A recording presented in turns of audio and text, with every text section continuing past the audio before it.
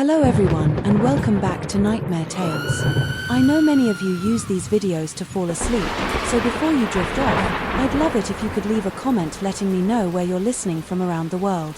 Also, don't forget to like and subscribe if you're enjoying this video. It was a quiet night when I left work, my feet aching from standing all day.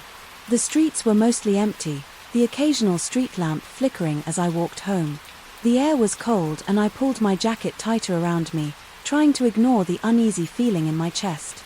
I had walked this route countless times before, but something about this night felt different. I glanced behind me, expecting to see nothing, but instead I saw a man walking a short distance away.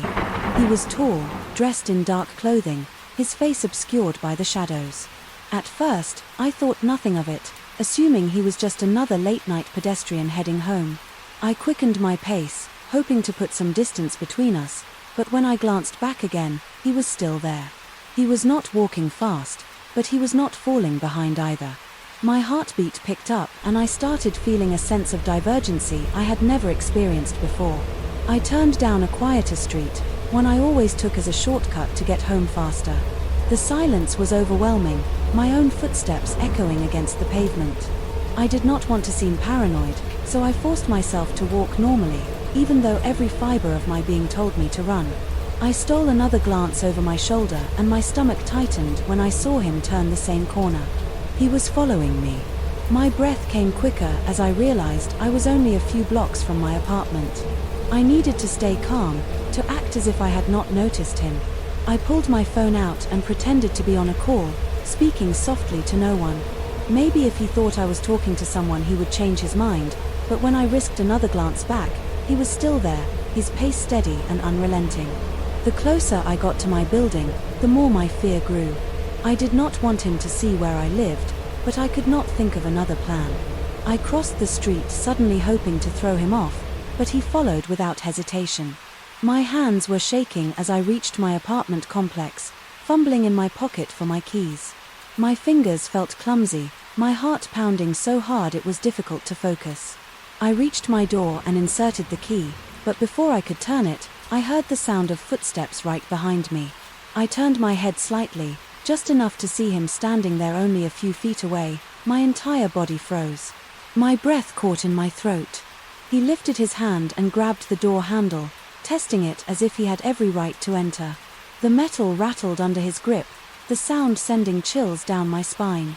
I reacted without thinking, pushing the door open and shoving myself inside. My hands were unsteady. As I slammed the door shut, locking it as quickly as I could, I stepped back, staring at the wood as though I could still feel him on the other side.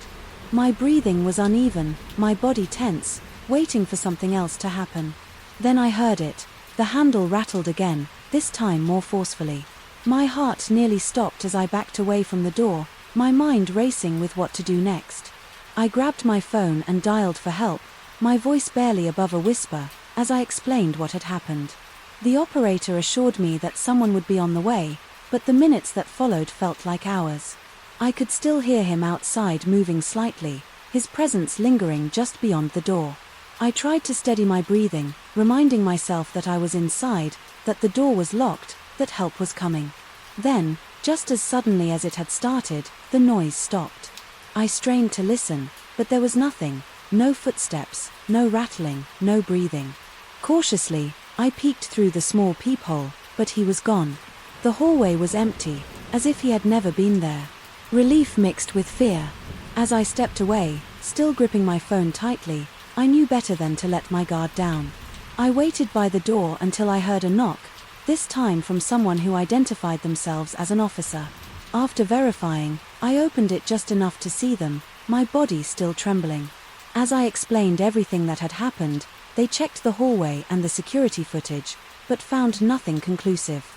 They advised me to stay alert and call again if anything unusual happened.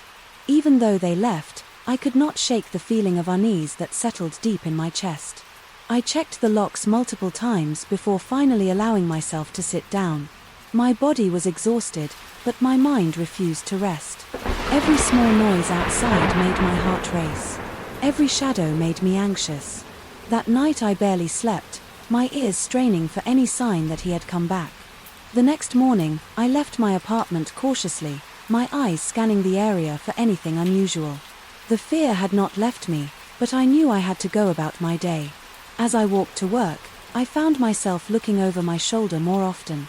My senses heightened in a way they had never been before. Days passed, and though I tried to convince myself that it was over, I remained careful.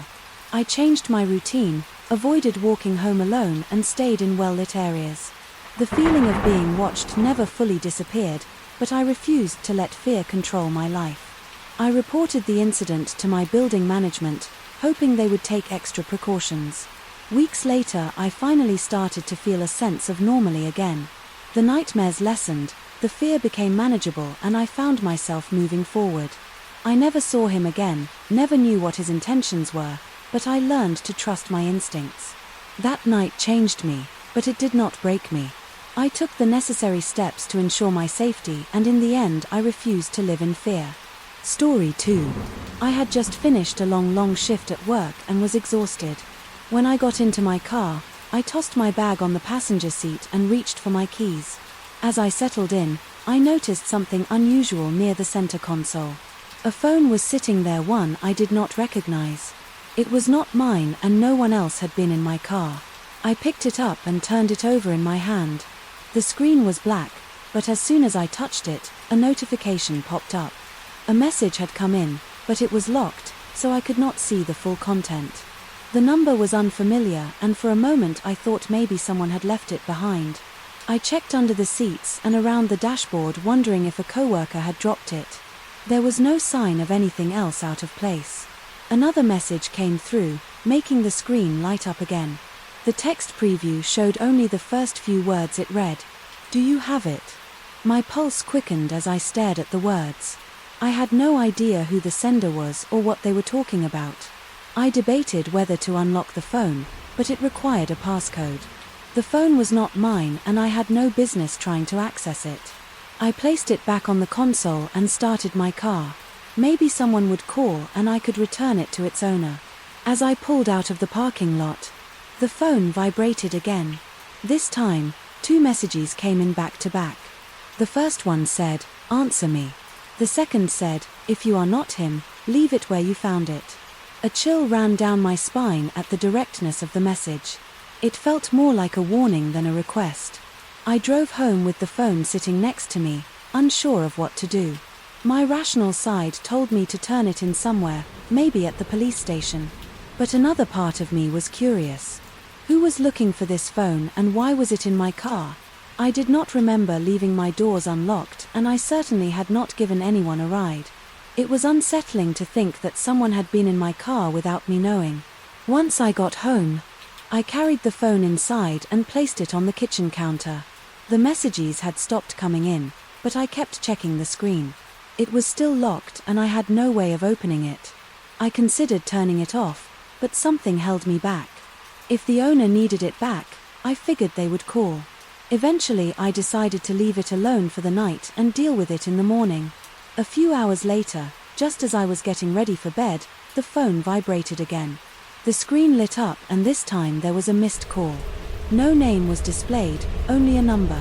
Before I could react, another message came in. "You should not have taken it home."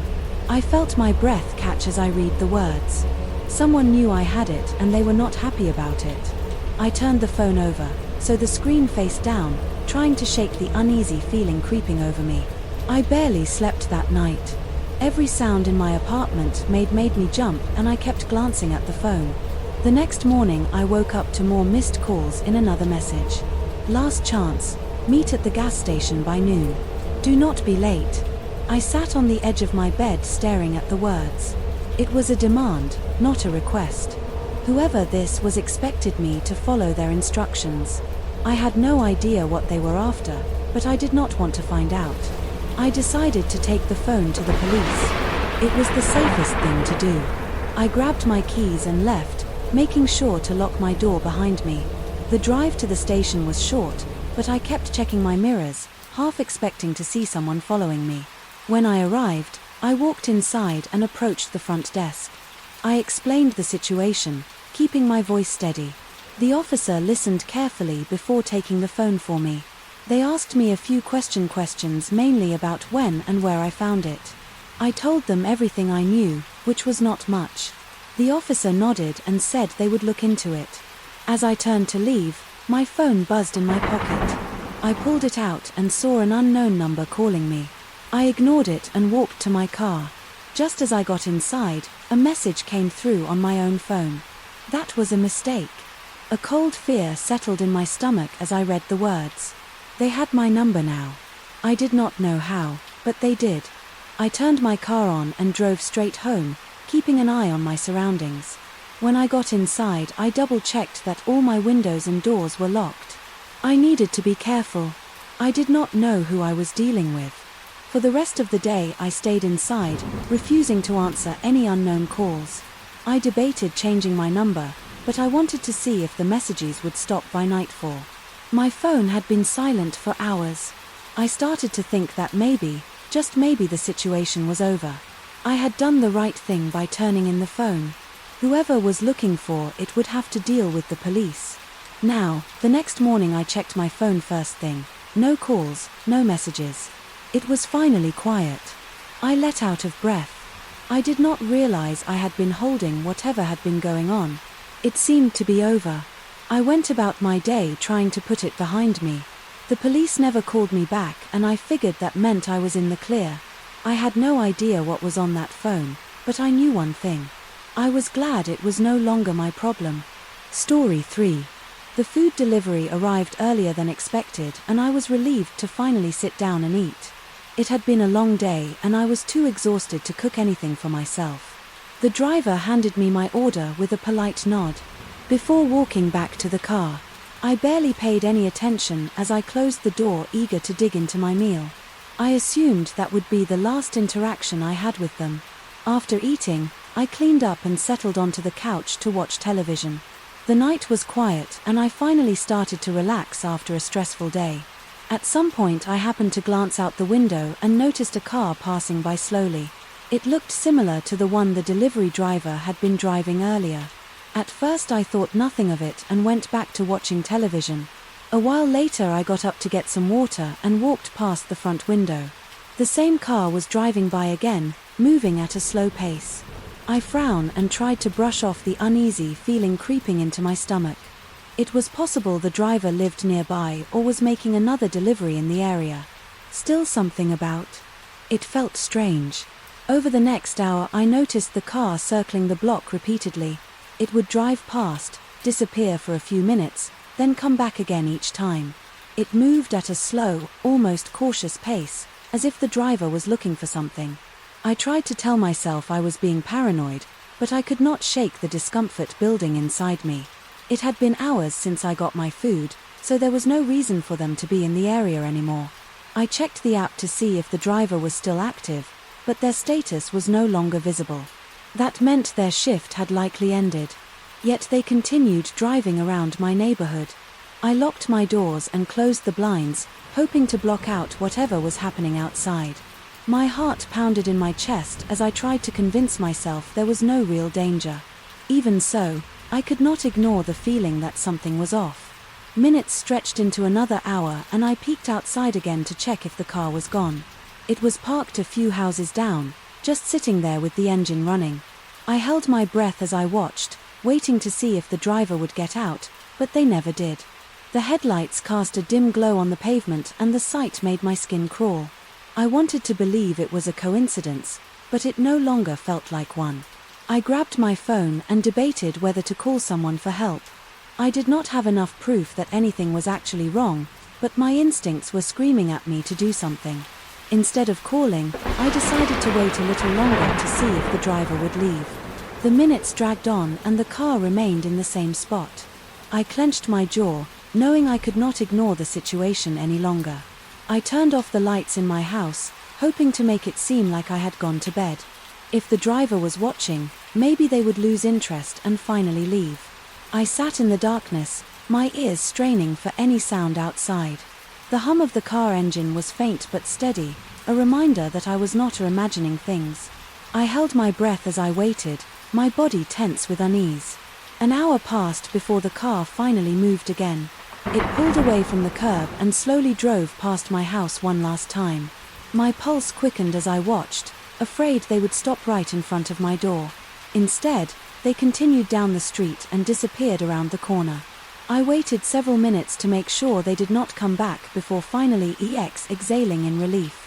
Even after the car was gone, I could not shake the fear lingering in my chest. I double-checked all the locks and made sure the security camera by my door was recording it was possible. The driver had no bad intentions, but I was not willing to take any chances. I stayed up for a while longer just to be sure they would not return. When the exhaustion finally caught up with me, I forced myself to sleep with one ear open. The next morning, I checked the camera footage to see if the driver had come back. While I was asleep, there was no sign of them and I felt a small sense of relief. I debated whether to report the incident to the delivery service, but ultimately decided against it without solid proof of wrongdoing. It would likely be dismissed as paranoia. I told myself I would be more cautious in the future. Just in case days passed and the memory of that night slowly faded from my mind, I went about my routine as usual, trying not to let my fear control me. The experience had left a lingering unease, but I refused to let it dictate my life. I continued ordering food when I needed to, though I paid closer attention to who was delivering it. The next time I received an order, I made sure to note the driver's name and license plate, just in case nothing strange happened again, and I eventually convinced myself that night had been an isolated incident. Perhaps the driver had been lost, or maybe they had some other reason for circling the block. Whatever the truth was, I was grateful that nothing worse had happened. The fear had been real, but in the end I was safe. That was all that mattered. Story 4. I placed the baby monitor on the nightstand and sat on the edge of my bed. The soft glow from the monitor screen cast a faint blue light across the room. My child was asleep in the next room, bundled tightly in blankets. The house was quiet, except for the occasional creak from the wooden floorboards. I picked up my phone, mindlessly scrolling, enjoying the rare moment of peace. A faint noise crackled through the monitor speaker, making me pause. I turned the volume up, listening carefully. A few seconds passed before I heard the sound again. It was breathing slow and steady, as if someone was standing near the crib. My heart began to race as I reminded myself that I was alone with my child. I rushed to my child's room, pushing the door open with a trembling hand. The room was still nothing out of place, just the soft rise and fall of my child's chest. I checked under the crib and in the closet, but there was nothing there. I swallowed hard, trying to convince myself that the monitor was just picking up interference. Still, I could not shake the unease crawling up my spine. Returning to my room, I placed the monitor back on the nightstand. I turned it off for a moment, then powered it back on. The screen flickered before showing my child sleeping peacefully. I waited, staring at the speaker, but there was only silence. I sighed, feeling foolish for letting my mind run wild just as I was about to lie down. The breathing returned. This time it was louder and more distinct. My blood turned cold as I reached for the monitor with shaking hands. I could hear it clearly, deep and steady, as if someone stirred inches away from the microphone.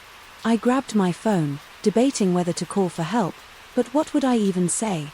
I forced myself to move, rushing back to my child's room. The sight of the empty floor sent a wave of relief through me, but it was short-lived.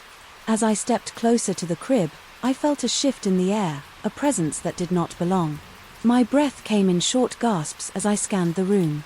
Once more, the silence pressed against my ears, thick and suffocating. I refused to let fear control me, so I stayed beside the crib watching over my child. Minutes passed, then an hour, yet nothing happened. The breathing had stopped, leaving only the occasional shuffle of blankets. As my child moved, I returned to my bed, too tired to keep my eyes open any longer. Sleep came in restless waves filled with the echo of the sound I had heard the following morning. I convinced myself that exhaustion had played tricks on me. I checked the monitor settings, ensuring it was secure and free of interference. Everything seemed normal, which eased my mind slightly. The day passed without incident, and by the time night fell, I was ready to dismiss the experience as nothing more than my imagination. As I settled into bed, I kept the monitor on but lowered the volume. I did not want to hear another sound that might send me into a panic. The house was silent, except for the occasional hum of the heater. I closed my eyes, allowing exhaustion to pull me into sleep. Hours passed before a noise pulled me awake. The breathing was back heavier, this time like someone struggling to control it. I sat up, my heart pounding as I grabbed the monitor. The screen showed nothing unusual, just my child sleeping soundly. The sound was unmistakable, yet there was no one there. I felt an overwhelming sense of dread as I listened to each inhale and exhale. My body refused to move at first, frozen in place by fear. When I finally gathered the courage, I grabbed my phone and dialed for help. As soon as the line connected, the breathing stopped. The silence that followed was even worse, filling the room with a heavy stillness. I hesitated before canceling the call, unsure of what to even say. I stayed awake until morning, watching the monitor closely. The breathing never returned, but the memory of it lingered. I spent the day researching possible causes, trying to find a logical explanation. Some articles mentioned interference, while others suggested the monitor could pick up distant radio frequencies. None of the explanation felt right. That night I prepared myself, setting up a second monitor in the room if something was truly there. I wanted proof. Hours passed without a single sound. Just as I started to believe it was over, the breathing returned. This time it was accompanied by a soft creak, as if someone was shifting their weight on the floor. My hands trembled as I switched between the two monitors. The second monitor remained silent, confirming that the sound was coming only from the first. My stomach twisted as I realized what that meant. The noise was not interference. It was something else, something close enough to be picked up. Clearly, panic surged through me as I grabbed the monitor and rushed to my child's room. My breath caught in my throat as I saw the closet door slightly open. I could have sworn it had been shut earlier. I approached cautiously, my pulse pounding in my ears. With a shaky hand, I pulled the door open in one swift motion. Nothing, just neatly stacked blankets in a few boxes. I let out of breath. I had not realized I was holding the fear that had gripped me moments before started to loosen. Maybe I had been imagining things. Letting my exhaustion and paranoia get the best of me, I shook my head, trying to push away the lingering unease. Deciding I had enough, I unplugged the monitor and placed it in a drawer. If my child needed me, I would hear them without the device. That night I slept without interruption, waking up feeling more rested than I had in days. Whatever had happened, I refused to give it power over me any longer.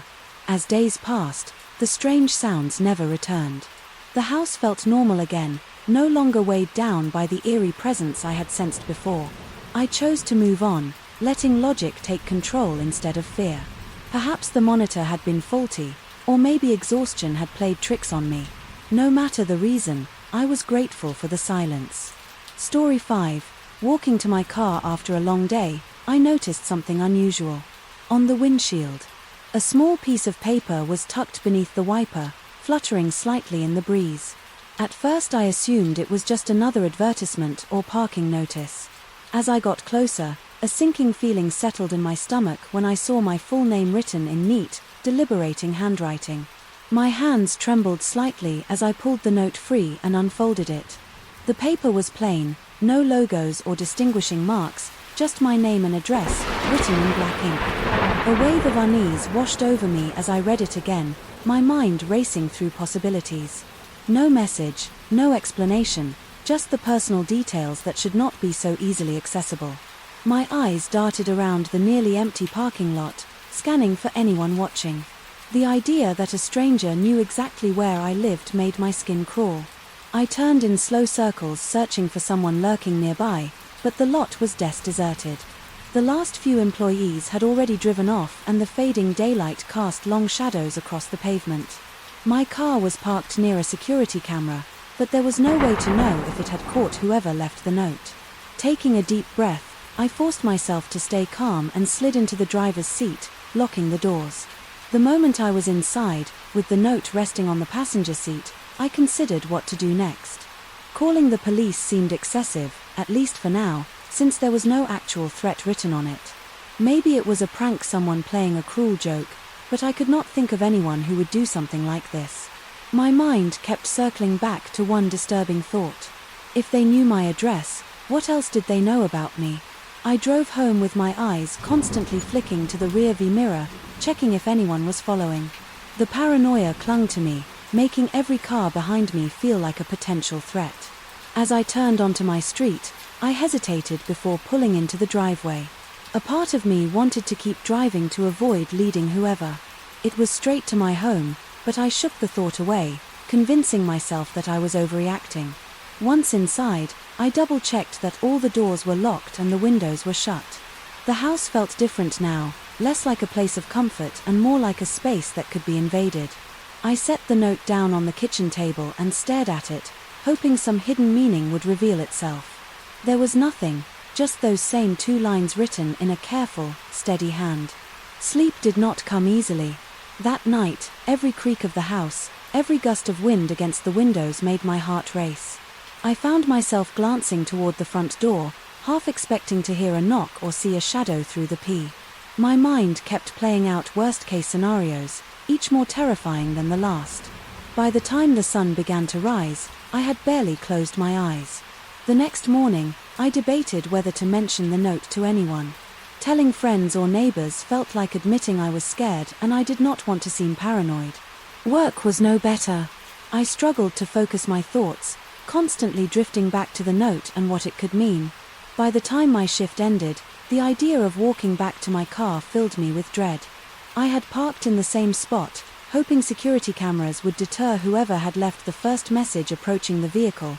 My heart pounded as I checked the windshield. Another note was tucked under the wiper, identical in size and style. My breath caught as I pulled it free and unfolded it with shaky hands. This time there was an addition beneath my name and address, a single sentence written in the same careful handwriting. I see you. A cold wave of fear washed over me, making my skin prickle. This was no prank. Someone was watching me, following me, keeping track of my every move. My mind raced through possibilities. Was it someone I knew? A stranger? The idea of being observed without my knowledge made my stomach churn. I scanned the parking lot again, but, just like before, there was no one in sight clutching the note tightly. I hurried into my car and locked the doors. My hands trembled as I reached for my phone, finally deciding to call the police. They took my report seriously, sending an officer to meet me at home. I handed over both notes explaining everything that had happened. The officer listened carefully, asking if I had noticed anyone unusual in the past few days. I had not, but that only made it worse. They promised to increase patrols in the area and advised me to be cautious. I nodded, appreciating the reassurance, but deep down I knew it was not enough. Someone out there had gone out of their way to make sure I felt unsafe. The question was why, and what was their next move? The officer suggested installing security cameras and keeping my doors locked at all times. It was sound advice, but it did little to ease my growing paranoia. That night I barely slept again. Every noise outside set my heart racing. Every shadow felt like it was creeping closer. I moved the curtains aside more times than I could count, scanning the street for any sign of movement. Nothing. But that only meant they were better at hiding than I was at spotting them. My sense of safety had been shattered, replaced by a constant unease that settled deep in my bones. Days passed and no more notes appeared. The police checked in, but there were no leads. Whoever had left them seemed to have disappeared just as suddenly as they had arrived at first. That should have been a relief, but the silence only made me more anxious. I found myself constantly looking over my shoulder, waiting for the next sign that I was being watched. Then one evening something changed. As I stepped outside to bring in the trash bins, I noticed a man standing across the street. He was facing my house, hands in his pockets, completely still. My breath caught as I froze in place, heart hammering in my chest. He did not move, did not call out. Just stood there. Every instinct screamed at me to run back inside, but I forced myself to stay calm. I reached for my phone ready to dial the police, but the moment I lifted it, he turned and walked away. Not in a hurry, not in fear, just a slow, deliberate pace, as if he had seen enough. My fingers fumbled as I called the authorities, reporting what had just happened. This time they took it even more seriously. Extra patrols were stationed near my house and they started investigating more thoroughly. The day stretched on, but the man never returned. No more notes appeared, no more signs of being watched. The fear did not leave me completely, but over time it began to fade. I installed security cameras, changed my routines and stayed alert. Slowly, life returned to normal, though I would never be as carefree as before. Months later I found myself standing in the same parking lot, staring at the spot where the first note had been left. The fear was still there, but it no longer controlled me. Whoever had done it had wanted me to be afraid, to feel powerless, but I refused to let them win. They had disappeared and I had moved forward. I was still standing, still living my life, and that was the best ending I could ask for Story 6. I checked into the hotel late at night, exhausted from a long day of traveling. The room was small but comfortable, with a queen-sized bed, a wooden desk and a window overlooking the parking lot. The air conditioning hummed softly. As I set my bag down and locked the door behind me, I double-checked the lock and the deadbolt before changing into my sleepwear. After turning off the lights, I climbed into bed and let my body sink into the mattress. The room was quiet, except for the occasional sound of cars passing by outside. I pulled the blanket up to my shoulders, trying to get comfortable. The long trip had drained me and my eyes grew heavier with each passing minute. The dim glow of the alarm clock on the nightstand was the only source of light in the room. Eventually I drifted off the weight of sleep, pulling me into unconsciousness. At some point in the middle of the night I stirred, feeling a strange sensation. It was not a sound that woke me, but rather an eerie stillness. The air in the room felt different, colder. Somehow, I opened my eyes, slightly barely conscious, but nothing seemed out of place. Convinced it was just my imagination, I turned onto my side and pulled the blanket closer. Just as I was about to fall back asleep, I heard a faint, clicking sound echoed through the quiet room. My heartbeat quickened as I recognized the noise. It was the sound of the door unlocking. My eyes snapped open and my body froze for a second. I thought I was still dreaming, but then I heard the door creak open slightly. I stayed perfectly still, my breathing shallow, as I tried to process what was happening. The room was dark, but the faint light from the hallway spilled in through the small opening. I did not dare move. My mind raced, searching for a logical explanation. Had I forgotten to lock the door properly? No, I remember checking it twice before going to bed. A shiver ran down my spine as I listened carefully. The door did not open any further, but I could feel something was wrong. Every instinct in my body screamed at me to stay still. My eyes remained fixed on the doorway, my heart pounding in my chest.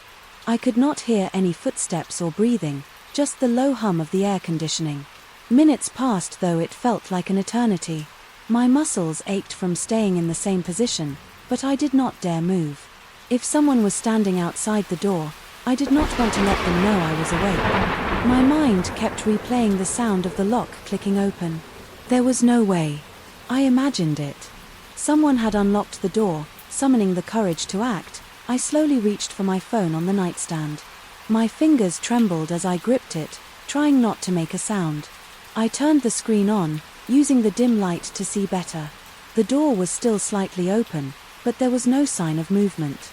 My heart pounded as I debated what to do next. Calling the front desk seemed like the safest option. I quickly searched for the hotel number online, keeping one eye on the door. My hands were unsteady as I pressed the call button. The ringing felt unbearably loud in the silent room. After a few moments, a voice answered. I kept my voice low as I explained what had happened, trying not to let fear creep into my tone. The receptionist sounded concerned and assured me that security would be sent to my room immediately. I nodded, even though they could not see me, my grip tightening on the phone. I kept staring at the door, waiting for something to happen. The silence felt suffocating. Each second felt longer than the last. After what felt like forever, I heard footsteps approaching from the hallway. A firm knock on the door made me jump. The voice of a security guard called out. I then Iffying himself. I hesitated before getting out of bed, my legs feeling weak beneath me.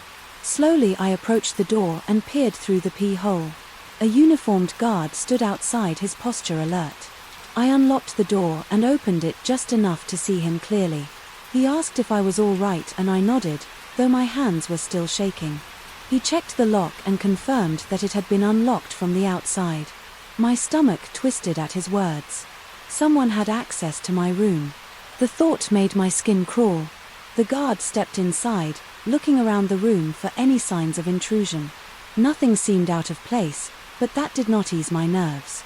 He asked if I had noticed anyone suspicious. Earlier in the evening, I shook my head, unable to recall seeing anyone unusual. The hotel staff was supposed to be the only ones with access to the master key. He assured me that they would review security footage and change my room immediately. I gathered my belongings quickly, still feeling shaken. The guard escorted me to a different floor where the new room was located. He waited while I checked the locks, making sure they were secure. Even with the new room, I knew I would not be able to sleep easily. After thanking him, I locked the door and sat on the edge of the bed, trying to calm my nerves. My hands were still unsteady, my body tense. The thought of someone unlocking my door in the middle of the night haunted me. I had been vulnerable, completely unaware, until it was almost too late. The hotel called me the next morning, informing me that they were still reviewing the footage. They assured me that they took my safety seriously and would contact me if they found anything. I appreciated their concern, but the experience had left me unsettled. I packed my bags, decided to check out early as I left the hotel. I could not shake the feeling of unease. The fact that someone had access to my room without my knowledge terrified me. I had always felt safe in hotels, but that night changed everything. From now on, I would always use extra precautions when staying somewhere. New story 7. I took a seat by the window in a small cafe, sipping on a cup of hot coffee. While scrolling through my phone, the scent of freshly baked pastries filled the air and soft chatter from other customers created a comfortable background noise. It was a quiet afternoon, the kind that allowed me to relax for a little while before heading home. The seat across from me remained empty and I assumed it would stay that way. That was until a man pulled out the chair and sat down without asking. He was dressed in a dark coat, his face partially hidden by the shadow of his hood. His presence immediately felt off, but I tried to ignore it. Maybe he just needed a seat and did not want to bother looking for another table. I focused on my drink, hoping he would not try to make conversation. Then he leaned forward and spoke in a low voice. "You left your house this morning without locking the front door properly." My body stiffened as his words sank in. I had been in a rush and barely remembered if I locked it, but how could he know that? My fingers gripped the cup tightly as I forced myself to stay calm. I turned to him, trying to keep my expression neutral, but before I could respond, he continued, "You always take this seat when you come here next to where you can see everything outside." His voice was eerily smooth, like he had practiced saying those words. "You prefer coffee without sugar and you hate when it is too hot." I felt my heartbeat quicken. Everything he said was true down to the smallest details. A cold sensation spread through my chest as I glanced around the cafe. No one else seemed to notice anything unusual. "I do not know you," I said finally, my voice steady. Despite the unease growing inside me, the man tilted his head slightly as if amused by my reaction. "But I know you," he replied, "and I have been watching you for a long time." My hands clenched into fists under the table. There was no humor in his tone, no sign that he was playing some kind of joke. I forced myself to take a deep breath, refusing to let fear take over. If he had been watching me, then he had to have a reason. "What do you want?"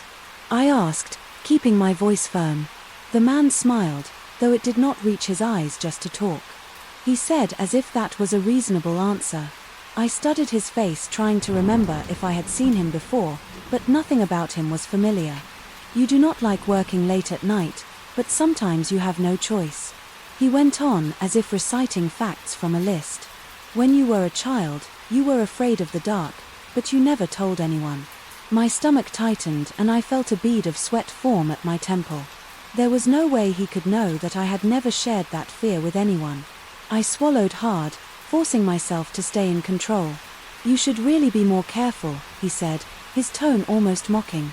Now the world is not as safe as you think it is.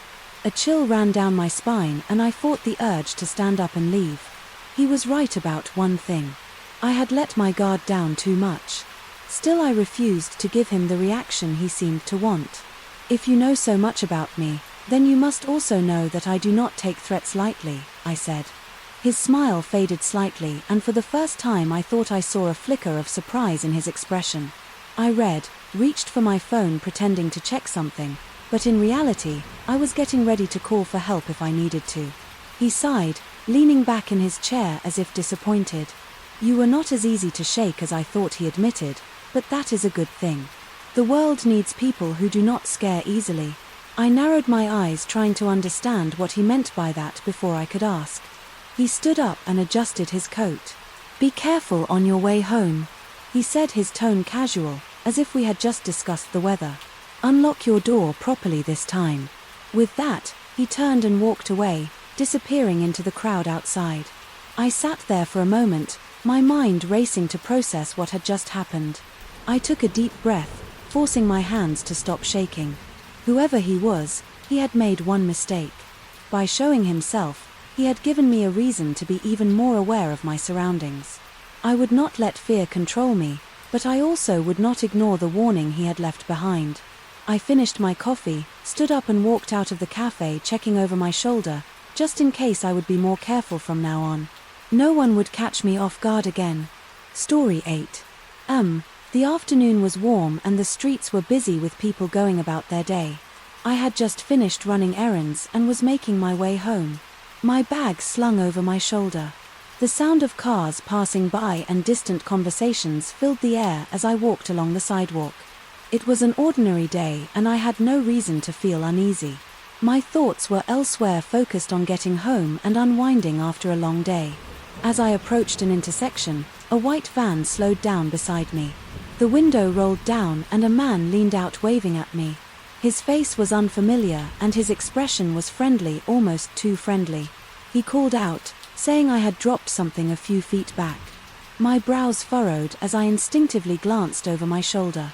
The pavement behind me was empty, no sign of anything I could have lost. I turned back to the man, my grip tightening on my bag. He gestured toward the ground near his van, insisting that whatever I had dropped was right there. Something about the way he spoke sent a chill down my spine. His voice was too eager, his smile too forced. I took a small step back, my body tensing. As I became fully aware of the situation, my heart started to pound and I knew I needed to be careful. I shook my head, telling him I had not dropped anything. His expression flickered for a brief moment before he forced another smile. He told me to check again, insisting that I take a closer look. My stomach twisted as I realized what he was trying to do. He wanted me to step closer to the van, closer to him. Every instinct in my body screamed at me to get away. Instead of responding, I took another step back and turned toward the nearest door. My pace quickened and I kept my eyes forward, refusing to acknowledge him any further behind me. I heard the van's engine rev slightly as it crept forward. The feeling of being watched made my skin crawl, but I refused to look back. I needed to get somewhere safe, somewhere with people. I reached the store and stepped inside, the cool air washing over me. As I hurried toward the nearest aisle, my hands were shaking as I pretended to browse the shelves, my mind racing. After a few minutes, I cautiously peeked out the window, scanning the street. The van was still there, parked just outside, its engine idling. My breath caught in my throat as the man looked in my direction, his expression unreadable. I pulled out my phone and pretended to make a call, hoping he would think I was alerting someone. My finger hovered over the emergency number, ready to dial if he made any sudden moves. Seconds felt like hours as I waited, my heart pounding in my ears. Then, without warning, the van suddenly pulled away, disappearing into traffic. I exhaled sharply, my body finally releasing some of the tension. I stayed inside the store for a while longer, making sure he was really gone before stepping back outside. The street felt different, now less familiar and far less safe. My legs were still shaky as I made my way home, constantly checking over my shoulder. The fear lingered long after I had locked my door behind me, the reality of what had almost happened settling deep in my chest that night. I could not stop thinking about the encounter, the way he had tried to trick me, the way he had waited, hoping I would fall for it. I wondered if he had done it before, if someone else had been less cautious. The thought made my stomach turn.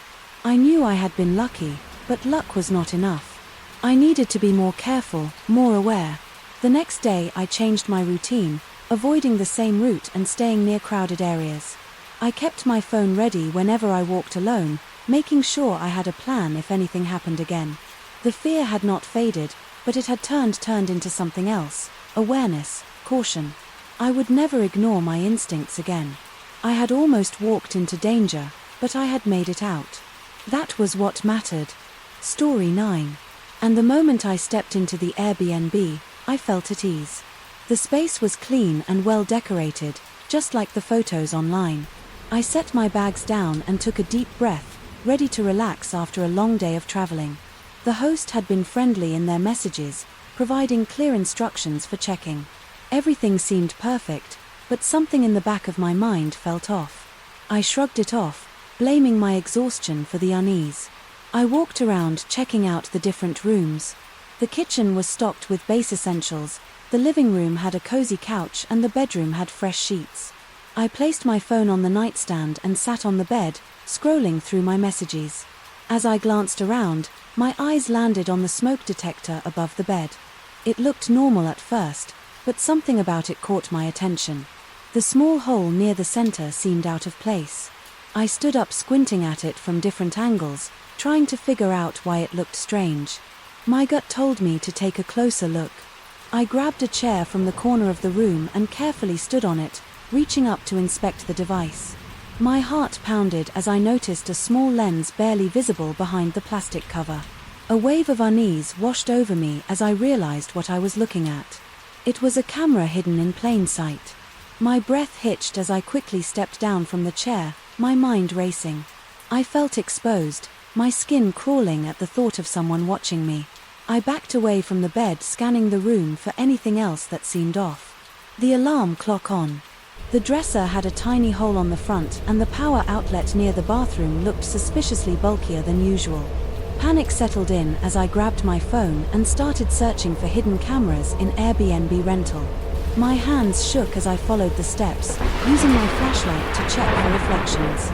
More cameras, one inside the clock, another near the television and possibly one in the bathroom. My stomach churned as I realized I had already spent time in these rooms. Unaware of the eyes that had been on me, I grabbed my bag and threw my belongings inside, my only thought being to get out as quickly as possible. I did not know who had placed the cameras, but I was not going to stay long enough to find out. Before leaving, I took photos and videos of the hidden cameras, making sure to document everything. My hands were unsteady as I called the Airbnb support report line, my voice shaking as I explained what I had found. They took my report seriously, promising to investigate and offering to relocate me immediately. I wanted to feel relieved, but the violation lingered.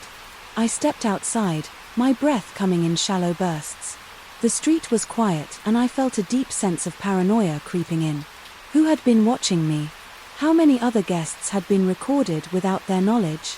I could not shake the feeling that someone might be nearby watching me. Even now, I stayed on the phone with Airbnb as I walked to a safer location, refusing to let my guard down. A short while later I was in a new Airbnb, this time checking every inch of the space before settling in. My heart was still racing, but I knew I had done the right thing. I reported the listing, sent all the proof I had and made sure to warn others about hidden cameras. The thought of what could have happened if I had never checked made me sick. The next day I woke up still feeling uneasy. I had barely slept. My mind were playing the discovery over and over. I thought about the people who had stayed there before me, unaware that they had been recorded. I wondered how many other rentals had hidden cameras. How many other travelers had their privacy violated? I felt anger rising inside me, mixed with the sense of helplessness. I spent the morning researching more about hidden cameras and rentals. I read horror stories of people finding cameras in bathrooms, bedrooms, and even behind mirrors. Some were placed by hosts, others by previous guests. The thought made me feel sick all over again. It was not just about my experience anymore. It was about how easily people could be taken advantage of without ever knowing it. Later that afternoon, Airbnb sent me an update about my report. They had removed the listing and launched an investigation into the host. I was relieved to hear that action was being taken, but it did little to ease my paranoia. I still felt watched, still felt the violation deep in my bones. I kept looking over my shoulder, expecting someone to be following me. I spent the rest of the day double-checking my surroundings. I avoided places with too many people, kept my phone close and stayed aware of exits. I hated feeling this way, but I could not ignore the fear. That night I covered anything in my new Airbnb that looked remotely suspicious. I placed towels over electronics, checked the vents and made sure the curtains were tightly shut. Days passed and slowly the fear began to fade. I reminded myself that I had taken the right steps, that I had not ignored my instincts. I learned how to detect hidden cameras, what signs to look for and how to stay safe while traveling. It was not an experience I wanted to go through again, but at least I was more prepared. Eventually I returned home, but the memory of that night stayed with me. I could not shake the feeling of being watched, even in my own space. I checked my apartment thoroughly, making sure there were no unexpected surprises. I even bought a small device that detected hidden cameras just for my peace of mind. Weeks later I received a final email from Airbnb. The host had been permanently banned and legal action was being considered. They assured me that they were improving their screening process to prevent similar situations in the future. It was a small comfort, but I knew the problem would not disappear overnight. People like that always found a way. I decided to share my experience online, hoping to warn others. I detailed what had happened, how I had found the cameras and what to do if someone else ever encountered the same situation. The response was overwhelming. Many people thanked me. Some shared their own experiences and others admitted they had never even thought about checking for cameras. Through it all, I learned to trust my instincts, to pay attention when something felt wrong. What happened that night changed the way I saw the world, but it also made me more cautious. I refused to live in fear, but I would never ignore a gut feeling again. Story 10.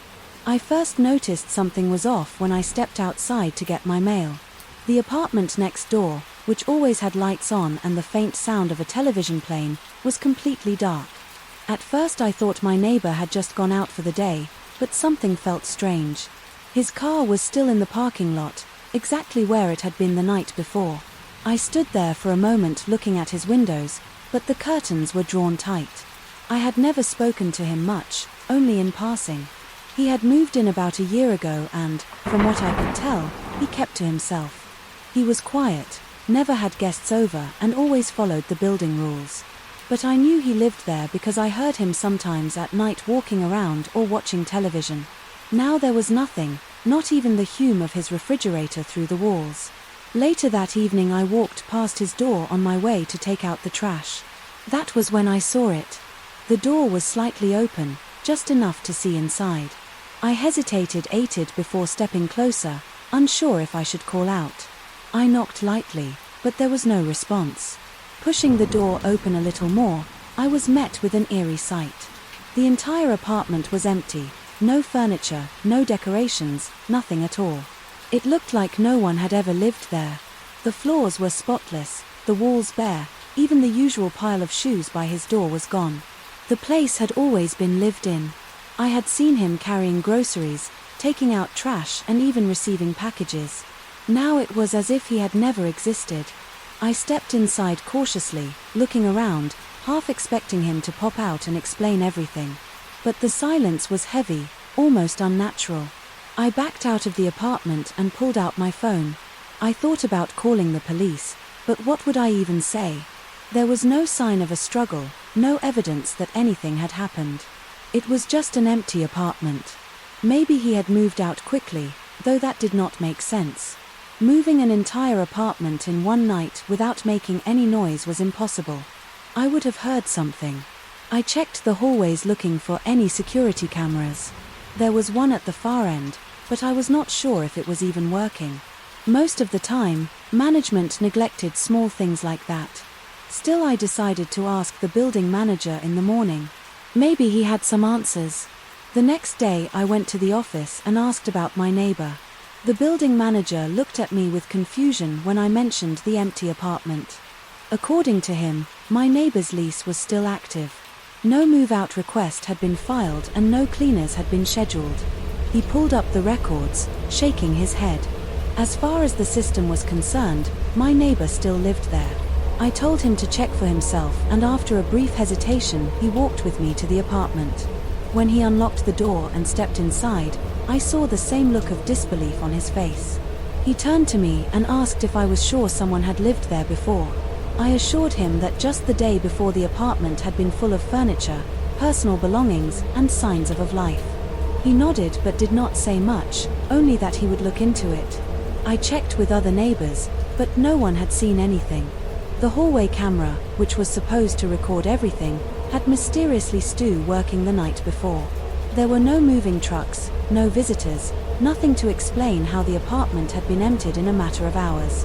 It was as if he had vanished into thin air for the next few nights.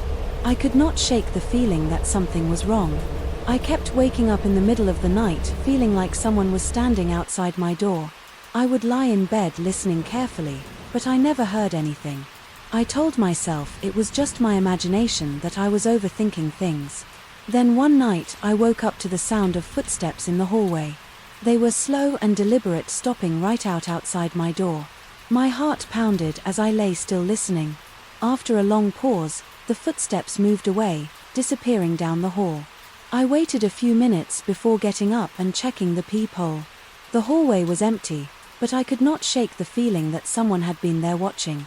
The next morning I went downstairs to talk to the building manager again, but his office was closed.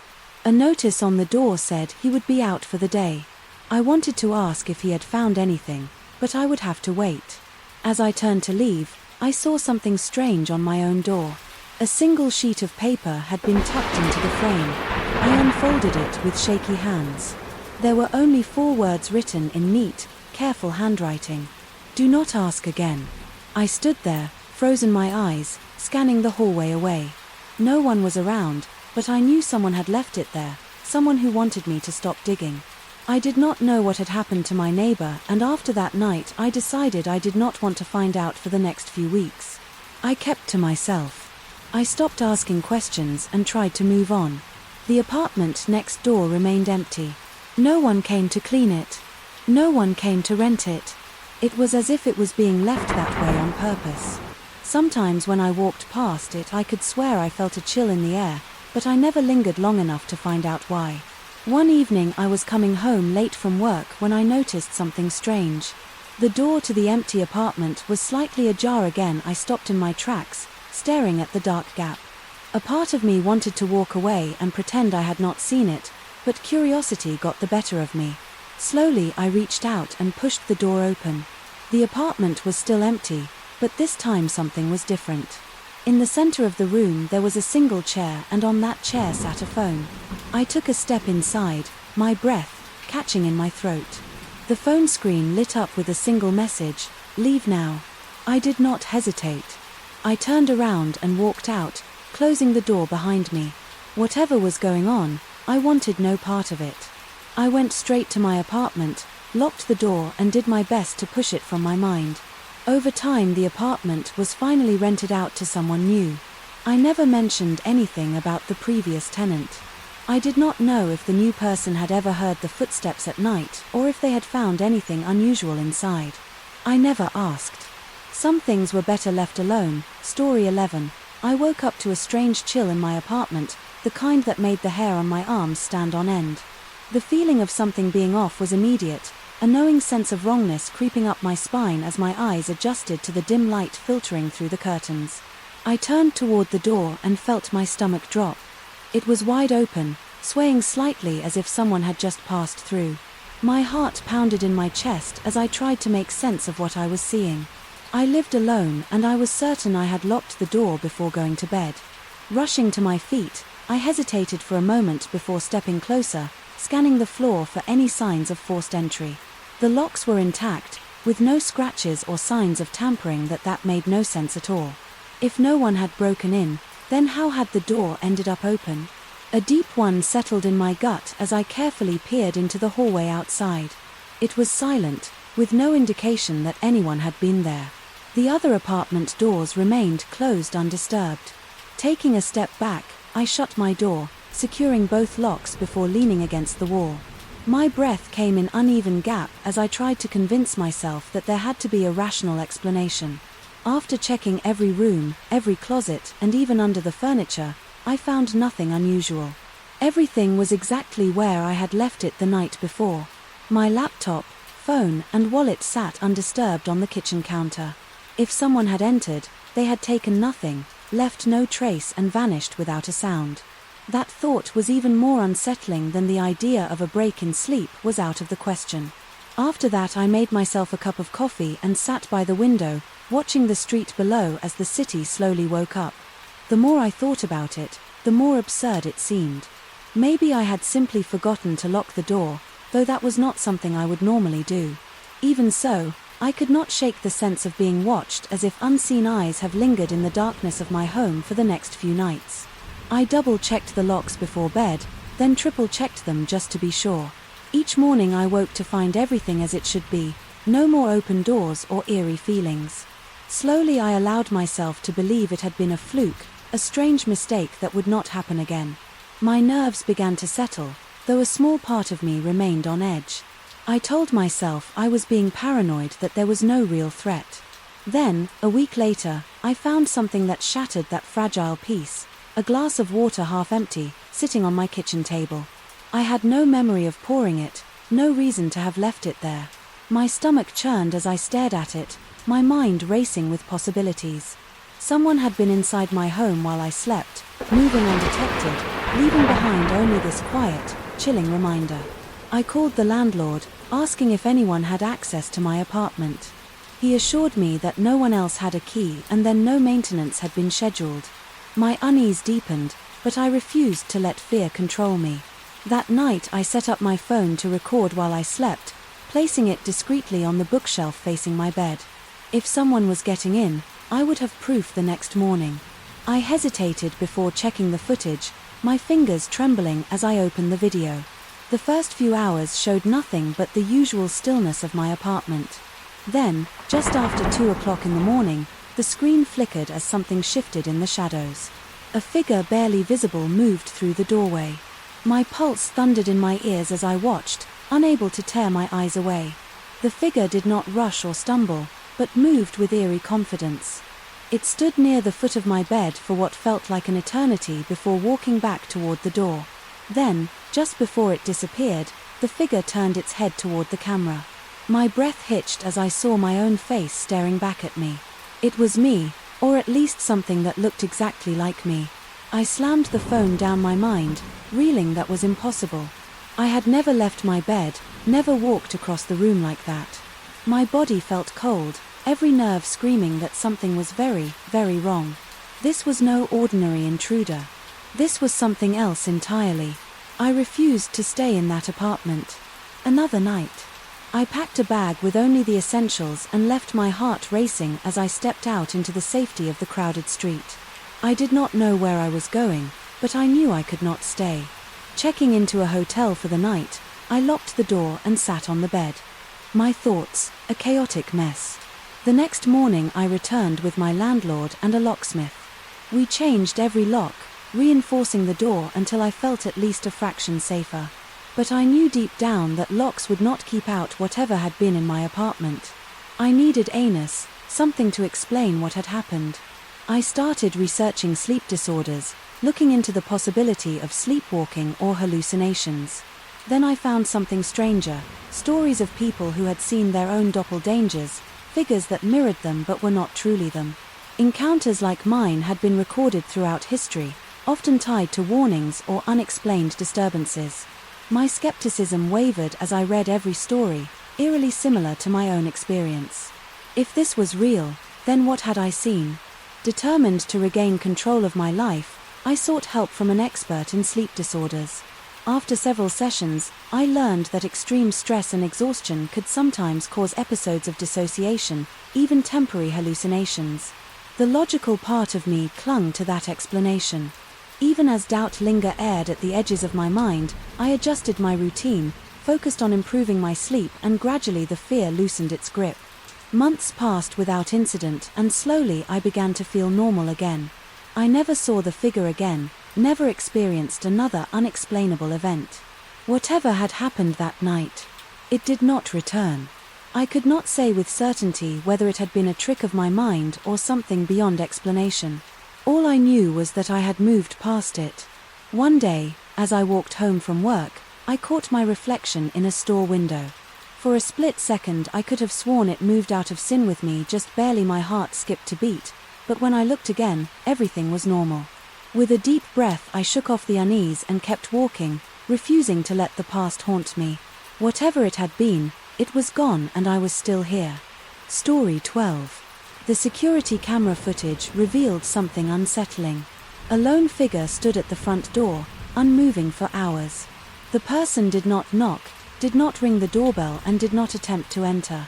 They simply stood there watching, as if waiting for something. The sight sent a shiver down the homeowner's spine. Checking the footage, the homeowner realized the figure had arrived just after midnight.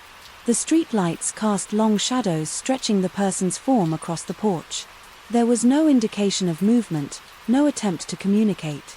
It was as if the person had all the time in the world. The night stretched on, but the figure did not leave. The homeowner's pulse quickened as they watched the video again. The figure remained motionless, their pose rigid. Their face was obscured by the dim light, making it impossible to determine any identifying features. The hours ticked by, yet the person did not shift or turn away. The eeriness of the scene settled deep in the homeowner's bones. At dawn the figure finally moved.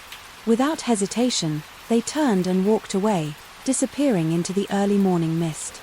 The homeowner rewinded the footage multiple times, trying to make sense of it. There was no clear reason for the person's presence. The thought of someone lingering outside all night was deeply unsettling. Unable to shake the feeling of unease, the homeowner decided to check outside. The front porch looked undisturbed, just as it had been before. There were no footprints, no signs of forced entry. The only evidence was the recorded footage. It was as if the visitor had left no trace of their presence. Later that morning the homeowner shared the video with a trusted friend. The friend watched in silence, their expression darkening. They suggested calling the authorities just in case, though there was no crime committed. The prolonged presence of a stranger was concerning. The homeowner hesitated but eventually agreed. When the authorities arrived, they examined the footage carefully. An officer took notes, while another asked questions about any recent suspicious activity. The homeowner admitted there had been nothing unusual before this incident. The officers checked the perimeter of the house but found nothing. They assured the homeowner that would increase patrols in the area, that night sleep was difficult. Every creak of the house felt magnified. Every shadow seemed to stretch unnaturally. The thought of the stranger standing there for hours played over and over. What did they wanted? Why had they not knocked or tried to make contact? The lack of answers made the situation more unnerving. Days passed with no further incidents, but the sense of unease lingered. The homeowner checked the cameras more often, scanning for any sign of the figure's return. Each morning relief came with the realization that the porch remained empty. But the memory of that night might refuse to fade. Then, nearly a week later, a letter arrived in the mail. The envelope was plain, with no return address. Inside was a single sheet of paper with neatly written words. "I am sorry, I was looking for someone, but I was too afraid to knock." There was no name, no further explanation, just those few cryptic sentences. The homeowner read the letter over and over, searching for meaning. The words did not bring immediate comfort, but they changed something. The figure had not meant harm. Whoever they were, they had been searching for someone and lost the courage to act. The idea softened the fear just enough, though questions remained. The homeowner chose to let go of the anxiety. The past week had been filled with worry, but the letter offered a different perspective. Maybe the stranger had been lost, seeking help but unable to ask for it. Maybe they had been struggling in a way that was not immediately visible. Whatever the case, they were gone. Now the security cameras stayed in place and the habit of checking them remained. But over time the fear lessened, life returned to normal and the eerie night became a strange memory. The homeowner kept the letter tucked away in a drawer, a reminder that not everything unknown was meant to harm. Story 13. I'm 13. I took a shortcut through an alley and realized I was being funneled into a dead end. The buildings on either side of me loomed high, their windows dark and empty. The pavement was littered with discarded papers and broken glass, making each step cautious. The sound of my own breathing seemed louder in the silence. A creeping sense of unease settled in my chest as I turned to retrace my steps. The entrance to the alley had seemed inviting in its promise of a faster route, but now it felt like a trap. A flickering street light at the far end provided little illumination, casting long shifting shadows. As I turned around, I saw figures step into view, blocking the way out. My stomach tightened and my pulse quickened as I realized I was not alone. There were 3 of them, their movements deliberate. As they approached, I tried to stay calm, quickly assessing my surroundings for another exit. The walls were too high to climb and there were no doors nearby that looked accessible. My best option was to talk my way out. To keep my composure, I took a deep breath and forced a steady tone into my voice. "I do not want any trouble," I said, raising my hand slightly. The tallest of the 3 let out a chuckle, stepping closer. "That is too bad," he said.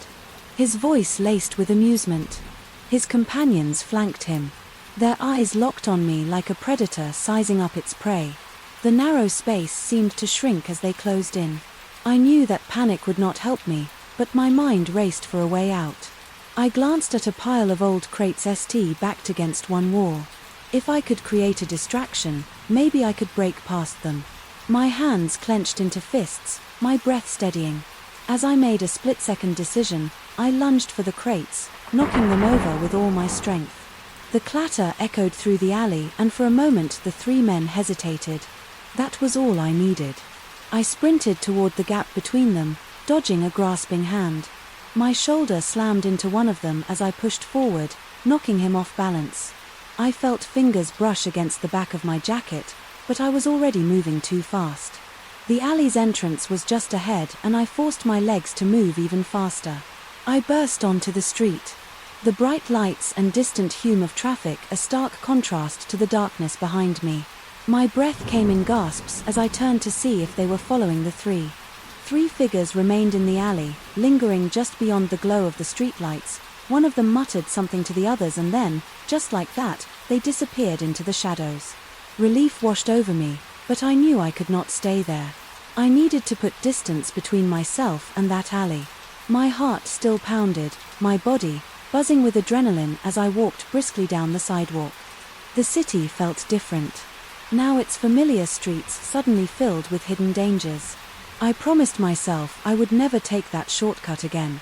As I rounded the corner, I spotted a diner with its neon sign flickering invitingly. The sight of people inside chatting and eating felt like a lifeline. I pushed open the door, the bell jingling overhead as warmth and the scent of coffee greeted me. Sliding into a booth near the window, I took a deep breath and the tension slowly drained from my body. A waitress approached with a kind smile, setting a menu in front of me. "Rough night?" she asked, her voice gentle. I gave a small nod, not trusting myself to speak. Just yet she did not press, simply poured me a cup of coffee and left me to gather my thoughts. The simple act of kindness grounded me, bringing me back from the edge of fear. As I sighed the warm coffee, I thought about how close I had come to real danger. It had been a reckless decision to take that alley, one I would not repeat, but I had gotten away and that was what mattered. I was safe now, surrounded by people, the harsh glow of the diner's lights keeping the darkness at bay. I allowed myself to breathe again, knowing I had escaped not just the alley but whatever fate had been waiting for me. In the Shadows Story 14, the car slowed as it neared the destination, but instead of stopping, the driver pressed the accelerator. The street lights flickered past the window and the familiar landmarks disappeared in the rearview mirror. The sinking feeling settled in as confusion turned into unease. The app still showed the correct drop-off point, yet the car continued down the road. The driver, silent now, simply stared ahead, ignoring every question. The first attempt to communicate was met with an awkward chuckle and a dismissive shake of the head. The second was more direct, demanding an explanation for the unexpected detour. No response came, only the hum of the tires against the pavement. Panic threatened to creep in, but a deep breath kept it at bay. The phone sat in hand. The ride still active, but ending it manually did nothing. The unfamiliar streets grew darker as the car left the well-lit downtown area. Each passing moment felt heavier, stretching into an eternity. The driver finally spoke, voice low and unreadable, saying there had been a mistake. That explanation ran hollow. Failing to justify why the car was still moving away from where it was supposed to go, a shaky voice countered, insisting the ride end immediately the driver's side, but made no effort to slow down. Something about his tone suggested he found the situation amusing, which only worsened attention. With a deep inhale, the decision was made to take action. The phone hovered over the emergency call, button fingers trembling slightly. A final warning was issued. Voice firmer, this time demanding to ride, and now authorities would be involved. A flicker of annoyance crossed the driver's face, and for the first time he looked through the rearview mirror. His expression was unreadable, somewhere between irritation and contemplation. The air inside the car felt thick. The only sound the rhythmic click of the turn signal. As he veered onto another road, the tension was suffocating. The realization, settling in that this was not a simple mistake. The decision had to be made, and quickly. With shaking hands. The emergency number was dialed and the phone pressed tightly to the ear.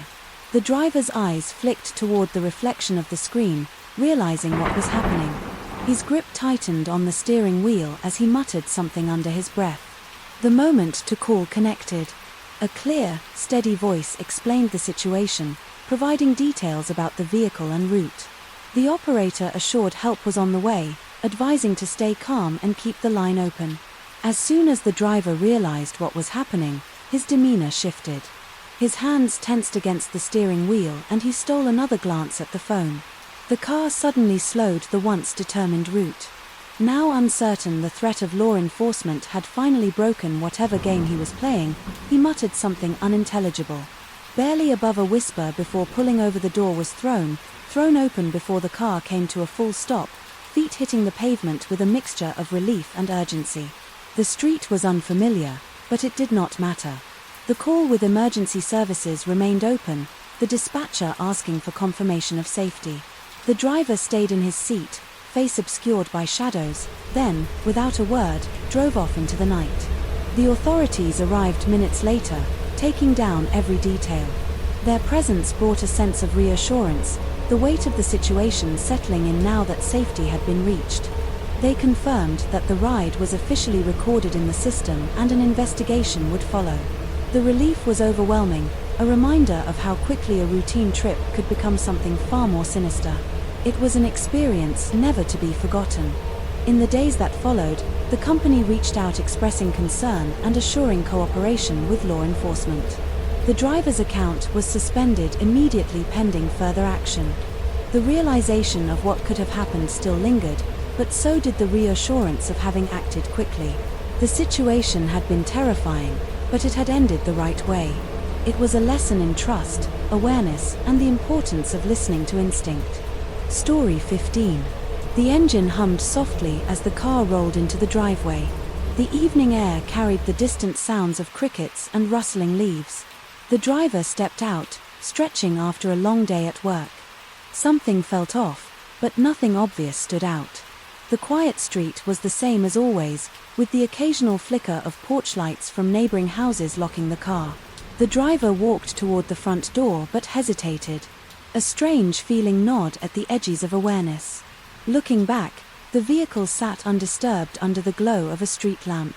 The thought of checking underneath crossed the mind, though it seemed unnecessary.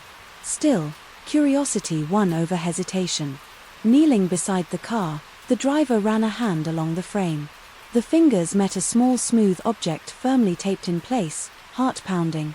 The driver peeled it off carefully and held it up to the light. The compact black device had a blinking indicator and a faintly visible serial number. There was no mistaking what it was, a GPS tracker. The realization sent a chill through the driver's spine. Someone had placed this under the vehicle monitoring movement. The question was not just who, but why. Was it a mistake or was it intentional? A deep breath was taken. His thoughts rushed in all directions. Standing up, the driver glanced around the neighborhood. Nothing seemed out of place, but paranoia began to creep in. The small device rested in the palm, heavy despite its lightweight. Was it someone close or a stranger with unknown intentions? The decision of what to do next felt critical. Going inside, the driver placed the tracker on the kitchen table. The phone was unlocked and a search began. How long had it been there? Could it be traced back to its owner? The answers were not immediate, but they needed to be found. Options raced through the driver's mind. Reporting it to the police was logical, but what if it was someone harmless? Confronting people in the circle of friends and family seemed unwise, without proof. Another idea formed instead: the tracker could be used against the one who planted it. Sitting down, the driver inspected the device closely. If it was still active, it meant someone was receiving the signal. A decision was made to leave it off for now. Turning it back on at the right time might give away whoever was behind it. The careful plan began to take shape. Days passed, but no unusual activity was noticed. The driver moved cautiously, watching for any strange behavior around work, home or social circles. A subtle test was devised. The tracker would be retched, but this time the driver would take an unexpected route. The reaction of whoever was watching would be revealing. On a quiet evening, the device was placed back under the car. The driver left as usual, but took an entirely different path. Instead of work, the car was taken to a secluded parking lot. The waiting game began. Would someone follow or would nothing happen? The anticipation was nerve-wracking. Minutes passed, then an hour, just as doubt started to settle in. A vehicle pulled into the lot. The driver tensed but remained composed. The unknown car parked a short distance away. A single figure remained inside, unmoving. The pieces of the puzzle were falling into place. Without hesitation, the driver retrieved the phone and dialed the police. The dispatcher calmly took the details and assured that officers were on their way. The presence of law enforcement would turn the tables. The waiting game was no longer one-sided. Flashing lights soon illuminated the parking lot. The unknown car hesitated before attempting to leave. Officers intercepted the vehicle with precision. The confrontation that followed was brief. The person inside was taken into custody without resistance. After the situation was under control, an officer approached the driver. The tracker had been linked to a private investigator hired under suspicious circumstances. Details were sparse, but the intent behind the surveillance was clear. Someone had been watching, though their motives remained uncertain. The officers reassured the driver that the investigation would continue for now. Safety measures were advised and a report was filed. The weight of uncertainty finally lifted, replaced by relief. The danger had been identified before it could escalate further. That night the driver slept soundly for the first time in days. The incident had been unsettling, but it served as a reminder. Awareness and caution were powerful tools. The unknown had become known and that knowledge brought peace. Life gradually returned to normal. The paranoia faded, but vigilance remained. No further threats emerged and the unsettling experience became a memory. The GPS tracker was gone and so was the fear that had come with it. The road ahead was clear once again. Story 16. The sound of knocking startled me as I sat on my couch reading a book. It was late in the afternoon and I was not expecting any visitors. I hesitated before getting up, unsure if I should answer. The knocks came again louder, this time accompanied by a muffled voice. I took a deep breath and moved toward the door. Through the peephole I saw a man in a navy blue jumpsuit holding a toolbox. He had a neutral expression, but something about him felt off. I had not requested any maintenance and my landlord always sent a message before sending someone. My gut told me to be cautious, so I kept the chain on the door as I cracked it open slightly. "Can I help you?" I asked, trying to keep my voice steady. The man smiled and said he was here to check the plumbing. He claimed there had been reports of leaks in the building and my unit was on the list for inspection. I frowned, knowing I had not noticed any issues with my pipes. I was not informed about this, I said, ripping the door tightly. His smile faltered slightly before he spoke again. It was a last-minute request, he explained. Your landlord asked me to come by just to be sure something about his response did not sit right with me. My landlord was always particular about scheduling maintenance ahead of time. I will have to call and confirm first. I told him, shutting the door before he could respond. I locked it immediately and stepped back. My heart pounded as I reached for my phone and dialed my landlord's number. It rang several times before he finally picked up. Did you send a maintenance worker to my apartment? I asked quickly. There was a short pause before he answered. No, I did not schedule anyone today. A chill ran down my spine as I turned my attention back to the door. The man was still standing there, his posture tense, as if he was waiting. I took another, stepped back and whispered into the phone. He is still outside. My landlord's voice was firm as he told me to call 911 immediately. I hung up and quickly dialed, my hands trembling as I relayed the situation. The operator assured me that officers were on their way. I stayed silent, listening carefully for any sounds outside.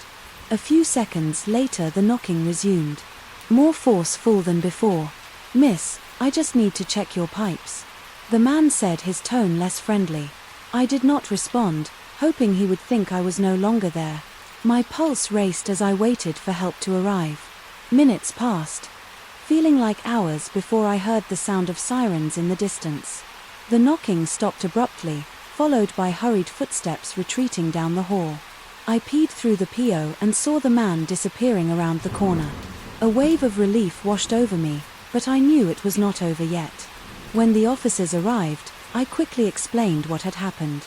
They checked the building security cameras and found footage of the man lingering in the hallway before knocking on my door. No one in the complex had seen him before and he was not listed as a maintenance worker for the property. The officers assured me they would investigate further. That night I could not shake the feeling of unease. I double-checked all my locks and left a light on as I tried to sleep. The next morning my landlord called with an update. The police had identified the man as someone with a history of attempting to gain access to apartments under false pretenses. He had been arrested after trying the same tactic in another building.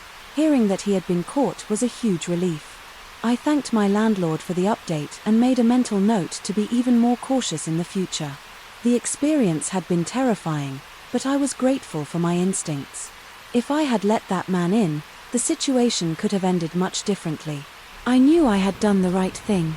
Over the next few weeks, I remained on high alert whenever I heard a knock at the door. My landlord also implemented a new policy requiring official notices before any maintenance visits. The sense of security in the building improved and I finally felt at ease again. Life slowly returned to normal and I was grateful that I had trusted my gut that day. As time passed, I stopped dwelling on what had happened. The fear faded, replaced by confidence in my ability to protect myself.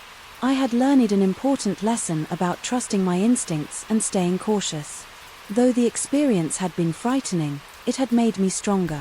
I knew that if anything like it ever happened again, I would be ready.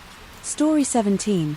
The sun was beginning to set as I walked my dog down the familiar path through the park. The crisp autumn air carried the scent of fallen leaves and the golden light made the trees glow.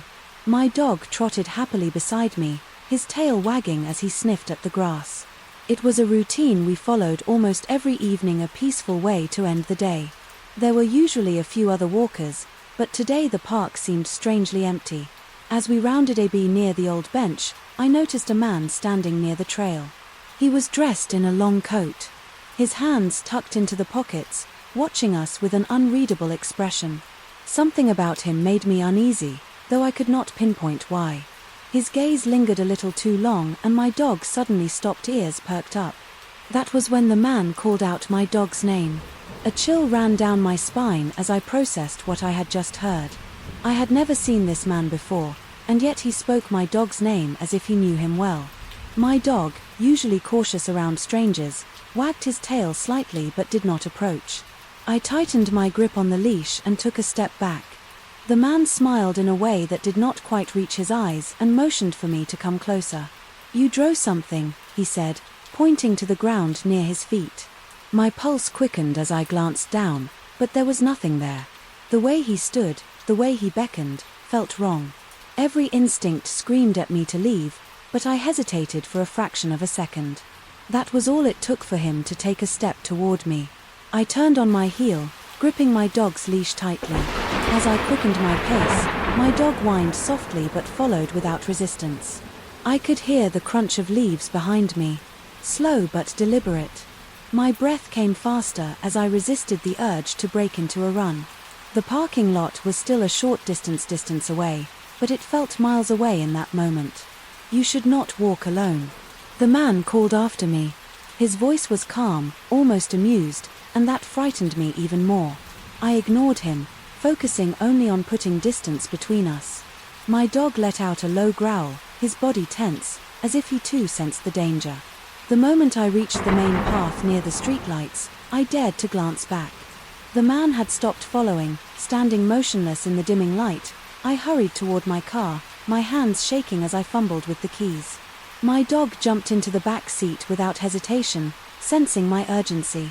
As I locked the doors, I exhaled a shaky breath, my mind racing with questions. Who was he? How did he know my dog's name? The encounter left an unsettling feeling in my chest, one that did not fade even as I pulled out of the parking lot. For the next few days, I avoided the park entirely. The encounter had rattled me, making me second-guess my routine. I tried to convince myself that it was just a coincidence that the man had overheard my dog's name from someone else. But deep down, I knew better. The way he spoken, the way he had tried to get me to follow him. It was deliberate. Then, one evening, I noticed something strange outside my house. A car sat parked across the street, its headlights off, engine idling.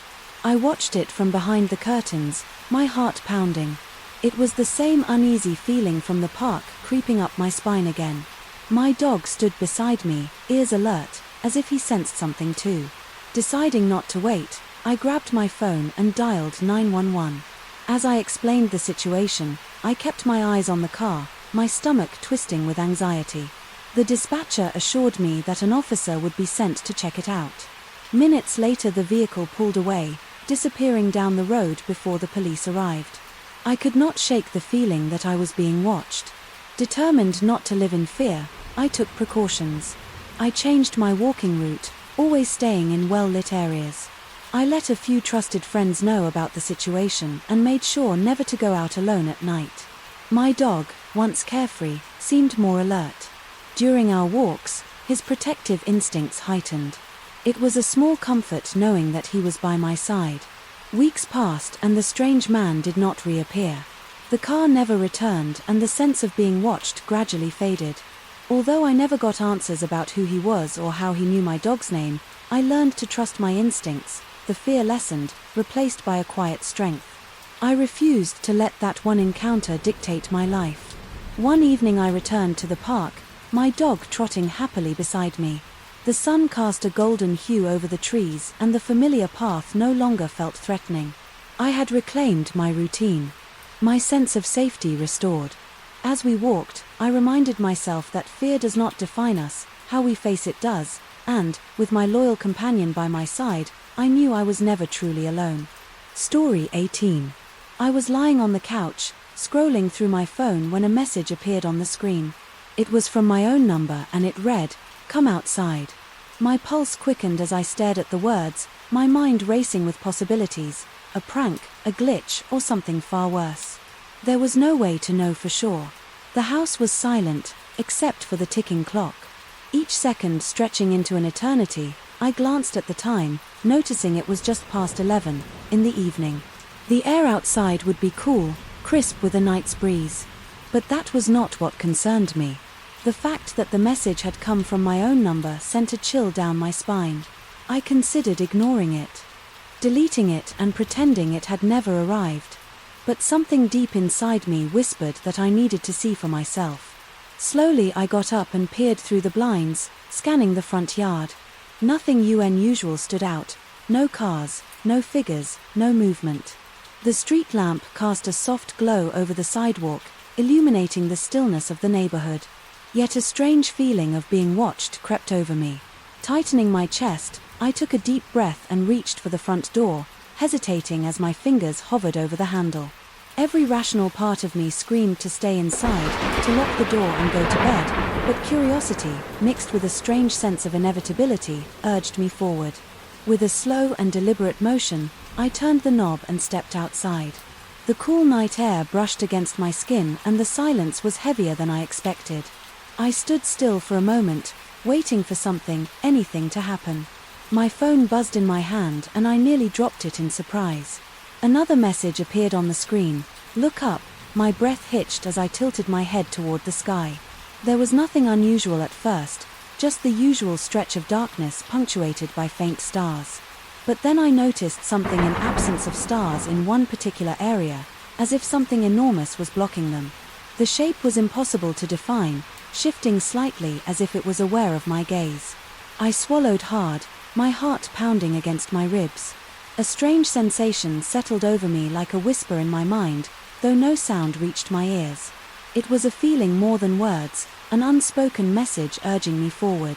My legs moved on their own, carrying me down the steps and onto the sidewalk. The moment my feet touched the pavement, everything changed. The street, the houses, the trees. They all flickered like a bad signal, distorting in and out of existence. I blinked rapidly, trying to steady myself, but my surroundings refused to stay in place. Panic surged through me as the world around me unraveled. Then, as suddenly as it began, the distortion stopped. I found myself standing in the middle of the street, everything perfectly normal. Once more, my phone vibrated again, but this time the message was different. Go back inside. The sense of urgency in those 3 words was undeniable. I did not hesitate. I turned on my heel and hurried back into the house, locking the door behind me. My heart was still racing as I checked my phone, but the message was gone. There was no trace of it. As if it had never existed, I sat down, gripping the device tightly, trying to make sense of what had just happened. The rest of the night passed without incident, though sleep never came. I kept checking my phone, half expecting another message, but none arrived. As dawn broke, I stepped onto the porch, scanning the street for any sign of the strange phenomenon. Everything appeared normal, no shifts, no flickering reality, just the quiet home of morning days past, and I tried to move on, convincing myself it had been a dream or a trick of the mind. Yet a lingering feeling remained, like something had changed in me. The world looked the same, but it felt different in a way I could not explain. I kept expecting to see another message, to feel that strange presence again, but nothing came. One evening, as I settled onto the couch with a book, my phone buzzed on the table. My breath caught as I reached for it. My fingers ached, hesitating before flipping the screen. There was no message this time, just a missed call from an unknown number. I exhaled, shaking off the tension, but deep down I knew this was not. Over weeks turned into months, and the memory of that night became a shadow in my mind, always lurking. But no more messages came, no more distortions or missing stars. Life returned to its usual Yule rhythm, and I allowed myself to believe that whatever had happened was in the past. That belief held strong until one quiet afternoon when I received a letter in the mail. The envelope was unmarked, the paper inside plain, except for a single line of text.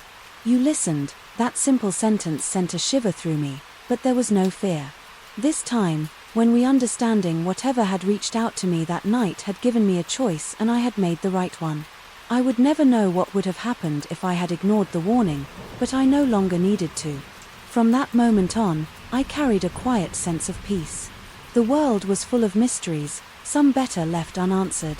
I had been given a glimpse beyond the veil of normally, and I had walked away unharmed. Whatever had called to me that night had let me go, and for that I was grateful. Story 19. The morning air carried a crisp chill as I stepped onto the bus, expecting the usual nod from the familiar driver. Instead, a stranger sat behind the wheel, his uniform crisp but unfamiliar. His eyes flicked toward me in the mirror and, though his smile was polite, something about it felt off. The usual greetings exchanged between the driver and regular passengers were absent, leaving an unusual suspense in the vehicle. When he settled in my stomach as I made my way to my usual seat, the bus rumbled to life, moving through the familiar streets, but soon the route began to change.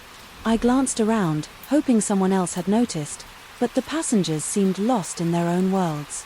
Buildings I had never seen before replaced the ones I passed daily, and an unfamiliar road stretched ahead. My fingers tightened around the strap of my bag as I considered speaking up. Something was definitely wrong, but I was not sure if I was overreacting. I turned toward an older woman sitting nearby, her face calm as she stared out the window. "Does this seem different to you?" I asked, keeping my voice low. She blinked as if waking from a dream, then glanced outside before shrugging. "Drivers change their route sometimes," she said unconcerned. Her response did nothing to ease the knot in my stomach. The bus took another unfamiliar turn, this time onto a deserted road lined with tall trees. My heart began to pound as I scanned the driver's reflection, searching for any hint of reassurance. Instead, he kept his gaze forward, hands steady on the wheel, offering no explanation. The silence in the bus felt heavier, now, pressing down on my shoulders. I knew I needed to act before we ended up somewhere. I could not recognize standing up.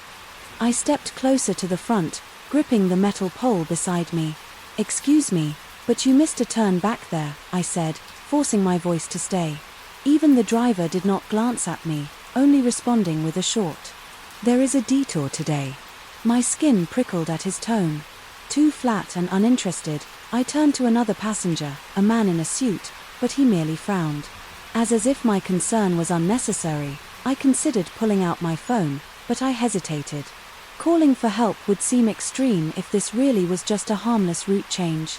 Instead, I watched the passing scenery carefully, making a mental note of landmarks. The trees eventually gave way to a narrow bridge stretching over a sluggish river.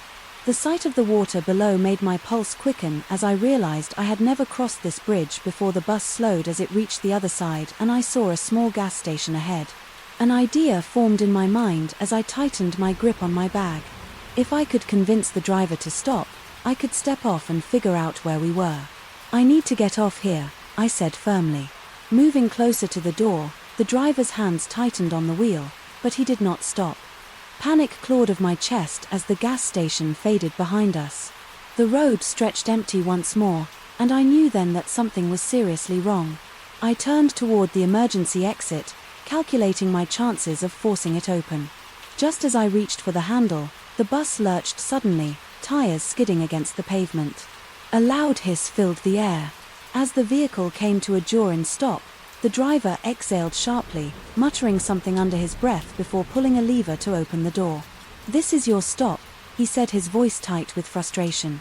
Without hesitation, I grabbed my bag and rushed outside, my legs shaky beneath me. The bus door slammed shut behind me and the vehicle roared away, leaving me standing in the middle of a dusty road. The moment felt surreal, as if I had stepped into a dream. Glancing around, I spotted a small roadside diner a short distance away. My instincts told me to get inside, away from the empty road and the eerie silence that surrounded me. As I pushed open the door, the smell of coffee and frying bacon wrapped around me, grounding me back. In reality, a waitress behind the counter glanced up her brow, furrowing as she took in my appearance. "You okay, honey?" she asked, concern flickering in her eyes. I hesitated before nodding, though my pulse still raced. "Do you know where the nearest police station is?" I asked, forcing my voice to remain steady. The woman wiped her hands on her apron before pointing toward a phone hanging on the wall. "You can call from here," she offered. The kindness in her voice was enough to make my tense shoulders relax. Just a little after dialing, I took a deep breath, steadying myself as I listened to the ringing. A voice finally answered and I quickly explained what had happened. As I spoke, the reality of the situation settled over me like a heavy weight. I had gotten off that bus just in time. The person on the other end reassured me that someone would come soon and I thanked them. Before hanging up, sinking into a nearby booth, I let, without a shaky exhale, my mind, still trying to process everything. The waitress placed a cup of tea in front of me without a word. Her quiet support comforting. As I sipped, Warmth spread through me, chasing away the last remnants of fear. No matter what the driver's intentions had been, I had made it out safely. That was all that mattered. Now, when the authorities arrived, they listened carefully, nodding as they took notes. They assured me they would look into the matter, their presence making me feel even safer. One of them offered me a ride back to town, and I accepted, knowing I was finally on my way home. As we pulled onto the highway, I glanced out the window, watching the trees blur past. The unease I had felt earlier was gone, replaced by a quiet relief that settled deep in my chest. Story 20. The doorbell rang at 2 in the morning, pulling me out of a deep sleep. My heart pounded as I lay there trying to shake off the fog of exhaustion. The chime echoed through the quiet house. Unsettling in the silence of the night, I reached for my phone and pulled up the camera feed, expecting to see someone standing at the door. The screen showed nothing but the empty porch bathed in the dim glow of the streetlight. A chill ran down my spine as I stared at the screen, waiting for movement. My neighborhood was usually quiet, with little activity. During the night, the wind rustled the trees and a stray cat darted across the yard, but there was no sign of a visitor. I hesitated before getting out of bed, my bare feet touching the cold floor. The unease settled in my stomach as I tied to the window, peering outside for any sign of movement. The front yard looked undisturbed, the street empty aside from the parked cars of my neighbors. I checked the camera footage again, rewinding to the moment the doorbell rang. The video played back in real time, capturing the stillness of the night.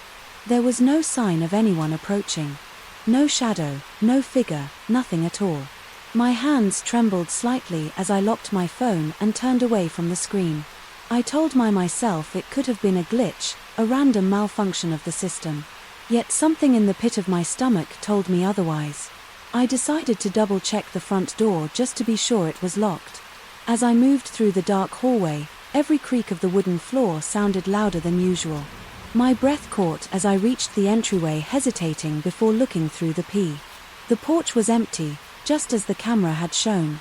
I checked the lock twice before stepping away, glancing at the time on my phone, 2:15 in the morning, and I was wide awake, my pulse refusing to settle. I took a deep breath and turned back toward the hallway, hoping I could force myself to sleep. As I moved, a faint sound reached my ears, a rustling outside, just beyond the porch. I froze in place, straining to listen. The wind had picked up, slightly, sending leaves skittering across the pavement. Yet this sound was different, more deliberate. Slowly I crept back to the window and parted the curtain, just enough to see outside. My breath hitched as I caught movement near the edge of my yard, just beyond the glow of the streetlight. A AR shape shifted in the shadows, too large to be an animal. My pulse quickened as I tried to make out the figure, but it stayed just beyond clear view.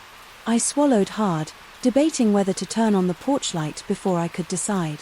The figure stepped back, fading into the darkness.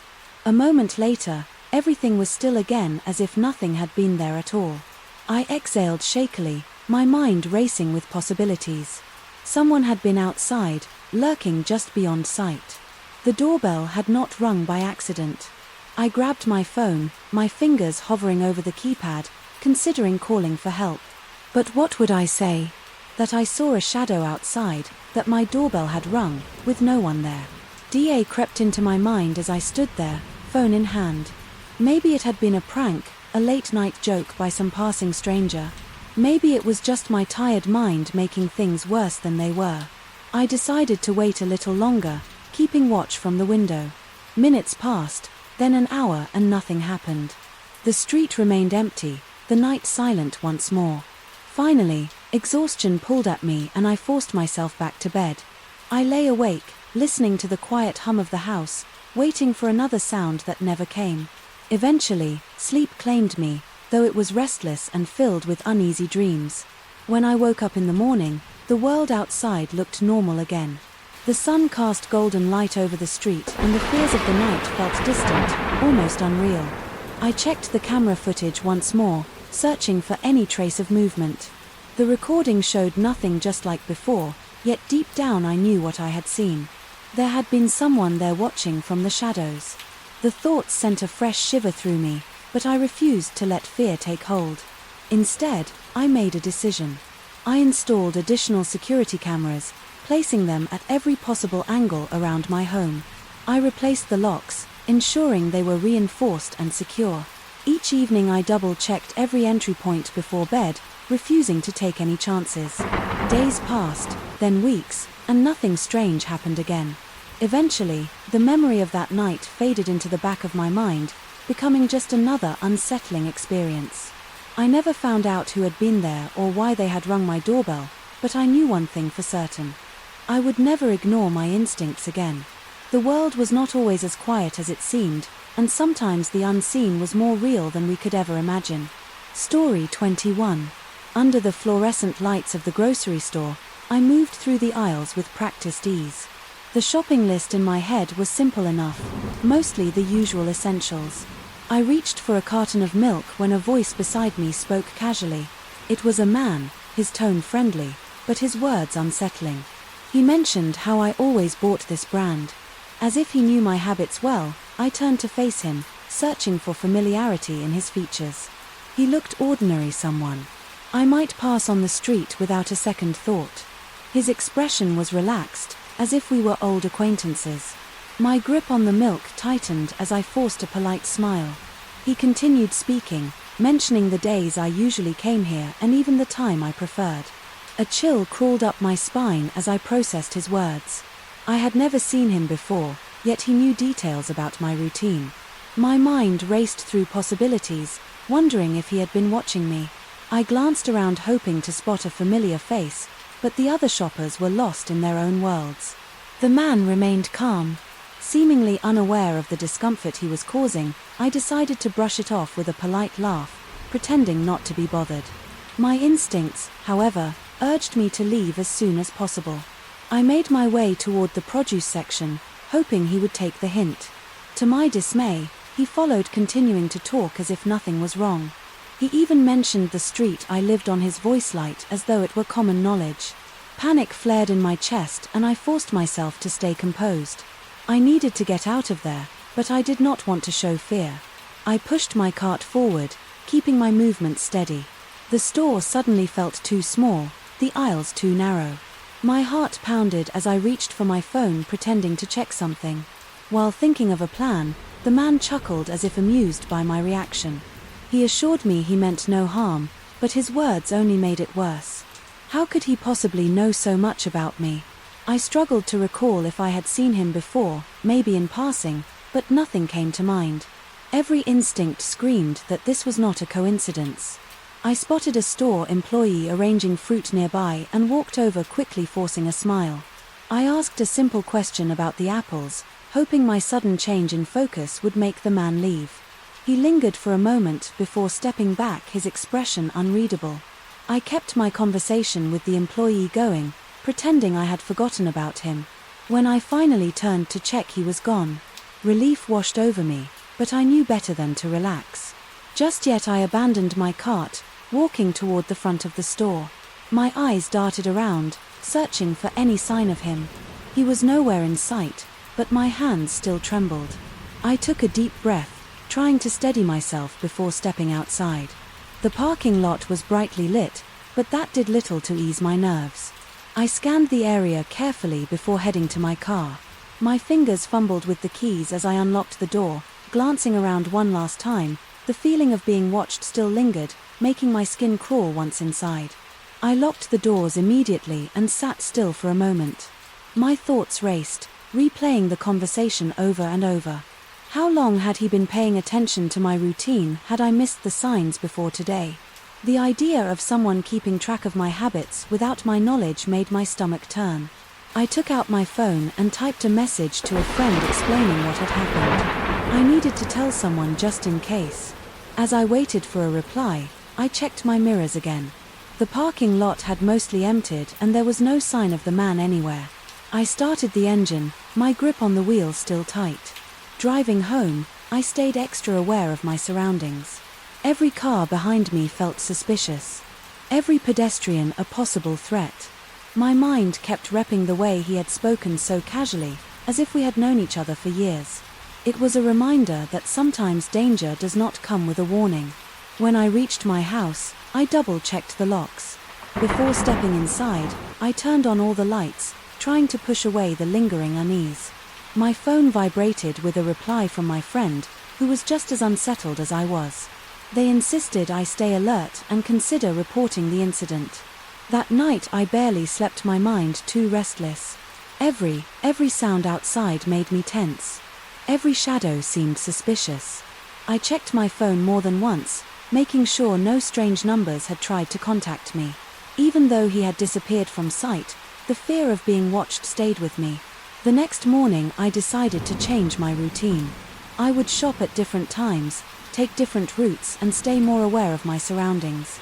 I refused to let fear control me, but I also knew better than to ignore it. This was a wake-up call, one I would not take lightly. Days passed and there was no sign of the man again. I kept up my new habits, remaining cautious but not paranoid. Over time the fear faded, replaced by a stronger, sensible awareness. I had learned a valuable lesson about being observant and trusting my instincts. Though the encounter had shaken me, it had also made me more mindful of my safety. I refused to live in fear, but I would never be careless again. If there was one good thing that came from this, it was the reminder that vigilance mattered. I would not take my routines for granted anymore. I would be prepared for anything. Story 22. I woke up to the sound of something shuffling in the living room. At first I thought it was part of a dream, the kind that lingers in the space between sleep and waking. But as I lay still, my breathing slow, I heard it again, a faint movement, a soft scrape against the floor. My heart started pounding, my body frozen beneath the blankets. I reached for my phone on the nightstand, the glow from the screen illuminating the darkness. The time read 23:37 a.m. Too late for anyone to be visiting. Too early for the noises to be from outside. I strained my ears, listening for more sounds. There was nothing at first, just silence stretching through the apartment, then a creak near the kitchen. I sat up, my breath caught in my throat. My apartment was small and every sound carried. I knew the way the floor groaned near the refrigerator, the way the door hinges squeaked if opened too slowly. The noises I was hearing were not random. They were careful, controlled. Someone was inside, moving as quietly as possible. I slid out of bed, my bare feet pressing against the cold floor. My pulse hammered in my ears as I crept toward the bedroom door, hesitating before pushing it open. The hallway was dark, the dim glow from the streetlights casting long shadows against the walls. I took a slow step forward, every nerve in my body on edge. The living room was just beyond the hallway and I could still feel the weight of something unseen. I reached for the light switch and flicked it on. The room lit up instantly, flooding the space with warm yellow light. My eyes darted around, scanning every corner, every inch of furniture. Nothing was out of place. I took a cautious step into the room, my gaze shifting toward the kitchen. The refrigerator door was closed, the chairs still neatly tucked under the table. The windows were shut, the lock still in place. The front door was bolted, just as I had left it before going to bed. But I had heard something I knew I had. I walked through the apartment, checking every possible hiding place, the bathroom, the coat closet. Even under the bed I found nothing. The air felt heavy, as if the walls had absorbed the sound, keeping its source hidden from me. I tried to convince myself it had been a trick of my mind, exhaustion, playing games with my senses. Still I struggled to shake the unease settling deep in my chest. I locked the bedroom door behind me before getting back into bed, pulling the blanket, get up to my chin. Sleep did not come easily. After that, the next morning, the feeling of something being off still lingered. I checked the apartment again in the daylight, hoping to find an explanation, but everything was exactly where it should be. No open drawers, no missing items. If someone had been inside, they had left no trace. I went about my day as usual, trying to push the thought aside. By the time night came, I had almost convinced myself it was all in my head. I double-checked the locks before getting into bed, telling myself there was nothing to be afraid of.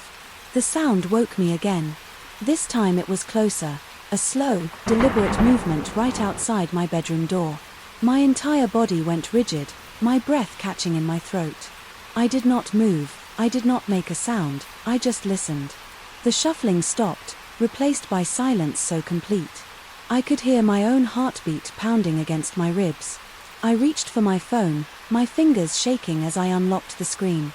The time read 3:12 a.m. I debated calling someone, but what would I even say?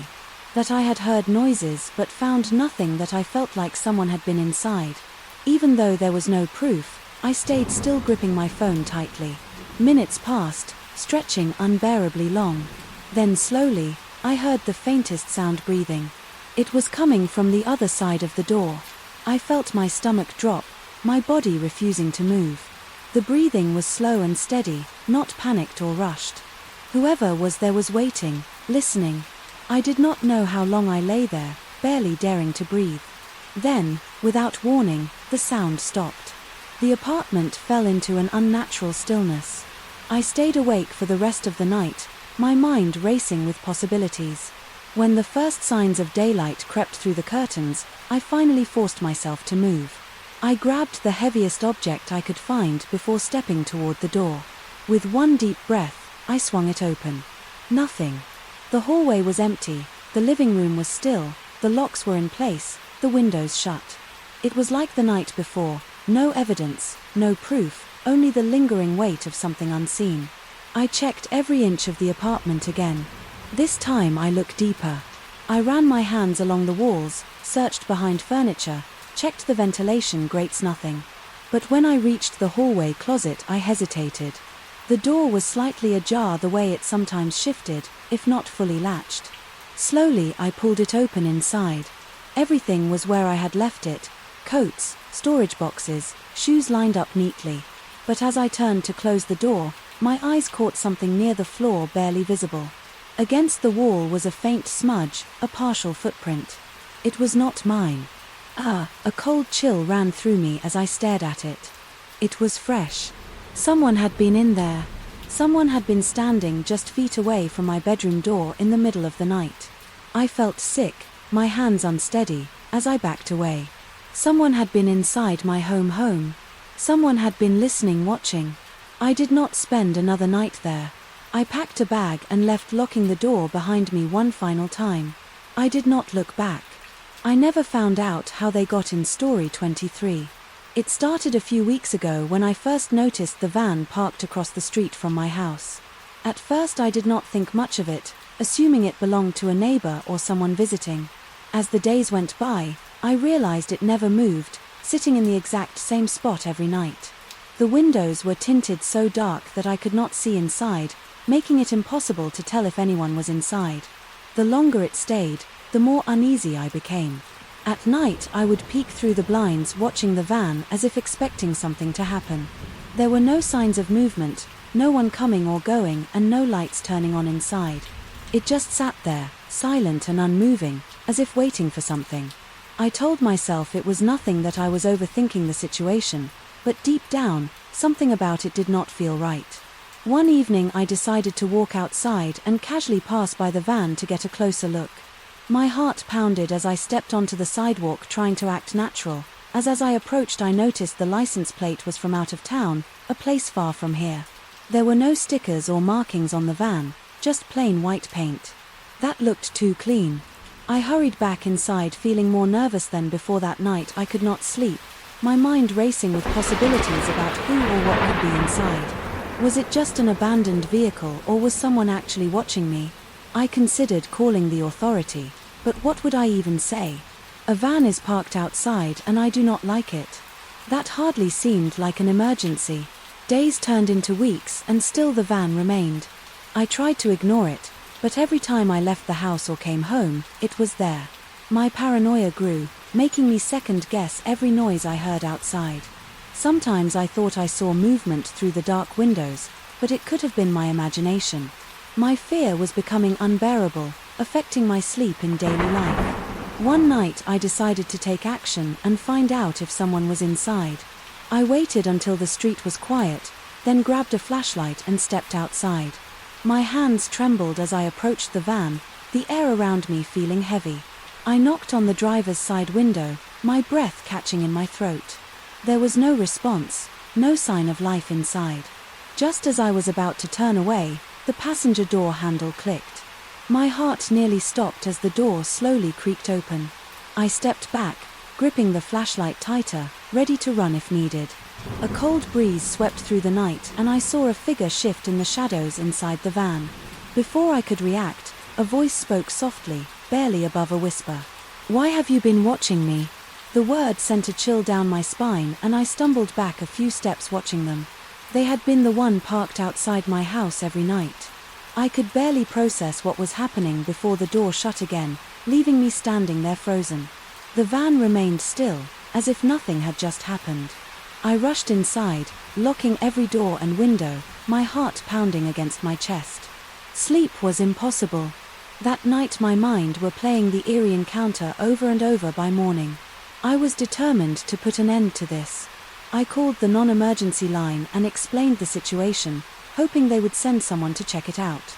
The officer who arrived took a quick look at the van and knocked on the window, just as I had. After a moment, the door opened again, but then this time a frail-looking man stepped out. He looked exhausted, his clothes wrinkled and his hair unkempt. The officer asked him a few questions while I watched from my porch, my anxiety still high. The conversation lasted only a few minutes before the officer walked over to me. "He's homeless, just looking for a safe place to sleep," he explained. He said he did not mean to scare anyone. I felt a mix of relief and guilt wash over me all this time. I had imagined something sinister lurking in that van, but it was just someone in need. The officer told him he could not stay there anymore and offered to help him find a shelter. The man nodded, looking down at the ground, and soon after he drove away for the first time in weeks. That night the streak felt different. Without the van parked outside, the few FE that had gripped me for a week slowly faded, replaced by a strange sense of sadness. I had been so afraid of the unknown that I never considered the possibility of someone struggling. It was a lesson I would not forget. From that moment on, I tried to be more aware of the stories behind the things that scared me. Sometimes the things we fear the most are not as terrifying as we imagine them to be. Story 24. I met my date at a small cafe in the evening. The setting was warm, the lights dim and the atmosphere filled with the soft hum of conversations around us. At first everything felt normal, just two people getting to know each other over coffee. The conversation started with the usual questions about hobbies, interests, and favorite places to visit. I answered casually, sharing details about things I enjoyed, but something about the way the questions were framed made me feel slightly uneasy. The questions became more specific as time passed. My date kept asking about my daily schedule in a way that felt too persistent. At first, I brushed it off as curiosity, thinking maybe it was just an attempt to find common interests. However, the way the questions were repeated and rewarded made me feel more and more uncomfortable. What time do I usually leave my house in the morning? How long does it take me to get to work? Would I come back home at the same time every evening? It was starting to feel less like casual conversation and more like an interrogation. I tried to steer the discussion toward other topics, asking about hobbies or past experiences. My date would answer briefly but always find a way to circle back to my routine. The more I noticed this pattern, the more my discomfort grew. My gut told me something was off, but I did not want to jump to conclusions. I stayed polite, answering in vague terms while looking for an opportunity to change the subject. Then the questions took an even more concerning turn. My date started asking about my neighborhood. At first it was general, like whether I lived in a quiet area or if there were a lot of people around. Then the questions became more direct. Was my house near a main road? Did I live alone or did I have roommates? Did I have security cameras outside? My unis turned into a cold sinking feeling in my stomach. The tone of the conversation had shifted from mildly intrusive to outright alarming. I forced a smile and casually mentioned that I had family members who often visited. I also added that I worked unpredictable hours, so I was rarely home at the same time. Every day my date nodded but did not seem satisfied with my responses. Instead of moving on to another topic, another question followed. Did I lock my doors at night? Did I ever leave my windows open? The way my date leaned forward, waiting for my response, made my skin crawl. I realized I needed to end the date as soon as possible. I glanced at my watch, pretending I had lost track of time. I put on an apologetic expression and said I had to leave early due to an early morning commitment. My date looked disappointed but did not press the issue. I stood up quickly, gathering my things while maintaining a calm and friendly demeanor. I wanted to leave without causing suspicion. Just in case, as I walked toward the exit, I felt my date watching me close, CL lie. I resisted the urge to look back, keeping my pace steady but purposeful. Once outside, I took a deep breath, feeling a sense of relief to be away from that conversation. I did not want to take any chances, so I decided to be extra cautious. Instead of heading straight home, I took a detour, walking into a nearby store and spending a few minutes browsing. When I finally felt safe enough, I took a different route home, making sure I was not being followed that night. I could not shake the uneasy feeling in my chest. I replayed the conversation in my mind, realizing how calculated my date's questions had been. It was not just idle curiosity. There had been a pattern, a deliberate attempt to gather specific details about my routine and location. My instincts had been right to feel uneasy. I knew I had to trust that feeling more often. The next day I took extra precautions. I changed up my routine, slightly varying the times I left and returned home. I also double-checked the locks on my doors and windows, making sure everything was secure. I even mentioned the situation to a close friend. Just in case anything strange happened in the future, I wanted to make sure someone else was aware, so I would not be ing any concerns alone. A few days later I received a message from my date asking if I wanted to meet again. I hesitated, my fingers hovering over the keyboard. My first instinct was to ignore the message, but I knew that might not be enough. Instead, I responded politely, saying I was not interested in meeting again. I kept my response short and firm, giving no details or explanations. My date replied with a single word understanding, but something about it felt unsettling. I did not hear from my date again after that, but I remained on guard for a while. I paid closer attention to my surroundings, making sure I was not being watched or followed. I also made a mental note to be more cautious in the future, especially when meeting new people. Looking back, I was grateful I had listened to my instincts. Ignoring that uneasy feeling could have led to something far worse. Although I never found out my that's true intentions, I knew one thing for certain. It had been a warning, a reminder that not everyone has good intentions. The experience taught me to be more careful, to trust my gut and to always prioritize my safety. I walked away from that situation unharmed, but I knew not everyone was that lucky. It was a lesson. I would never forget story 25. I was at a shopping mall running errands when I felt the need to use the restroom. I found a public restroom near the food court and stepped inside. It was not very crowded and most of the stalls were empty. I picked one in the corner, locked the door and set my bag on the small hook. As I sat down, I took a moment to check my phone, scrolling absent-mindedly. While waiting, the restroom was mostly quiet, except for the occasional sound of running water and doors opening and closing. I was just about to finish when I noticed a slight movement near the gap between the stall door and the floor. At first I thought it was just a trick of the light or my own shadow. Then I saw something that made my stomach drop. A hand was gripping a phone, angling it upward toward me from the next doll. My breath caught in my throat as panic flooded through me for a second. I froze, unable to believe what I was seeing. The phone screen was facing outward and I could see the reflection of my own legs on the glossy surface. A chill ran down my spine as the realization hit me. Someone was taking pictures or recording from under the stall. My hands clenched into fists as adrenaline surged through my body. I sprang into action, kicking at the phone with all my strength.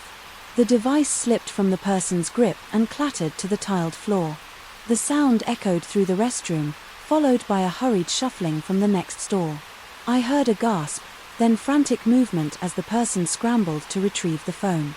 I barely caught a glimpse of their shoes before they bolted out of the stall. My heart pounded as I rushed to pull up my clothes and unlock the stall door. By the time I stepped out, the person was already halfway to the exit. I shouted for them to stop, but they did not even hesitate. They pushed the door open and disappeared into the busy mall hallway. My hands were shaking as I tried to process what had just happened. I rushed to the sink, my reflection in the mirror, showing wide eyes and a flushed face. My chest was rising and falling rapidly as I took deep breaths, trying to steady myself. I needed to do something. Letting this person get away without consequences was not an option. I grabbed my bag and stepped out of the restroom, scanning the crowd for any sign of the person who had violated my privacy. Spotting a security guard near the entrance of a clothing store, I hurried over. My voice was unsteady as I explained what had happened. The guard's expression darkened as he listened, immediately radioing for assistance. Another guard joined us within seconds, asking for details about the suspect. My mind raced to recall what little I had seen: dark sneakers, blue jeans, a black hoodie. That was all I could remember. The guards took my report seriously, calling for more staff to search the area. They asked if I wanted to file a police report, and I nodded without hesitation. While we waited, one of the guards checked the security cameras near the restroom entrance. If the person had been caught on video, there was a chance they could be identified. I crossed my arms tightly over my chest, feeling exposed, despite being fully clothed. Within minutes, a police officer arrived and took my statement. I described everything in detail, including how I had kicked the phone out of the person's hand. The officer commended me for my quick reaction and assured me that they would do everything possible to catch the suspect. They asked if I wanted to press charges if the person was found. I did not hesitate to say yes. As the officer and security team continued their search, I sat on a nearby bench, still shaken. The violation I had just experienced left a sour feeling in my stomach. I could not understand why someone would do something like this. The thought of them having images or videos of me without my knowledge made me feel sick. I clenched my fists, trying to push away the growing anger inside me. After what felt like an eternity, one of the guards returned with an update. They had found someone matching the description on the security footage. The suspect had tried to leave the all quickly after the incident, but the cameras had caught them. The police had detained the person near an exit and were questioning them. My chest tightened at the thought of facing them, but I knew I had to see this through. The officer asked if I was willing to identify the suspect. I swallowed hard and nodded. They led me to where the person was being held, standing a few feet away.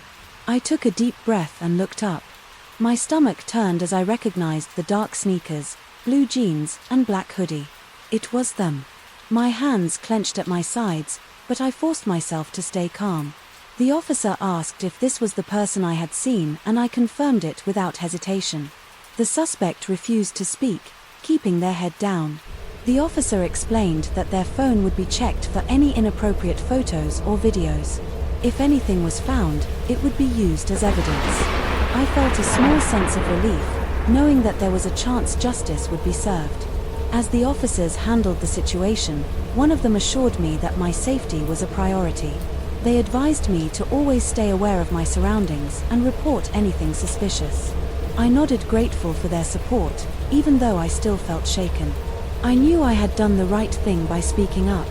The idea of this person targeting someone else made my stomach turn. If my report could prevent that, then it was worth it. After everything was settled, the officers took my contact information in case they needed further statements. I thanked them and the security guards before finally leaving the area. My steps felt heavy as I walked back into the crowded mall, but there was a small sense of comfort in knowing that the person had been caught. Later that day, I received an update from the officer. The suspect's phone had been checked and they had indeed been recording in the restroom. Because of this evidence, they were being charged with invasion of privacy. Hearing that gave me a sense of closure. It did not erase the horrible feeling of being violated, but it reassured me that justice was being served that night. As I lay in bed, replaying the incident in my mind, I realized how important it was to speak up. If I had stayed silent, this person might have continued to do the same thing to others. The thought made my skin crawl, but it also gave me strength. I had faced a terrifying situation, but I had taken action. The next time I stepped into a public restroom, I felt a lingering sense of unease, but I reminded myself that I had done the right thing. I had protected myself and possibly others from experiencing the same violation. Though the fear still lingered, I refused to let it control me. I would always be aware, always be ready and, most importantly, never stay silent when something was wrong. Story 26. The gym was quiet that evening, the hum of treadmills blending with the clanking of weights. I wiped the sweat from my brow and took a deep breath, trying to push through the last few representatives. The air smelled of metal and faint cologne, a mix of determination and exhaustion hanging in the space. As I set the dumbbells down, I felt an odd sensation prickle at the back of my neck. Someone was watching me. I glanced up, my eyes scanning the room, and then I saw him. He stood near the weight racks. His gaze fixed on me with unsettling intensity. He was not working out, not stretching, not even pretending to be occupied. He just stood there, his eyes locked onto me in a way that made my skin crawl. I looked away, pretending not to notice, but the feeling did not go away. I tried to shake it off and move to the stretching area, hoping to clear my mind. The tension in my shoulders was worse than usual, but I focused on my breathing, telling myself it was nothing. People glanced at others in the gym all the time. Maybe he was just saying out, unaware that he was staring. Still, the unease refused to leave me. As I finished my routine, I stole another glance in his direction. He had not moved his gaze, unwavering. A cold knot tightened in my stomach. I was used to occasional stares, but this felt different. It felt deliberate, like he was waiting for something. My instincts screamed at me to be careful. I grabbed my towel and water bottle, forcing myself to act normal. The gym was still half full, people coming and going, lost in their own routines. I told myself I was being paranoid, that I was letting my imagination get the best of me, but as I walked towards the exit, I noticed movement from the corner of my eye. He was walking too. My heartbeat picked up as I stepped outside, the night air crisp against my warm skin. The parking lot was mostly empty, streetlights casting long shadows across the pavement. I quickened my pace, gripping my keys tightly in my hand. My car was only a few rows away, but every step felt longer than the last behind me. I could hear his footsteps. He was not in a hurry, not calling out to me, just keeping the same steady pace. My breath came faster as I reached my car and fumbled with the lock. The air felt heavier, pressing down on me like a weight I could not shake. I stole a glance over my shoulder, and there he was closer. Now panic surged through me. My hands shook as I yanked the door open and threw myself inside. I locked the doors immediately, my fingers pressing down hard on the button. My chest rose and fell in rapid breaths as I struggled to stay calm. Through the window, I saw him standing just a few feet away. His face unreadable, seconds stretched into eternity. He did not move, did not speak, just stood there watching. My hands clenched around the steering wheel as I forced myself to think I needed to leave to get out of there. But my body felt frozen. The silence between us was suffocating, an invisible force pressing in from all sides. Then, without warning, he took a step back. Slowly he turned and walked away, disappearing into the darkness of the parking lot.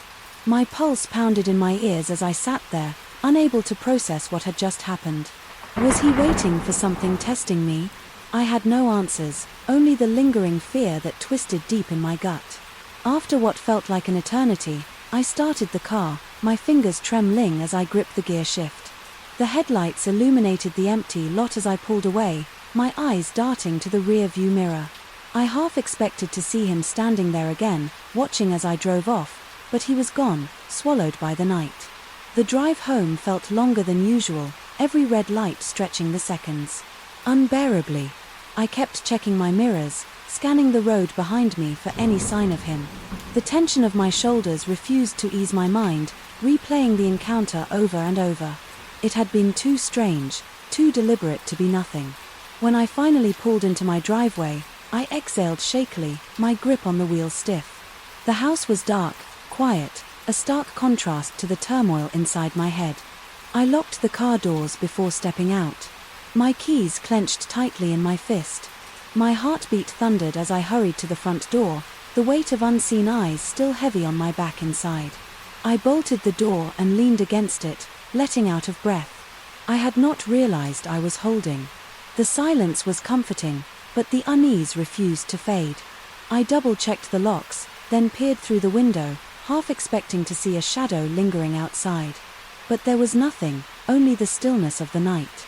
I moved through the house, checking every room, every corner, reassuring myself that I was alone. It was irrational, I knew, but the feeling would not let go. My mind whispered questions. I had no answers to add. He followed me here. Was he still out there waiting, or had I imagined the whole thing? But my fear built a story that was not real. Sleep did not come easily. That night every sound felt amplified, every creak of the house sending a jolt through my system. I kept the lights on my phone within reach. My body coiled with lingering tension. The unease was like a shadow stretching across my thoughts, refusing to be ignored. Morning arrived with no answers, only exhaustion and the unsettling memory of the night before. The rational part of me wanted to brush it off, to believe it was a coincidence that I had misread the situation, but deep down I knew better. Something about it had not been right. The next time I went to the gym, I was more cautious. I parked closer to the entrance, stayed aware of my surroundings, and kept an eye out for any sign of him. The feeling of being watched never fully faded, but he was not there. Days passed, then weeks, and still I did not see him again. Eventually the fear loosened its grip, but it never disappeared completely. I had learned a lesson that night, one I would not forget. Awareness was everything. It was a reminder that danger did not always announce itself, that sometimes it was just a silent figure. In the background, waiting story 27, the sound of my phone buzzing beside me pulled me from restless sleep. Groggily I reached for it, blinking at the bright screen in the darkness of my bedroom. My heart skipped a beat as I read the notification my front door had been unlocked remotely. A wave of confusion washed over me as I sat up, my pulse quickening. I lived alone and no one else had access to my home security system. My mind raced through possible explanations, but none of them made sense. Had I forgotten to lock it properly before going to bed? That did not explain why the system registered a remote unlock. I swallowed hard, my throat dry, as I turned my head toward the bedroom door. The house was silent, but an unsettling feeling crept over me. I hesitated before throwing off the covers, my feet touching the cold floor. My phone screen showed the time 2:15 a.m. My stomach twisted at the thought of someone being inside my home. Taking a deep breath, I tiptoed toward my bedroom door, listening for any sound. The air felt heavier, as though something unseen lurked just beyond the threshold. Slowly I turned the doorknob and peered into the dark hallway. Nothing seemed out of place, but I could not shake the feeling of being watched. I took another cautious step forward, my heart hammering in my chest. Every creak of the floorboards beneath my feet made my nerves tighten. The dim glow of the streetlights outside cast long shadows across the walls reaching the stairs. I hesitated before descending. The front door was visible from where I stood and my breath caught in my throat. It was slightly ajar. Panic surged through me and I clenched my phone tightly. I debated calling for help, but I did not want to make a sound. If someone was inside, I needed to know before taking action carefully. I crept down the stairs, keeping my back close to the wall. The living room was eerily quiet, but the door swayed slightly as a faint breeze slipped through the opening. My hands trembled as I reached out to push it shut, walking it quickly. I pressed my ear against the wood, listening for movement outside.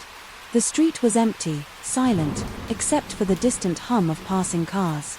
I turned around, scanning the living room for any sign of disturbance. Everything appeared to be in its place: the couch, the coffee table, the television. Nothing seemed out of order, but the unease did not fade. I checked the kitchen, the dining area, and even the small hallway leading to the guest room. Nothing had been touched. Despite the house seeming normal, the notification still haunted me. If no one had broken in, then would unlock the door. I checked the security system on my phone, scrolling through the logs. The door had indeed been unlocked remotely, but no one else had access to the app. My hands grew clammy as a terrible thought crossed my mind: someone must have hacked into my SYST system. The realization sent a fresh wave of fear through me. I hurried to the router, unplugging it in case someone was still connected. My fingers felt numb as I tried to steady my breathing. If a hacker had gained control, what else could they see? I swallowed hard, feeling exposed in my own home. I needed to call for help, but the thought of explaining everything made me hesitate. Would they believe me? The door was shut and locked now, and nothing had been stolen. But I knew something was not right. My fingers hovered over the call button before I made a decision. I was not going to wait and find out what would happen next. I grabbed my keys, my wallet, and my jacket before heading to my car. The moment I stepped outside, a shiver ran down my spine. The street lights flickered faintly, casting an eerie glow over the neighborhood. I glanced around, searching for any sign of movement. My paranoia told me that someone was watching, sliding into my car. I locked the doors and started the engine. The familiarity of the vehicle brought a small sense of comfort, but my mind remained on high alert. I needed to get somewhere safe before figuring out my next move. My fingers drummed against the steering wheel. As I drove away from my house, I pulled into a well-lit parking lot of a nearby diner, my nerves still on edge. My phone remained clutched in my hand, the security app still open on the screen. I watched for any further activity on the system. The door remained locked now, but the unease never left me. I needed answers, and I needed them fast. After taking a deep breath, I made the call. The voice on the other end was calm and reassuring, but it did little to ease my opinion. They asked a series of questions, and I answered each one carefully. When they said they would send someone to check my home, I felt a mix of relief and lingering dread. I was not sure if I wanted to know what they would find. I stayed on the line as I waited, my eyes darting to every shadow outside the diner. Minutes felt like hours until I finally received an update. They had found no signs of forced entry. No evidence of anyone inside the house was exactly as I had left it, but their final words sent a chill through my spine. The security system had been reset remotely. Just moments after I left, someone was still watching. My breath hitched as I realized the full extent of the situation. This was not a random hack. Someone had wanted me to know they had access. They wanted me to feel vulnerable. I stared at my phone, my mind racing with possibilities. Whoever had done this was not just interested in breaking in. They wanted control. The thought made my skin crawl. I knew one thing for certain: I could not go back there, not until I was sure I was safe. As I sat in my car, the weight of the night settled on me. My home, the place that was supposed to be my refuge, huge, no longer felt secure. I had always thought of it as a space that belonged only to me, but now it felt like someone else had claimed it. A cold shiver ran through me at the realization I needed to take action. Changing passwords and resetting the system was not enough. I had to ensure that no one could ever do this again. The fear inside me transformed into determination. Whoever had done this had made one mistake.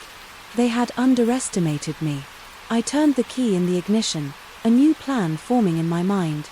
If they wanted to watch, I would make sure they saw nothing but the walls closing in on them. This was my life, my home, and I was taking it back. Story 28. The night was quiet and the wind whistled through the trees outside my home. I had settled in for the evening in nothing more than a peaceful night. The ticking clock in the living room was the only sound accompanying the stillness. Just as I was about to turn off the lights, a faint knock echoed from the front door. At first I thought it was my imagination, but then the knock came again, slightly louder, this time curious and cautious. I approached the door and peered through the peephole.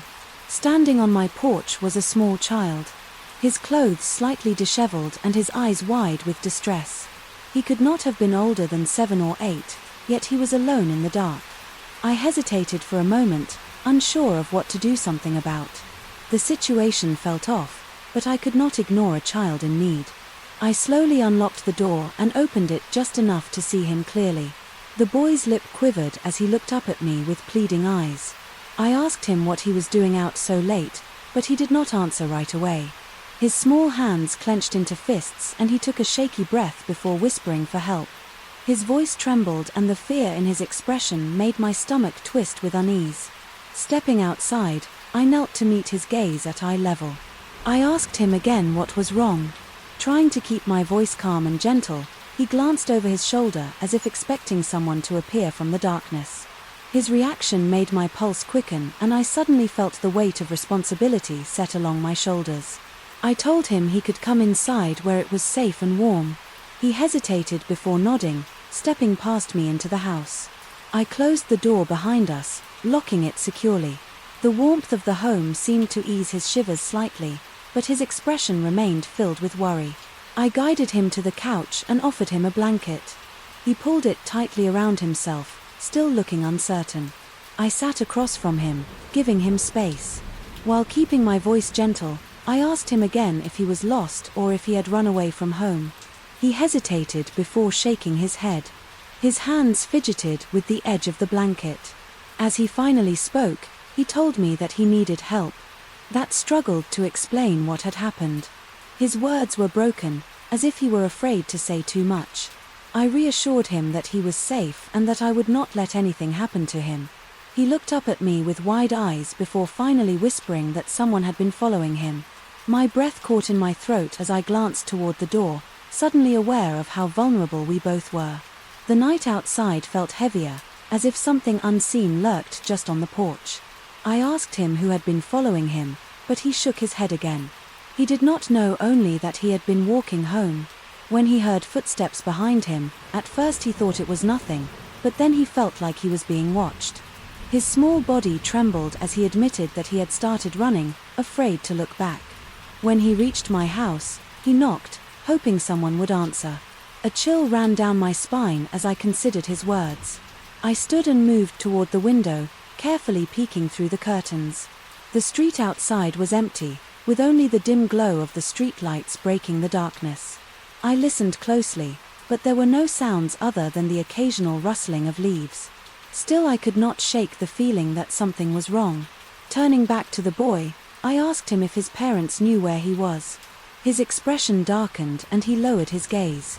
He did not answer, but the sadness in his eyes told me more than words ever could. I did not press him further, realizing that whatever had happened, he was not ready to share. Instead, I asked him if he wanted me to call someone for him. He hesitated before nodding slowly. I reached for the phone, my fingers hovering over the buttons. The thought of calling for help seemed like the right thing to do, but something held me back. I glanced at the boy again, seeing the uncertainty in his face. I asked him if he wanted me to call his family, but he quickly shook his head. That was when I knew something was truly wrong. I decided to call for help anyway, knowing I could not let him stay in distress. As I dialed, the boy suddenly tensed, his eyes darting toward the door. My heart pounded as I followed his G-gas. A shadow passed outside, just beyond the porch light. My grip on the phone tightened as I waited, listening. The boy clutched the blanket, his knuckles turning white. A soft knock echoed through the house, sending a shiver down my spine.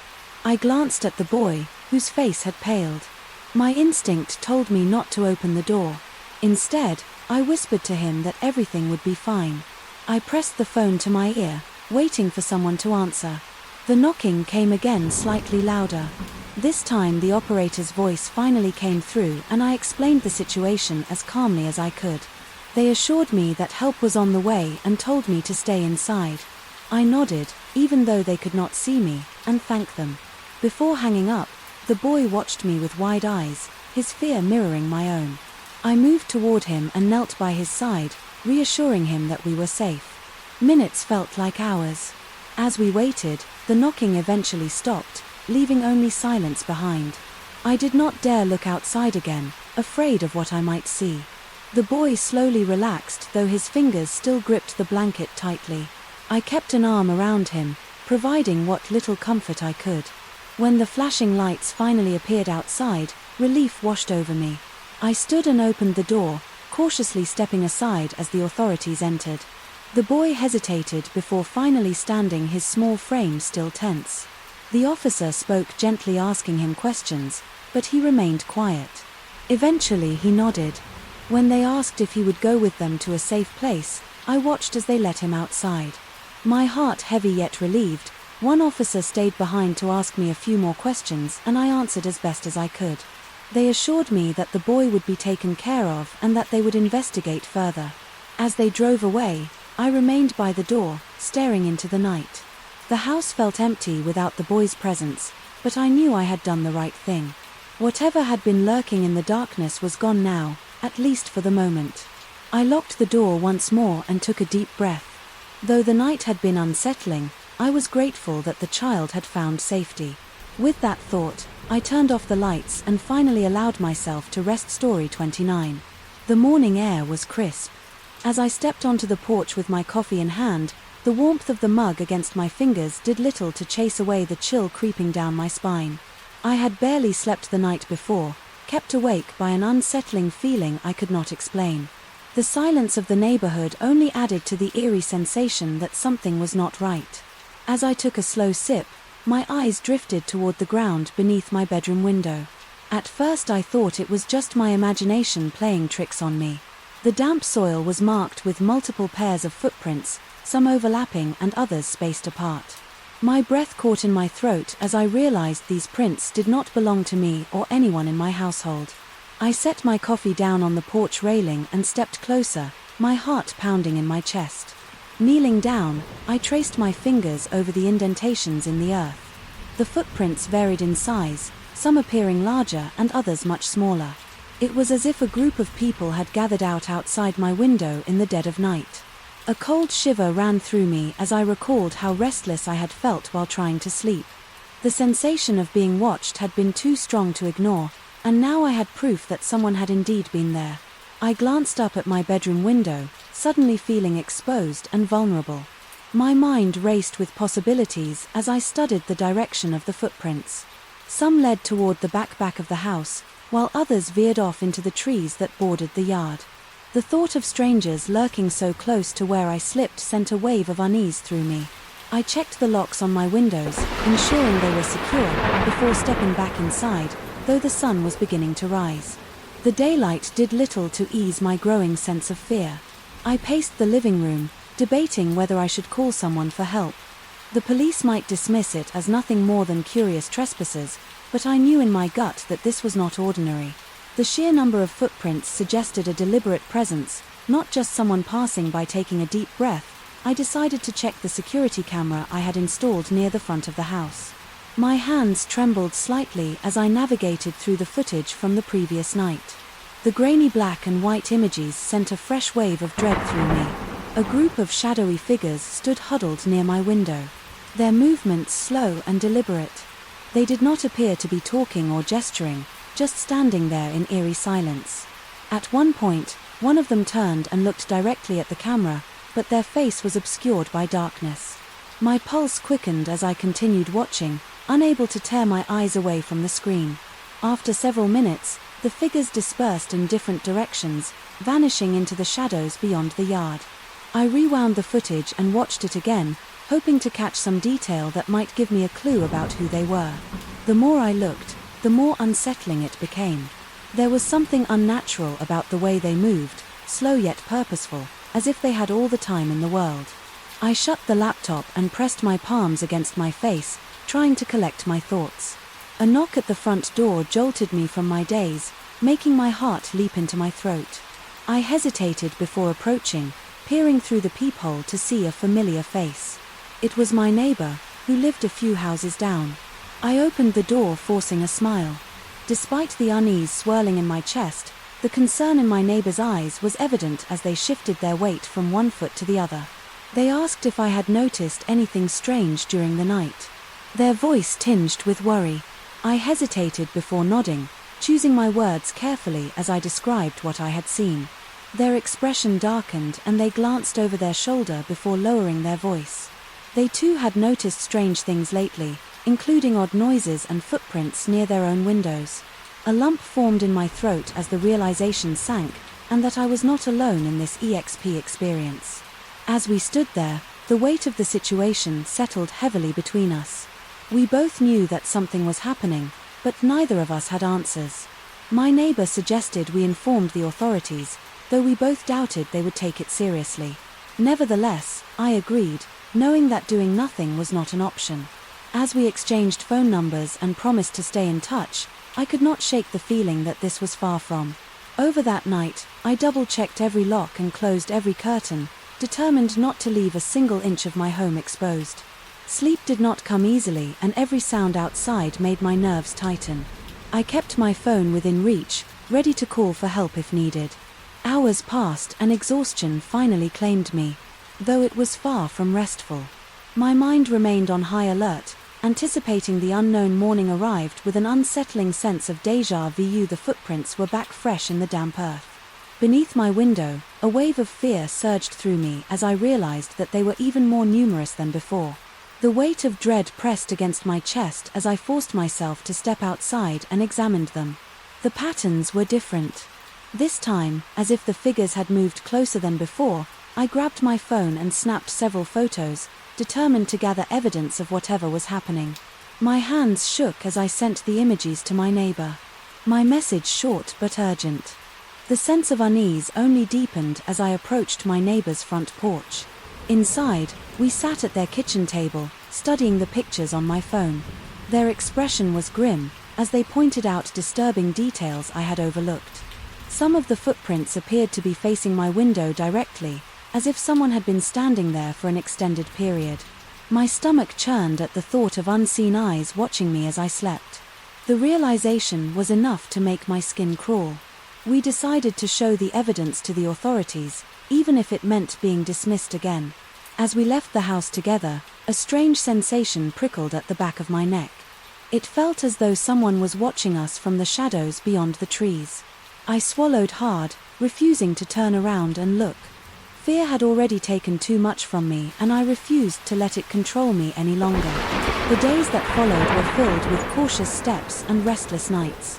Though the police took a report, they found no immediate explanation for the strange occurrences.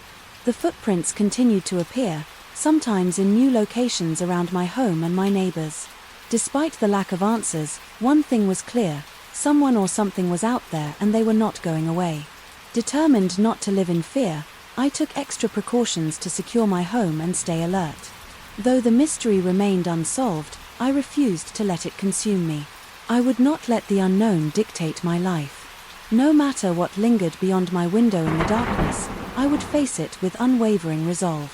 The truth would reveal itself in time, and when it did, I would be ready. Story 30. The night was quiet, except for the sound of the wind rustling through the trees. I sat on the couch, scrolling through my phone, lost in mindless entertainment.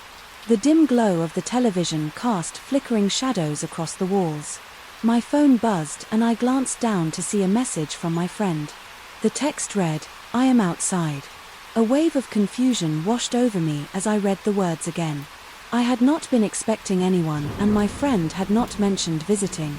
Still, I got up from the couch and walked toward the window. Peering outside, I saw nothing but the empty street and the soft glow of the street lights. There was no sign of my friend anywhere. I frowned, wondering if they had sent a message by mistake. I texted back, asking where exactly they were standing. As I waited for a response, I stepped onto the porch and looked around. The night was calm and the neighborhood was quiet. As usual, a deep unease settled in my stomach. A minute passed and then another, but no reply came. I called my friend, but the phone rang until it went to voicemail. Something about the situation felt wrong. My friend was never the type to play pranks, and I knew they would not joke about something like this. I sent another text asking if everything was all right. A sudden rustling noise made me turn sharply. My heart pounded as I scanned the yard, searching for any movement. The trees swayed slightly in the wind, but nothing else seemed out of place. I told myself that I was overreacting, but I could not shake the feeling that someone was watching me. Taking a deep breath, I stepped back inside and locked the door. I sat back down on the couch, gripping my phone tightly. My mind raced with possibilities, none of them comforting. Had my friend really been outside, or was someone else using their phone? The thoughts sent chills down my spine. I tried calling again, but the call went unanswered. Determined to get answers, I decided to drive over to my friend's house. I grabbed my keys and hurried to my car, my nerves on edge. As I backed out of the driveway, I glanced at my phone, hoping for a response. The silence felt heavier with each passing second. I turned onto the main road, gripping the steering wheel tightly. The drive to my friend's house was short, but it felt like an eternity. When I arrived, the house was dark and there was no sign of movement inside. I parked and knocked on the door, waiting anxiously. After a long pause, the door creaked open, slightly revealing my friend's tired face. They looked confused to see me standing there. I asked them about the text, but they only stared at me in confusion. They insisted they had not sent any message and had been asleep for the past hour.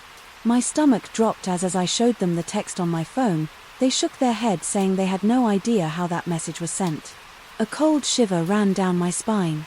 I felt a growing sense of dread as we stood there in silence. If my friend had not sent the message, then who had a feeling of unease settled over me. As I glanced at my phone again, the thought that someone else had access to their phone, or was pretending to be them, terrified me.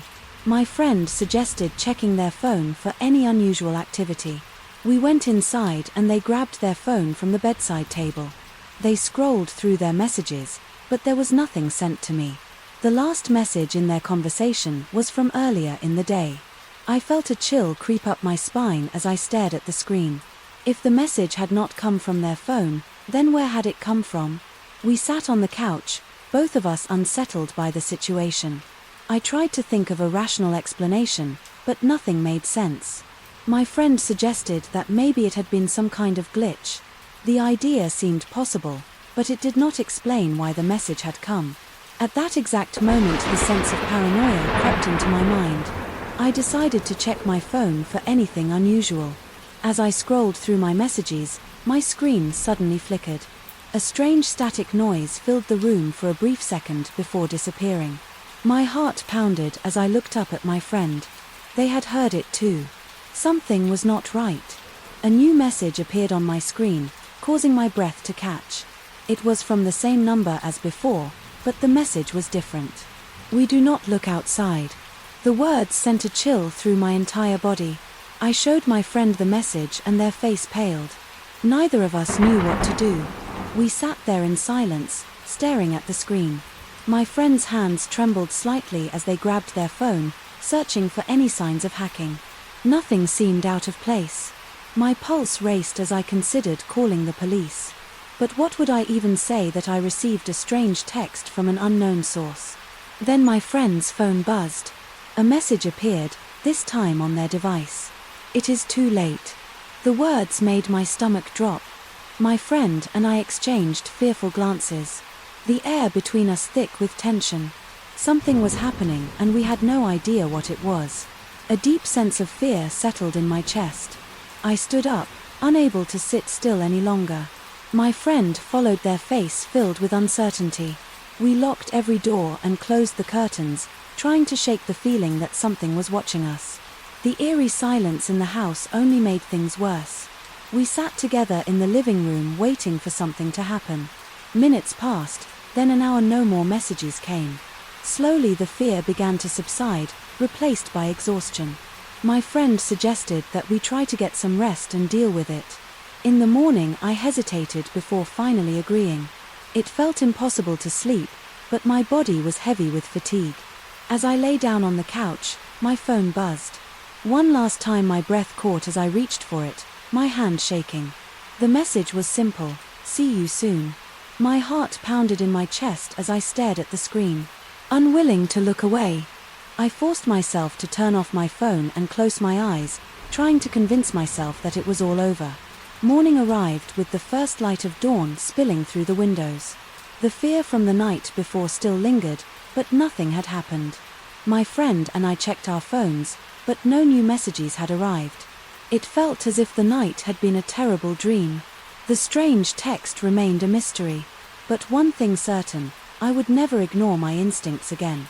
Story 31. The first sign that something was wrong came in the form of an email. It was a simple notification from a social media platform asking if I had logged in from an unfamiliar location. At first I thought it was a mistake, a glitch in the system, but as I read further, a chill ran through me. The login attempt had been successful. Someone had gained access to my account. I quickly changed my password, reassuring myself that it was nothing serious. People got hacked all the time. It was an inconvenience, but nothing more. I did a quick scan of my account, expecting to see spam messages or strange posts, but everything looked normal. No messages had been sent, no changes had been made. If someone had broken in, They had not done anything with it. That should have been the end of it. But then it happened again. Another email, this time from my bank, notifying me of an attempted login from a different state. My stomach twisted as I checked my account, bracing myself from missing money or fraudulent charges. But, just like before, nothing had been touched. It was as if someone had stepped inside, looked around and quietly left. A growing sense of unease settled over me. I went through the motions of securing my accounts, updating passwords, enabling extra security measures. But no matter how many barriers I put up, the intrusions continued. They did not steal my money, did not change my information, did not make their presence known in any obvious way. They were simply there watching. I checked my email history and found something even more unsettling: logins from places I had never been dating back weeks. Some were in different cities, others in entirely different countries. How long had this been happening without me noticing? A deep discomfort settled in my chest as I realized the truth. Someone had stolen my identity, but they were not using it in the way I had expected. The thought followed me everywhere, an invisible weight pressing down on me every time I opened my phone or logged into my computer. I wondered if someone else was seeing what I was doing: my texts, my emails, my searches, my conversations.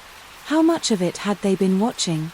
How much of my life had they been quietly monitoring? One night I decided to dig deeper. I searched my name online, scrolling through results, looking for anything out of the ordinary. What I found made my breath catch. There were accounts I had never created, profiles that used my name and picture but did not belong to me. They had no posts, no activity, nothing to indicate their purpose. They simply existed. Panic surged through me. I contacted customer service for every platform. I found my name on reporting the accounts, demanding answers. Most were taken down without explanation. But the more I searched, the more I found it was as if my identity had been copied, scattered across the internet in places I had never been. I was losing control of my own existence. Then came the messages. At first they were subtle emails. I did not remember sending replies to conversations I had never started. Then a single text from an unknown number. It contained no words, only a screenshot of my own search history. My stomach dropped as realization set in. This was not just some hacker looking for financial gain. This was personal. I deleted everything I could, wiping my accounts, changing every password, shutting down anything that felt vulnerable. But no matter what I did, the feeling never left. Someone was still there, still watching. My identity was not just stolen, it had been taken over. And the worst part was, I had no idea why the authorities were little help without financial fraud or direct threats. They saw no reason for concern. I was advised to be cautious, to monitor my accounts closely, to report anything suspicious, but that was the problem. Everything was suspicious. Now my life was no longer my own. Days passed. Then weeks. The messages stopped, the intrusions became less frequent, but the fear remained, an ever-present shadow lurking at the back of my mind. I would never know who had done it or what they had wanted. I only knew that for a time someone else had been living in the spaces between my digital footsteps, watching my every move without ever revealing themselves, and even now I could not shake the feeling that they might still be there. Story 32. The moment the door locks clicked shut, a cold wave of fear ran through me. I had been watching the city lights blur past the window. Lost in thought when I heard the sound, my heart skipped a beat as I reached for the handle, giving it a quick tug. It did not budge. I pulled again, harder, this time, but the door remained locked. I forced myself to stay calm, turning toward the driver. His hands gripped the wheel tightly. His eyes focused straight ahead. Something about his posture made my stomach twist. I swallowed hard before speaking, keeping my voice steady. "Would you please unlock the door? I need to get out." My words hung in. The air met with silence. My pulse quickened as I glanced at the app on my phone. The estimated arrival time had disappeared, replaced by a blank screen. The driver had cancelled the ride. A deep sense of unease settled over me as I tried to think rationally. Maybe it was a mistake. Maybe he had accidentally locked the doors, but every instinct in my body screamed. Otherwise I tried again, louder. This time I need you to let me out." The driver finally spoke, his voice eerily calm. "You are not getting out yet." His words sent a chill down my spine.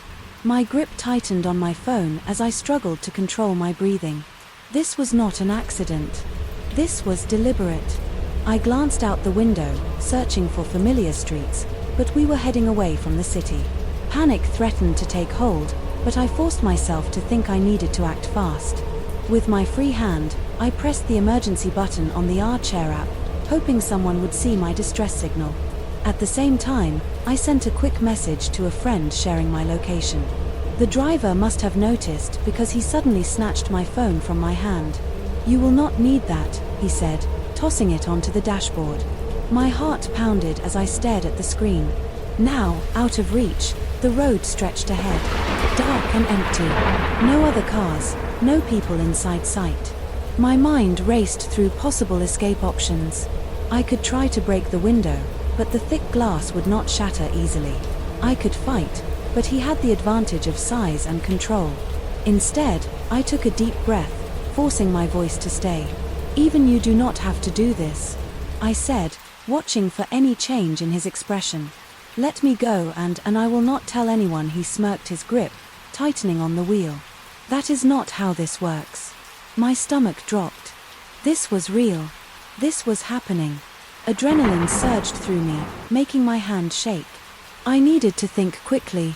I reached for the door handle again, yanking it with all my strength still locked. My breathing grew unsteady as I searched the car for anything that could help. The driver made a sudden turn onto a deserted road and I saw my chance. The moment the car slowed for the turn, I reached for the door lock on his side. Before he could react, I yanked it up, unlocking the door with every ounce of strength. I showed the door open and threw myself out onto the pavement. Pain shot through my side as I hit the ground, but I did not stop. I scrambled to my feet and ran, my lungs burning behind me. I heard the screech of tires as the driver slammed on the brakes. My heart pounded as I sprinted toward the nearest patch of lights. In the distance, I did not look back. My feet barely touched the ground as I ran, my mind screaming at me to move faster. I reached a small gas station. Breathless and shaking, I burst through the doors, gasping for air. As I reached the counter, "Help me," I managed to say, my voice raw with fear. The clerk stared at me wide-eyed before grabbing the phone to call for help. Within minutes, flashing red and blue lights filled the parking lot. My legs felt weak as I tried to explain what had happened. The officers listened carefully, their expressions darkening. As I described the driver, the locked doors, the route he had taken, they promised to find him to make sure he never did this to anyone else. As I sat in the safety of the station wrapped in a borrowed jacket, the reality of what had happened settled in. I had escaped, I had survived. The fear still clung to me, but beneath it was something stronger: determination. I would not let this moment define me. I had fought back and I had won. Story 33. The morning sunlight streamed through the blinds, casting soft patterns on the walls. I groggy reached for my phone, rubbing my eyes as I adjusted to the brightness. The screen lit up, revealing a long list of missed calls. My heart skipped a beat as I counted them, dozens, all from an unknown number. The time of stamps were nearly identical, as if they had all come in at the same time.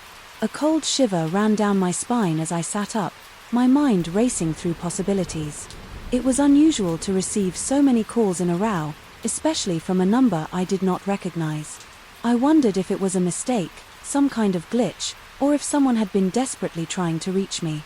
My fingers hesitated over the call log, debating whether I should return the call or ignore it. Curiosity got the best of me and I tapped the number, bringing the phone to my ear. Here the line rang once before going dead, the call ending abruptly. I frowned and tried again, only to hear a robotic voice inform me that the number was no longer in service. My unease grew as I stared at the screen, the unanswered calls. Now feeling more like a warning than an accident, I got out of bed and walked to the kitchen, trying to shake the unsettling feeling. The coffee machine hummed soft as I poured myself a cup, hoping the warmth would steady my nerves. As I took a sip, I glanced at my phone again. Unable to ignore the nagging sense that something was wrong, I decided to check my voicemail just in case there was a message left behind. My stomach tightened as I listened to the first. One heavy breathing filled the silence, followed by a faint, distant whisper. It was too soft to make out the words, but there was something eerie about the way it lingered before the message ended. The second voicemail was much the same, breathing whispers and then silence. By the third message, I felt my skin prickle with unease. The whispers grew clearer as I continued listening. My name was spoken, drawn out in a hushed, almost pleading tone. The realization sent a jolt through me and I quickly ended the playback, my hands trembling. I did not recognize the voice, but the way it said my name felt deeply personal, as if whoever it was knew me. I set the phone down, suddenly, feeling as if I was being watched. I forced myself to take a deep breath, reasoning that there had to be a logical explanation. Perhaps it was a prank or someone with the wrong number who had grown desperate still. I could not shake the feeling that it was something more. The weight of the unknown pressed against my chest, making it hard to focus on anything else.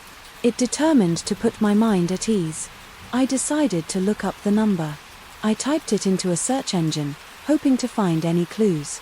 The results came up empty. No listings, no records, nothing. It was as if the number did not exist. I checked my call logs again, scrolling through the timestamps. The calls had all come in at the exact same second, a detail that made my breath catch in my throat. My phone buzzed, suddenly making me jump. The unknown number was calling again. My pulse pounded as I stared at the screen, my finger hovering over the answer button. I hesitated for too long and the call ended before I could decide. A second later, a new voicemail notification appeared. I swallowed hard before pressing play. This time the whisper was clearer than before. It was my name again, repeated over and over in a voice that seemed closer, almost in my ear. Then, just before the message ended, there was a single chilling sentence: "Open the door." My heart pounded as I turned my head toward the front door. I had locked it the night before, I was sure of it. The room felt colder. Now, the walls closing in as fear crept over me. My instincts screamed at me to stay put, to ignore the message and pretend none of this was happening. But another part of me, the part ruled by curiosity and dread, needed to know. Slowly I stood up, my bare feet, making no sound on the floor. I approached the door cautiously, every nerve in my body on edge. My hand shook as I reached for the lock, hesitating. Just before turning it, I pressed my ear against the wood, listening for any sign of movement on the other side. The silence was deafening. Taking a deep breath, I turned the lock and pulled the door open just a crack. My eyes scanned the empty hallway, finding nothing but the dim morning light spilling in from the windows. There was no one there, no footprints on the dorm, no shadows lingering beyond the threshold. Yet the feeling of being watched did not go away. I stepped back, my breath coming faster. Now the phone vibrated in my hand again. Another call from the same number. This time I did not hesitate. I answered. The line was silent. At first, just a faint static hum in the background. Then the whisper came again, but this time it was not from the phone. It was behind me. I spun around, by pulse hammering in my ears.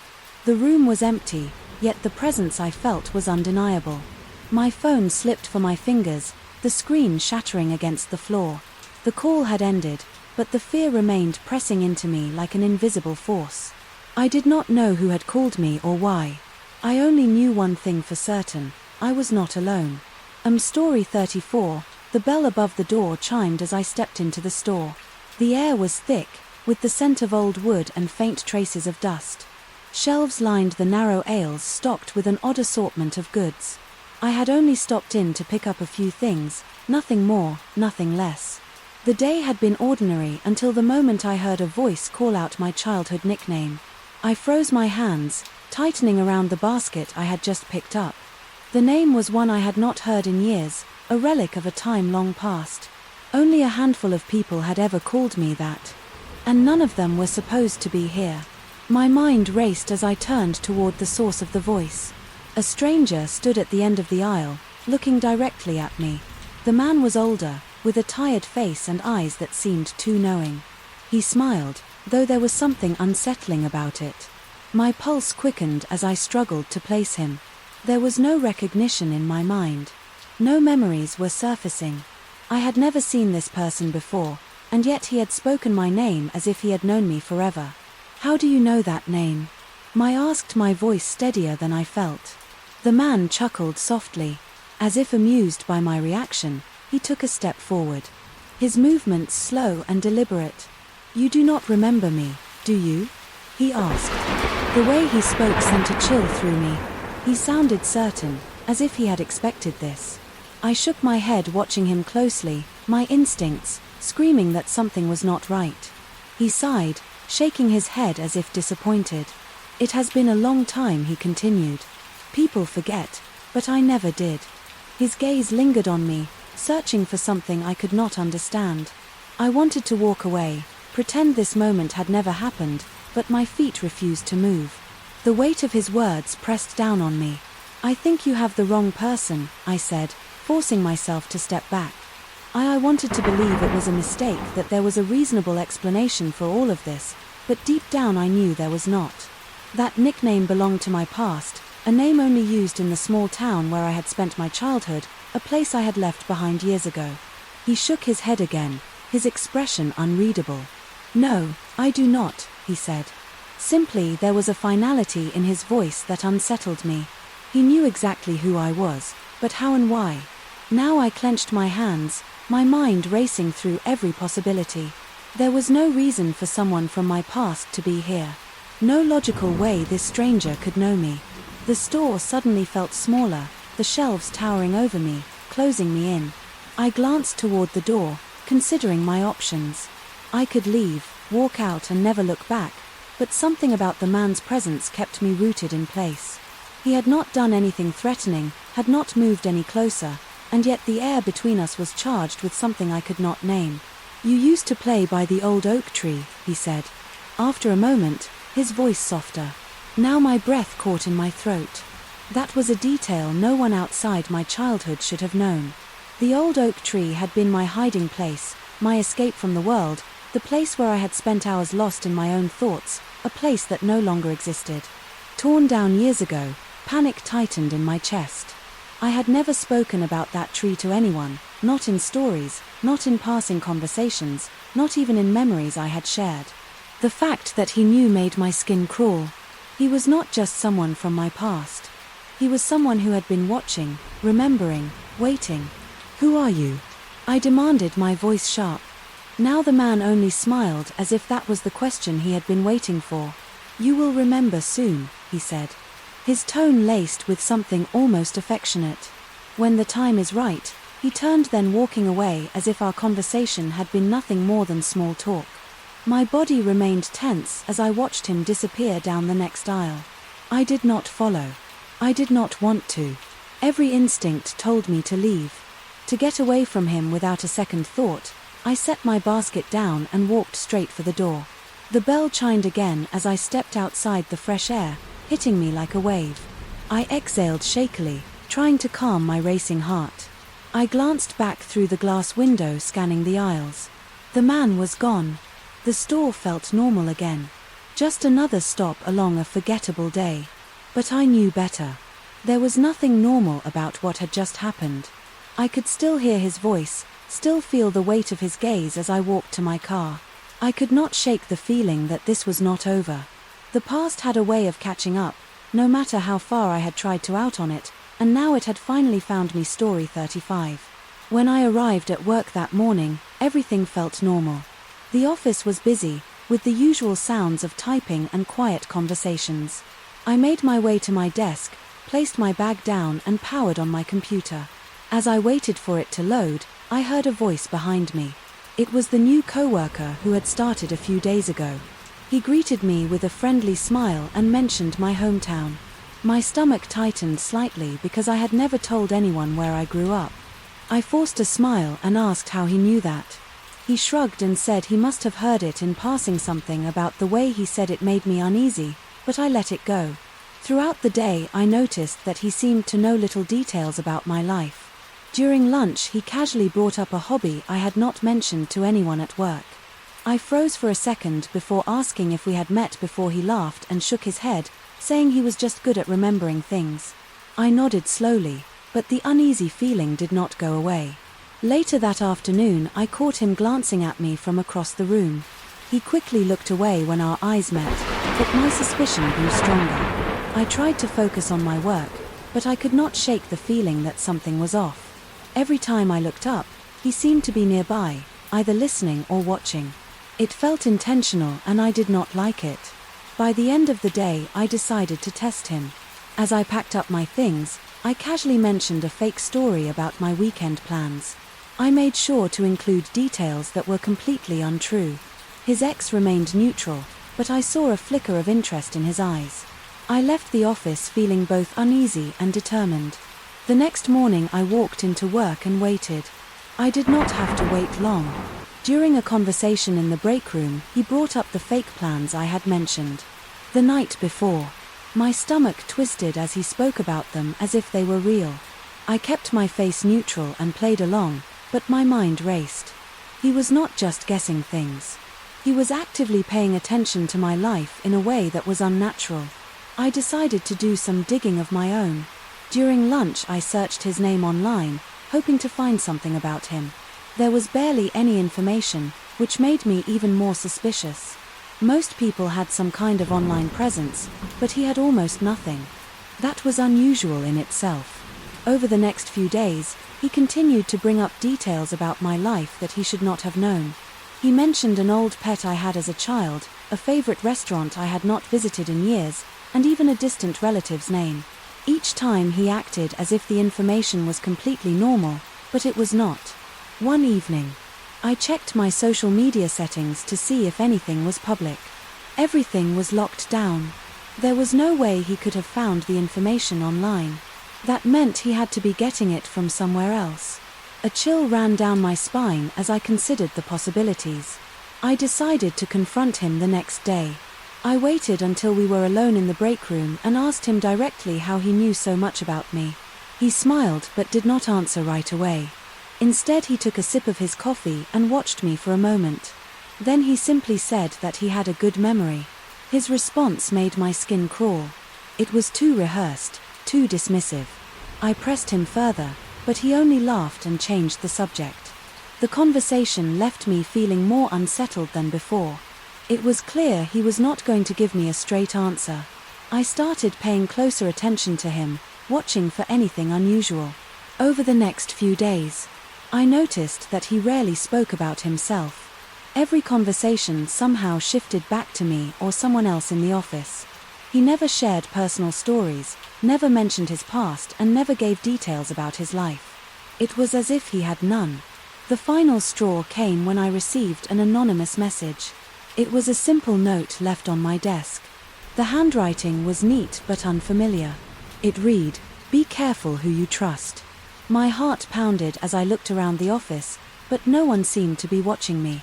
I had no idea who had left it, but I had a feeling I knew what it meant. I decided I needed to get away from him.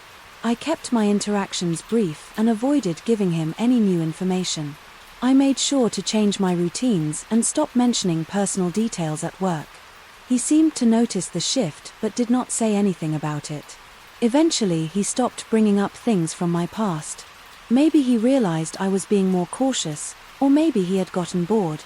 Either way, the unsettling conversations faded, but I never stopped wondering how he had known so much about me in the first place and, more importantly, why he had cared so much. To begin with story 36. The call came late at night, long after I had settled into bed. The room was quiet, except for the faint ticking of the clock. On my nightstand, my phone buzzed against the wooden surface, the glow of the screen casting a faint light against the darkness. I squinted at the name flashing across the display. It was my friend. Confusion flickered through my tired mind. It was unusual for them to call at this hour. A sense of unease crept in as I swiped the screen to answer. The moment I pressed the fear to my ear, the hairs on the back of my neck stood up. There was no greeting, no words, nothing but silence. Then slowly I heard it breathing. It was deep, deliberate and slow, not hurried or panicked, not gasping or strained, just steady, rhythmic inhalations, as if whoever was on the other end wanted me to hear every single breath. My fingers tightened around the phone as my heartbeat quickened. "Hello," my voice came out hesitant, uncertain. There was no response, just breathing. I sat up in bed, my grip on the phone tightening. "Are you okay?" I asked, feeling a strange mix of concern and fear. Still there was no reply. The breathing continued, unbroken, unbothered by my voice. I pulled the phone away for a moment, staring at the screen. The call was still connected. My friend's name remained on display. A deep chill settled in my stomach. I glanced at the clock. It was past midnight. My friend should have been asleep by now. Maybe they had but dialed me in their sleep. But that would not explain the breathing. It was too controlled, too intentional. I took a shaky breath and tried again. "If you can hear me, say something." Nothing. Just the same steady breathing. I ended the call. My fingers hovered over the screen as I debated calling back. Maybe something was wrong, maybe my friend was in trouble. My mind raced through possibilities, each one worse than the last. Before I could decide, my phone vibrated again. The same name appeared red, coiled in my chest as I answered. This time I did not speak first, I just listened. The breathing was still there, unchanged. No movement, no background noise, nothing but the sound of someone drawing breath and letting it out in perfect rhythm. I swallowed hard, forcing myself to stay calm. "Who is this?" I demanded no answer. The silence stretched between us, thick and suffocating. My skin prickled with unease. The longer I listened, the more unnatural it felt. It was as if the breathing had no person attached to it. No emotion, no presence beyond the sound itself. It was wrong. In a way I could not explain. I hung up again. My hands were trembling. Now I stared at my phone, hoping for a text, an explanation, anything. But there was nothing, just the quiet darkness of my room pressing in around me. A part of me wanted to ignore it, to push it aside as a weird glitch or a strange accident, but another part of me knew better. I needed to check on my friend, throwing off the blankets. I grabbed my jacket and keys. The air outside was cool against my skin. As I made my way to my car, the streets were empty, the world unnervingly quiet. My friend's place was only a short drive away, but the journey felt longer than usual. Every shadow seemed darker, every turn more isolated. When I arrived, the house was dark. No lights, no movement. I hesitated before stepping out of my car. My heartbeat dull, uneasy thud in my chest. I reached for my phone and tried calling again. The line rang once, then went straight to voicemail. The same thing happened when I tried again. A deep sinking feeling settled in my stomach. Something was wrong. I walked up to the front door and knocked my knuckles, sounding unnaturally loud in the stillness. "Hey, are you home?" My voice felt small in the quiet night. No response. I knocked again harder, this time still nothing. My fingers hovered over my phone. Should I call someone, the police? Maybe I was overreacting. Maybe my friend had fallen asleep with their phone on. But then why would I ever receive those calls? The breathing, the silence, the unsettling feeling that something was just out of reach, it all felt too deliberate. I tried the door. It was unlocked. My breath caught in my throat. I hesitated for only a moment before pushing it open. The house was dark and still the air thick. With an unfamiliar heaviness, I stepped inside, my ears straining for any sound. "Hello." My whisper barely broke the silence. I moved cautiously through the house, my heart hammering in my chest. The living room was empty, so was the kitchen. I made my way down the hallway, my pulse spiking as I neared my friend's bedroom door. It was slightly ajar, a thin sliver of darkness visible through the open. I pushed it open. The bed was unmade. The sheets tangled as if someone had gotten up in a hurry. The phone sat on the nightstand. The screen cracked, the light blinking faintly. My stomach clenched as I picked it up. The battery was nearly dead, but the call log was still visible. My name was the last number, dialed twice, but my friend was nowhere to be found. I turned slowly, my skin crawling with the weight of unseen eyes. The house felt too empty, too silent. The air was thick, with something I could not name. I backed out of the room, my breath unsteady, every instinct screaming at me to leave. As I stepped into the hallway, my phone vibrated in my pocket. The sound made me jump. I fumbled to pull it out, my hand shaking. It was another call, my friend's number. I stared at the screen, dread washing over me in waves. Slowly I pressed my thumb against the screen and answered. The breathing was there. My hands tightened around the phone. My voice came out in a whisper. "Where are you?" No response. Just the same slow, deliberate breaths. I turned my eyes, scanning the darkness. My own breath came faster, now uneven, filled with the growing certainty that I was not alone. The air around me seemed to shift, the shadows stretching in ways they should not. I stepped backward, my mind screaming at me to get out to run. My phone was still pressed to my ear, the breathing filling the silence between my own shaky inhales. Then, just before I reached the front door, the breathing stopped, and in the stillness that followed, I heard something else. A whisper right behind me. I never ran faster in my life. I bolted out the door, my pulse pounding in my ears. The night air hit me like a shock as I threw myself into my car, locking the doors with trembling hands. My chest heaved as I stared back at the house, half expecting to see something or someone standing in the doorway. But there was nothing, just an empty, silent house. I drove away without looking back. The next day I called the police. They searched the house but found no signs of forced entry, no evidence of anything unusual. My friend's belongings were untouched, their phone still on the nightstand where I had left it, but there was no sign of them. Days turned into weeks. My friend never returned. No one could explain what had happened, where they had gone, or why I had received those calls. But I knew one thing for certain: someone had been on the other end of that line, and they were not breathing alone. Story 37. The moment I stepped through the front door, something felt off. At first I could not pinpoint what it was. The air smelled the same, the silence was familiar, and nothing was obviously out of place. I kicked off my shoes and set my keys on the entry table, but as my eyes adjusted to the dim light of the living room, an unsettling realization crept over me. The furniture was not in its usual arrangement. The couch had been pushed slightly to the left, just enough to be noticeable. The coffee table was positioned closer to the television than I remembered. My armchair, which I always kept angled toward the window, now faced directly forward. A chill ran down my spine as I took a slow step forward, scanning the room carefully. Had I moved things before leaving and simply forgotten? The thought was comforting, but deep down I knew better. I walked toward the couch, my fingers grazing the fabric as if touching it would confirm whether something was truly wrong. My mind raced through possibilities. Had there been an earthquake? No, that would have caused more obvious chaos had someone broken in. I glanced at the front door, but there were no signs of forced entry. The lock was intact, the deadbolt still in place, swallowing the lump in my throat.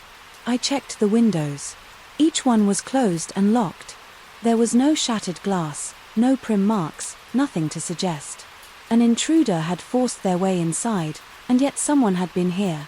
Someone had moved things just slightly, just enough for me to notice a deliberate act meant to disturb me without leaving obvious proof. A shiver crawled down my spine as I turned toward the kitchen.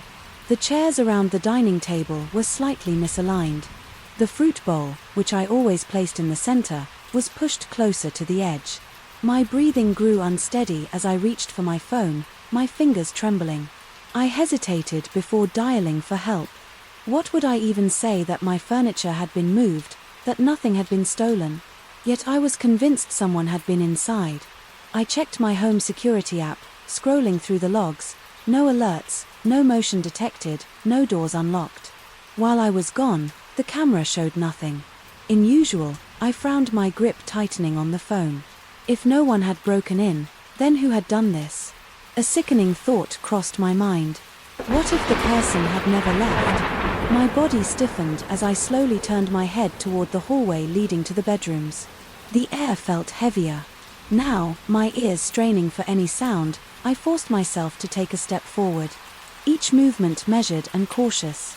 If someone was hiding inside, I needed to know. The hallway stretched before me, each shadow twisting into ominous shapes.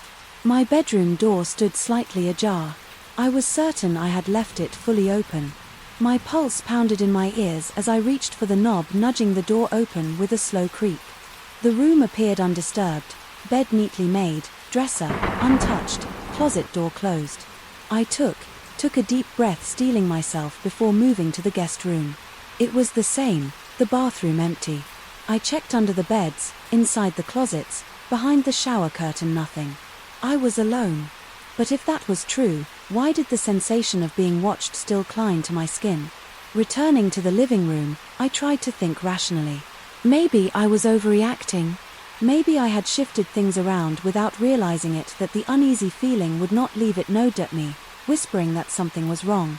I reached for the television remote and turned it on, needing noise to fill the silence. The flickering screen cast a faint glow across the room, but it did nothing to ease my nerves. I sat on the couch, trying to convince myself that everything was fine.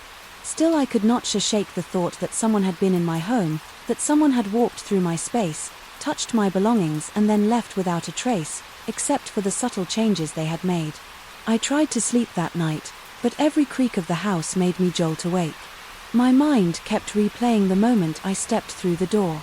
The nagging sense that something was just slightly off. Hours passed before exhaustion finally pulled me under. The next morning I woke with a dull ache behind my eyes. Sunlight streamed through the blinds, making the room feel less ominous. I forced myself to move through my usual routine, but my mind remained distracted. Before leaving for work, I carefully noted the exact position of my furniture, snapping a few pictures for reference. If anything changed again, I would know for sure. The day passed in a blur of forced normalcy. By the time I returned home, my heart pounded in my chest as I stepped through the door, my eyes swept over the living room, my breath catching in my throat. The couch had shifted again. The armchair was slightly angled toward the window once more. The fruit bowl sat perfectly centered on the table. My stomach twisted as I checked the pictures on my phone. There was no doubt now someone had been inside my home. While I was gone, my hands trembled as I reached for my phone, dialing for help without hesitation. This time the officers arrived quickly, their presence both reassuring and unsettling. They searched the house thoroughly, checking every door, window, and vent. There were no signs of forced entry, no fingerprints, no clues as to how someone had gotten inside. When I showed them the photos, they exchanged uneasy glances but had no answers. They suggested I stay with a friend for a few nights just to be safe.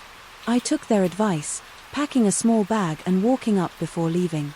As I drove away, a lingering sense of unease settled over me.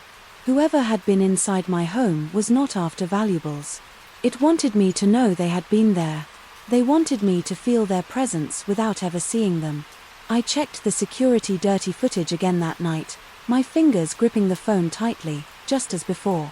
Nothing showed up, no movement, no doors opening or closing. And yet when I went back the next day with a friend to collect a few more things, I found the couch moved once again. This time I did not hesitate. I called a locksmith, changed every lock in the house and installed new security measures, motion sensors, additional cameras and reinforced windows. I refused to be an easy target. Days passed, then weeks, and nothing changed again. But I never forgot the feeling of coming home to a place that had been subtly, deliberately altered. Even after the locks were changed, even after no more disturbances occurred, I could never fully shake the thought that someone had been there, that someone had watched, waited, and then left without a trace, except for the message they had left behind in the smallest of movements. I had taken back my home, but I would never take my safety for granted again. Story 38.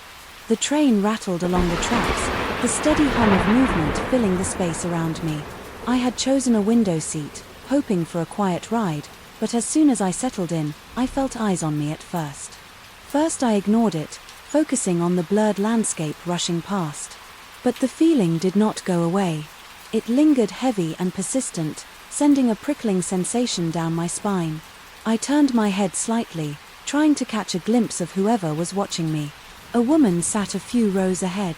Her body turned toward me as if she had been staring for some time. Her gaze was intense, her expression unreadable. I quickly looked away, pretending not to notice, but a few moments later she stood up, making her way down the aisle. I kept my eyes on the window, hoping she would pass by, but instead she stopped beside my seat. Her presence loomed over me, and when I finally turned to face her, I was met with a small, knowing smile. "You should not be here," she said softly. Her voice was calm, but there was something unnerving about the certainty in her tone. I frowned, shifting uncomfortably in my seat. "I think you have the wrong person," I replied, but she did not seem convinced. She tilted her head, studying my face with an intensity that made my skin crawl. "No, I know you." She insisted. "You were not supposed to be here. You should not have come back." A chill ran through me at her words. There was no recognition in my mind, no flicker of familiarity. I had never seen this woman before, and yet she spoke with such conviction as if she was certain of something I was not. I forced a polite smile, trying to brush it off. "I think you were mistaken," I said again, my voice firmer. This time she did not move. Instead, she slowly lowered herself into the empty seat beside me. My pulse quickened as I glanced around the train car, wondering if anyone else had noticed what was happening. But the other passengers were lost in their own worlds, oblivious to the unease creeping into mine. "You do not remember, do you?" she asked. Her tone was not accusatory, but rather filled with something close to pity. My hands clenched into fists in my lap. "There is nothing to remember." I told her. "I do not know you." She sighed, shaking her head as if disappointed. "That is what they want you to believe," she murmured, "but I know the truth. You are not who you think you are. You do not belong here." My stomach twisted at her words. There was something unnerving about the way she spoke, as if she truly believed what she was saying. I opened my mouth to respond, but before I could, she reached into her coat pocket and pulled out a small folded photograph. She hesitated for a moment before placing it on my lap. "Look," she said, her voice barely above a whisper. I hesitated before picking it up. The paper felt worn. The edges creased from years of handling. As I unfolded it, my breath caught in my throat. The image was old. The colors faded, but the details were unmistakable. There, standing in the center of the photo, was a person who looked exactly like me. My hands tightened around the photograph as a sense of unease settled deep in my chest. The person in the image had my face, my features, but there was something different about them. Their expression was blank, almost hollow, and their eyes held an emptiness that made my stomach churn. I stared at the photo, my mind scrambling for an explanation. It could not be me. It was impossible, and yet the resemblance was undeniable. I swallowed hard and looked up at the woman. "What is this?" I demanded, my voice shaking. She smiled, but it was not a kind smile. It was knowing, expectant proof. She said simply, "You were not supposed to come back." My grip on the photograph tightened, my pulse hammering in my ears. I wanted to argue, to tell her she was wrong, but the certainty in her eyes made my words falter. I had never seen this picture before, I had never met this woman, and yet she spoke as if she knew me better than I knew myself. I forced myself to take a deep breath, trying to steady my thoughts. "This is a mistake," I said, shaking my head. "I do not know who this is, but it is not me." She sighed again as if she had expected my denial.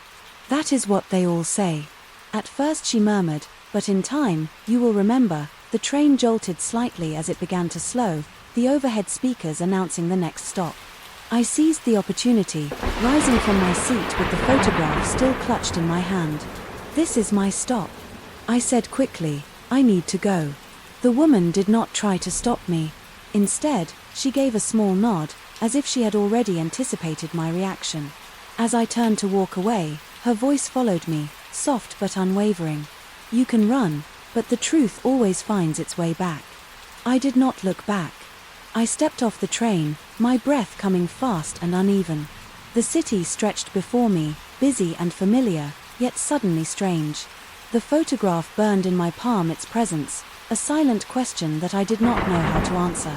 As the train pulled away, I exhaled slowly, willing myself to forget the encounter, but deep down I knew I would not. The woman's words clung to me like a shadow whispering doubt into the corners of my mind, and, no matter how much I wanted to deny it, a small unsettling thought lingered at the edge of my consciousness. What if she was right? Story 39. I woke up with a strange sense of unease. The kind that lingers even before full consciousness sets in. The room was quiet, bathed in the faint glow of early morning light seeping through the curtains.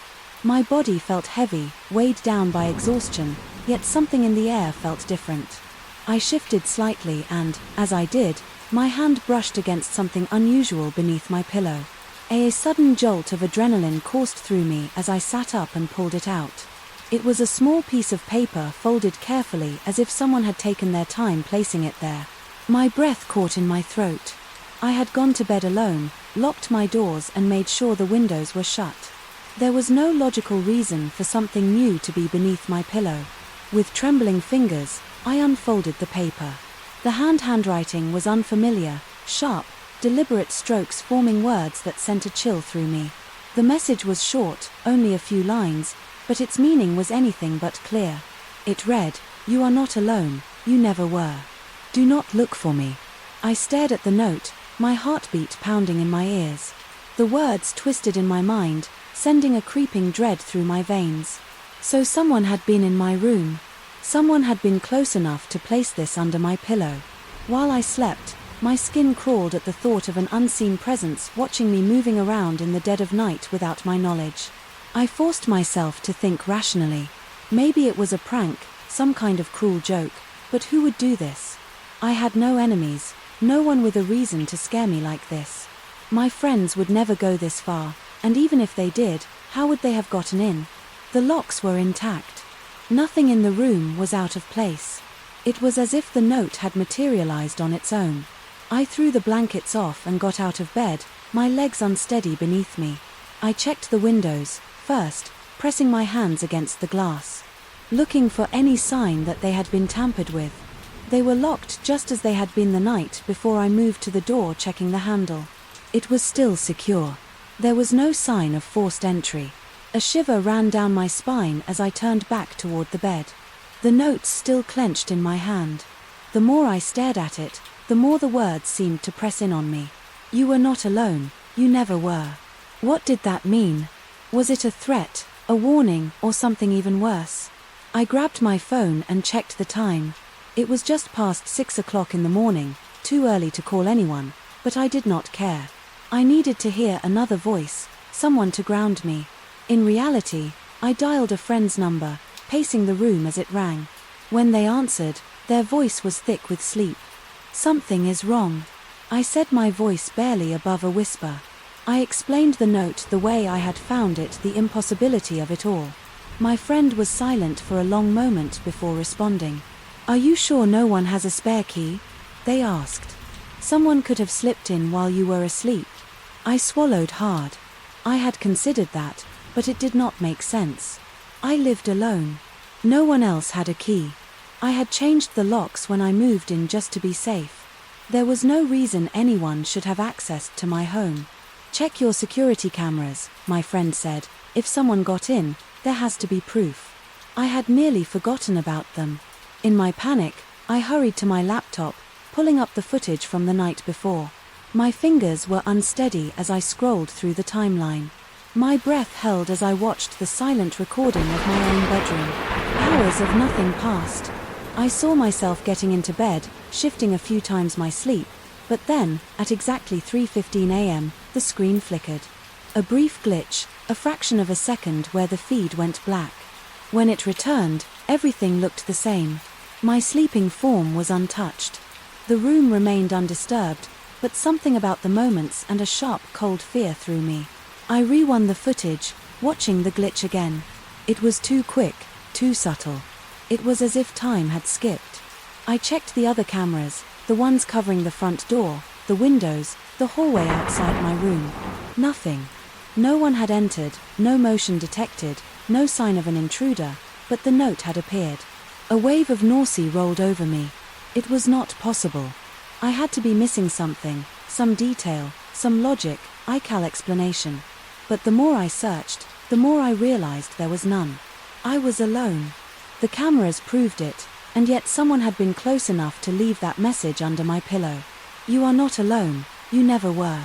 I sat back, gripping my arms, as a cold shudder passed through me. There was another possibility, one I had been trying to ignore. What if they had never entered because they had never left?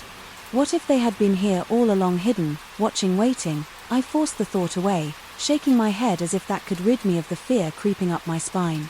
I needed to do something. Staying here was no longer an option. I grabbed a bag and stuffed some essentials inside my phone, my wallet close, whatever I could get my hands on quickly. I did not know where I was going yet, but I knew I could not stay here. As I zipped the bag shut, my eyes flickered back to the note. One last time, my hands trembled as I picked it up again, running my fingers over the rough edges of the paper. The ink had bled slightly, as if written in haste or by an unsteady hand. I turned it over, my heart hammering as I saw faint impressions on the back. Someone had written something else on a different piece of paper. Before pressing it down on this one, I held it up to the light, straining to make out the faded indentations. A series of numbers and letters took shape, barely visible but unmistakable coordinates. My pulse quickened as I reached for my phone, typing the numbers into a map search. The location that appeared on the screen made my stomach drop. It was a place I knew well, a place tied to memories I had long buried, a place I had vowed never to return to. My breath came in short gasps as I stared at the screen. The note had not been a threat, it had been a summons. Oh, I glanced around my room one last time, my skin crawling with the feeling that I was still being watched. Then, without looking back, I grabbed my bag and walked out the door. The past had finally caught up with me, and this time there was nowhere left to hide. Story 40E. It started with something small. One evening, as I scrolled through my phone, I noticed a post on my social media account that I did not remember writing. It was short and vague, something about having a bad day. I frowned, trying to recall if I had posted it absent-mindedly, but I was certain I had not. I checked the time it had been posted and saw that it was just an hour ago. That was strange, because at that time I had been cooking dinner, my phone sitting untouched on the counter. A chill ran through me as I clicked on the post. There were already a few comments from friends asking if I was okay. I quickly deleted it, not wanting anyone to worry, but the uneasiness has stayed with me. I decided to check my account activity to see if anything looked unusual. Nothing seemed out of place and there were no signs of unauthorized logins. Maybe it was a glitch, I told myself, but deep down I was not convinced. The next morning I woke up to another post that I had not written. This one was longer, a vague message about feeling lost and confused. My heart pounded as I stared at the screen. Someone was posting for my account and I had no idea who. I immediately changed my password, making sure to choose something completely different. Then I logged out of all devices and signed back in, hoping that would solve the problem. For the rest of the day, I kept checking my account, watching for any new activity.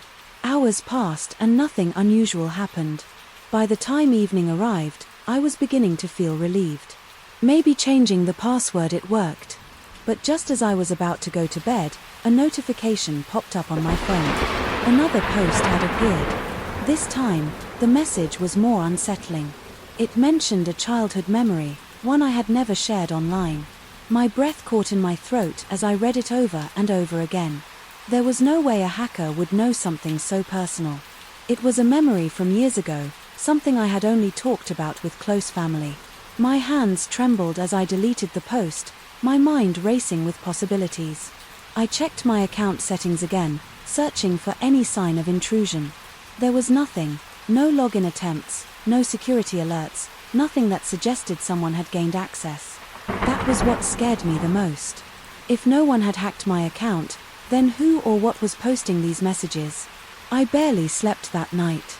Every time I closed my eyes, I imagined someone watching me, someone who knew my past and was using it against me. By the time morning arrived, I felt exhausted, but determined to figure out what was happening, I decided to deactivate my account, at least for a while. If I was not online, no more posts could appear. For a few days, everything was quiet, without social media. I felt disconnected, but at least I had control again. Just as I was starting to feel safe, I received a text message from an unknown number. The message contained a screenshot of my deactivated account with a new post. The words sent a shiver down my spine. You cannot hide from yourself. I stared at the screen, my heart pounding. Whoever was doing this was not just messing with my social media. They were watching me. I wanted to believe it was a cruel prank, but the details in the post were too specific. Someone knew things about me that they should not have known. I decided to take drastic action. I wiped my phone, completely restoring it to factory settings. Then I created a brand new email and used it to open a fresh social media account. I did not add any personal information, did not follow any of my old friends, and kept everything private.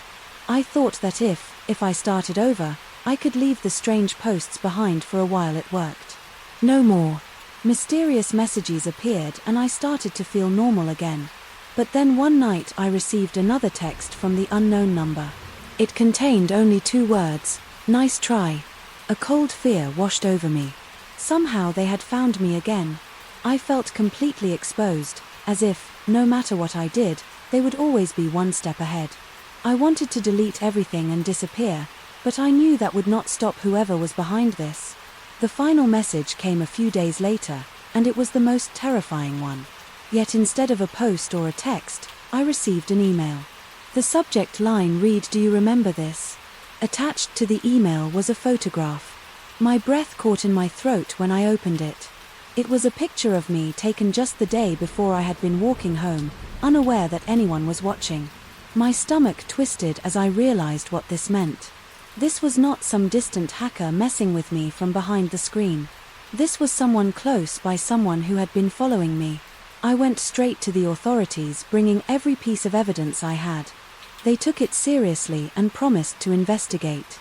Though they could not immediately trace the source of the messages, they assured me they would do everything they could. In the meantime, they advised me to be careful, to change my daily routine and to stay alert. After that, I stopped using social media. Altogether, I changed my phone number and moved to a different apartment. Slowly the messages stopped. Weeks passed without any new contact, and for the first time in months I felt like I could breathe again, even though it seemed to be over. I never truly let my guard down. Whoever had been behind it had known too much about me, whether they had given up or were just waiting for the right moment. I had no way of knowing. But one thing was certain, I would never feel completely safe again. Story 41. Every morning, as the sun painted the sky with soft hues of pink and gold, I followed the same jarring path through the neighborhood. The air was crisp, the streets quiet, except for the occasional dog walker early riser. It was a peaceful routine, something I had grown to enjoy. But there was one part of my run, I always looked forward to the brief moment when I crossed paths with another jogger. I never spoke to him, but he was always there, rain or shine. He ran at the same time. I did his steady pace, matching the rhythm of the morning. He was easy to recognize, always wearing a blue windbreaker and black running shoes. We never exchanged words, only a nod of acknowledgement as we passed each other. It was an unspoken ritual, one that made the mornings feel familiar and predictable. Then one day he was not there. At first I did not think much of it. Maybe he had taken a day off, maybe he had over. It was not unusual for someone to miss a morning jog, but when the next day came and he was still absent, a strange feeling settled in my chest. By the 3rd day, unease crept into my routine. The quiet stretch of the path where I usually saw him felt empty. The morning did not feel the same. A week passed, then another. The blue windbreaker was nowhere to be seen. Curiosity turned into concern. I had never spoken to him, never asked his name, but I realized how much I had noticed about him. He always carried a small water bottle in his right hand. He ran with a steady, determined pace. He never seemed to skip a day, and yet now he was gone, I started paying more attention, watching for any sign that he might return. I checked other paths, wondering if he had changed his routine. I kept an eye out for someone else who might have known him, but nothing. It was as if he had simply disappeared. The thought nagged at me. People did not just vanish. There had to be a reason. One morning I slowed my pace near the small cafe at the end of the trail. It was a quiet spot, one that some of the regulars from the jarring path often stopped at after their runs. I had never gone inside before, but something urged me to that day. If anyone knew about the jogger, it would be someone from here. I ordered a coffee and glanced around. A few patrons sat at tables chatting softly. The barista smiled as she handed me my drink, and I hesitated before speaking. "Hey, I know this is a little random, but there was a guy who used to jog here every morning, always wore a blue windbreaker. I have not seen him in a while. Do you know anything?" Her smile faded slightly and she exchanged a glance with the older man sitting at the counter. He sat down his newspaper inside. "You mean the guy who always ran around sunrise?" he asked. I nodded, my pulse quickening. "I used to see him too," he said, rubbing his chin. "Has not been around for a couple of weeks." No, I said, "and it is strange because he never missed a day." The barista hesitated, then leaned in slightly. "I do not know much, but someone said he got into some trouble." "Trouble?" I asked, my stomach twisting. She lowered her voice. "I heard someone was following him. He mentioned it to another regular here, said he kept seeing the same car parked near his usual route, thought maybe he was being watched." A chill ran through me. I had never noticed anything unusual. I had never seen him act nervous or look over his shoulder, but then again I had only ever seen him in passing. The older man shook his head. "If that is true, I hope he is okay." I left the cafe with more questions than answers. Had something happened to him? Had he been right about being watched? The thought unsettled me. If he had noticed someone following him, why had he kept running the same path? Or had he been trying to ignore it, hoping it was just his imagination for the next few days? I could not shake the feeling that something was wrong. I checked the news for any reports about missing persons in the area but found nothing. I even considered asking around more. But what would I say? That a stranger I had never spoken to had suddenly stopped jogging, and I had a bad feeling about it. Then one morning, as I started my usual run, I noticed something. A blue windbreaker draped over a bench near the park entrance. My breath caught in my throat. I walked toward it slowly, my heart pounding. It looked exactly like the one he used to wear. I glanced around hoping to see him, but the path was empty. No sign of him, no clue as to how the jacket had gotten there. My skin prickled with unease. Had he left it there? Was it a message or was someone else sending one? I reached out, hesitating before my fingers brushed the fabric. It was damp from the morning air but otherwise undisturbed. Something about it felt wrong. Like it should not have been there. My instincts screamed at me to leave it alone. I turned around and walked away, my pace quicker than usual. The path that had once felt familiar now felt eerie, as if unseen eyes were watching. I could not explain why, but I knew one thing for certain. Something had happened to the Gia, and I might be the only one who noticed. Story 42. The evening air was crisp. As I made my way home, my footsteps echoing against the quiet streets, the sun had set, leaving the sky a deep shade of blue, with only a few dim streetlights casting long shadows along the pavement. I had taken this route countless times before, and yet tonight something felt different. There was a weight in the air, an unshakable sensation that made my skin prickle. At first I ignored it, chalking it up to exhaustion after a long day. But as I turned onto a quieter street, the feeling intensified. It was subtle, at first like an itch at the back of my mind, but soon I became certain someone was watching me. I glanced over my shoulder, my heart picking up speed. A lone figure stood at the end of the street, half hidden in the shadows. I could not make out their face, but their posture was unnerving, still unmoving, almost as if they were waiting. The moment I turned away, a strange sense of dread settled in my chest.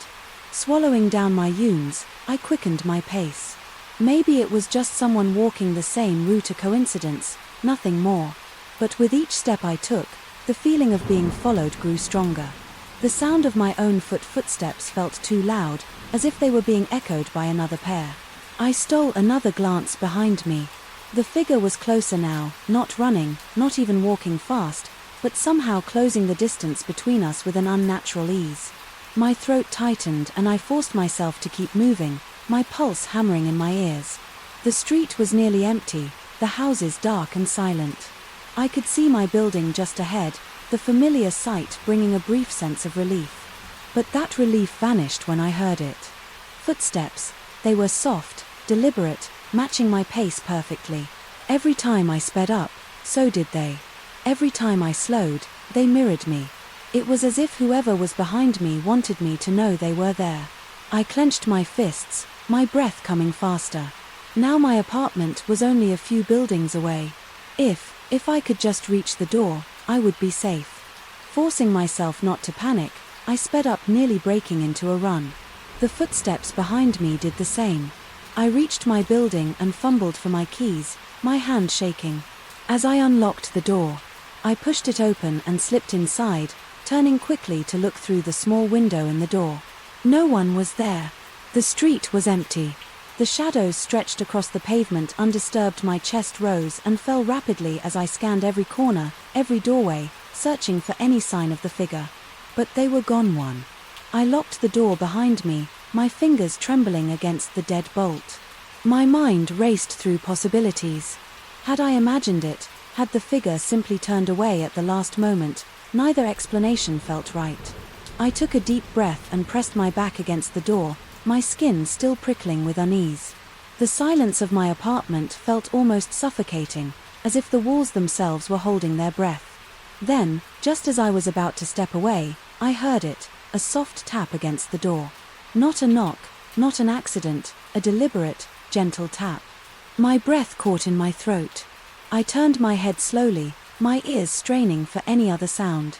The silence stretched on, heavy and unnatural. Another tap. I reached for the PO, my hands shaking. I hesitated, my heart hammering against my ribs, then forcing myself to move. I leaned forward and looked. Nothing. The hallway was empty. I exhaled shakily, my body tense. I stepped back from the door, telling myself it was just my nerves playing tricks on me. Maybe the wind had rattled something outside, or maybe the sound had come from one of the neighboring apartments. But even as I tried to convince myself, I could not shake the feeling that someone was still there watching, waiting. I double-checked the locks, then turned and walked deeper into my apartment, leaving the door behind. I forced myself to act normal, switching on the lights, turning on the television, anything to fill the silence. But the unease did not fade. As I moved through the apartment, something felt off. The air was heavier than usual, as if the space was no longer mine alone. I checked every room, peeking into closets, under the bed, behind the shower curtain, nothing still. I could not shake the feeling that I was not alone. I sat on the couch, my fingers gripping the fabric of my jeans. The television played softly in the background, but I barely registered the sound. My thoughts kept drifting back to that figure, to the way they had followed me so deliberately. Then my phone buzzed. The screen lit up with a message from an unknown number. "Did you make it home?" My breath caught in my throat as I stared at the words. My fingers felt stiff as I typed a response. "Who is this?" There was no reply. I swallowed hard and set the phone down, my body tensed with anxiety. I glanced toward the door again, half expecting to hear another tap, but there was only silence. Minutes passed then, just as I was beginning to convince myself I had imagined it all, my phone buzzed again. "I am still here. I am still here." My blood ran cold. My fingers trembled as I picked up the phone, my heart hammering so hard it felt like it might burst from my chest. My breathing was shallow, each inhale tight and forced. I did not respond. I did not dare. Instead, I slowly rose from the couch, my legs unsteady beneath me. I moved toward the window, pressing myself against the wall as I peeked through the blinds. The street below was empty, just as it had been before, but something told me I was not safe. I closed the blinds and backed away, my pulse still pounding in my ears. I needed to do something, call someone, ask for help, but my mind felt frozen, trapped in the weight of fear. Then, just as I turned back toward the living room, I saw it. The door handle was moving a slow, careful twist. Someone was trying to get in. I sucked in a sharp breath and bolted for my bedroom, slamming the door shut and locking it. My hand shook as I grabbed my phone, dialing the emergency number with clumsy fingers. The ringing felt endless, each second stretching unbearably. Then a voice answered, steady and calm, "Emergency services." "What is your emergency?" I opened my mouth to speak, but then I heard it from the other side of my bedroom door, a whisper. "I found you. I found you." A scream tore from my throat as I pressed the phone against my ear, gasping for breath. but before I could say a word, the whisper was gone. The sound of footsteps retreated down the hall, fading into silence. When the authorities arrived, they found nothing. The locks were intact, the hallway empty, no signs of forced entry, no evidence of an intruder. It was as if no one had ever been there. But I knew better. I was not alone that night, and whoever had followed me home, they were still out there waiting, watching, and next time they might not disappear. When I turn around story 43, the phone rang just as I was finishing my morning coffee. I had been looking forward to a quiet day, one free from the usual stress of work. When I glanced at the screen, my stomach sank. It was my boss. I hesitated before answering, the memory of yesterday still fresh in my mind. He had been fired, not quietly, not cleanly. It had been a mess, a scene that left the entire office whispering long after he had stormed out. There had been shouting, accusations thrown back and forth. Security had been called. It was the kind of exit that ensured he would never return. Yet here he was calling me as if nothing had changed. I answered, my voice cautious, "Hello." His voice came through the line, calm and businesslike. "I need you to come in right away. There is something urgent that needs to be taken care of." I frowned, gripping the phone tighter. "But you do not work there anymore." There was a brief pause, then he chuckled, though there was no humor in it. "That does not matter. Just get here as soon as you can." The call ended. Before I could respond, I stared at the phone, my thoughts racing. None of this made sense. If he was no longer employed, why was he still acting like he was? And why call me? Of all people, logic told me to ignore it. He had no authority over me anymore. If there was something urgent, someone else in management would have contacted me. Yet something about his tone unsettled me. It was not desperation, not anger, it was certainty. As if he knew I would come against my better judgment, I grabbed my keys and headed for the office. The building looked the same as always, standing tall against the dull morning sky. Yet as I pulled into the parking lot, something felt off. It was too quiet. Normally by this time, cars would be filling the lot, employees trickling in for the workday, but there were only a few vehicles scattered randomly as if abandoned. I stepped inside, my footsteps echoing in the empty lobby. The front desk was unoccupied. No receptionist, no security guard. Just the faint hum of fluorescent lights overhead. My stomach twisted as I glanced around. I had expected confusion, maybe even a confrontation, but not this eerie silence. I pulled out my phone and checked my messages. No missed calls, no emails from work. If something had happened, if I was truly needed, there should have been some kind of notice, but there was nothing. I hesitated before heading toward my office. The hallway stretched ahead, the usual buzz of conversation, replaced by an unsettling stillness. As I passed by other offices, I noticed papers scattered across desks. Chairs left pulled out as if people had left in a hurry, and then I saw his door. It was open. The lights were off inside, casting a deep shadow across the floor. My heart pounded as I stepped closer. He should not be here. He had been escorted out yesterday. His belongings had been packed up. There was no reason for him to be in that room. I stood in the doorway peering inside. The office was empty. The desk was bare, the shelves stripped of anything personal, but something on the desk caught my eye, a phone, still connected to an ongoing call. My breath hitched. He had called me from here. I turned sharply, scanning the hallway. No one. The air felt heavier, now pressing against my chest. If he was not here, then where was he? A noise broke the silence, the soft creak of a door opening somewhere behind me. My body tensed. I turned slowly, expecting to see him standing there watching, but the hallway remained empty. I took a cautious step forward, my heart hammering against my ribs. "Hello." My voice sounded too loud in the stillness. No response. Something was very wrong. I pulled out my phone and dialed one of my co-workers. It rang twice before she picked up. "Are you at the office?" I asked quickly. She hesitated. "No, we all got emails this morning telling us to stay home, something about the building being closed for an investigation." Cold dread filled my veins. An investigation into what I do not know. They did not say. "Why, where are you?" I did not answer. My mind was spinning. If the building was supposed to be closed, then why had I been called in? Why had my boss, who should not even have access, contacted me from his own empty office? I turned on my heel, moving quickly back toward the exit.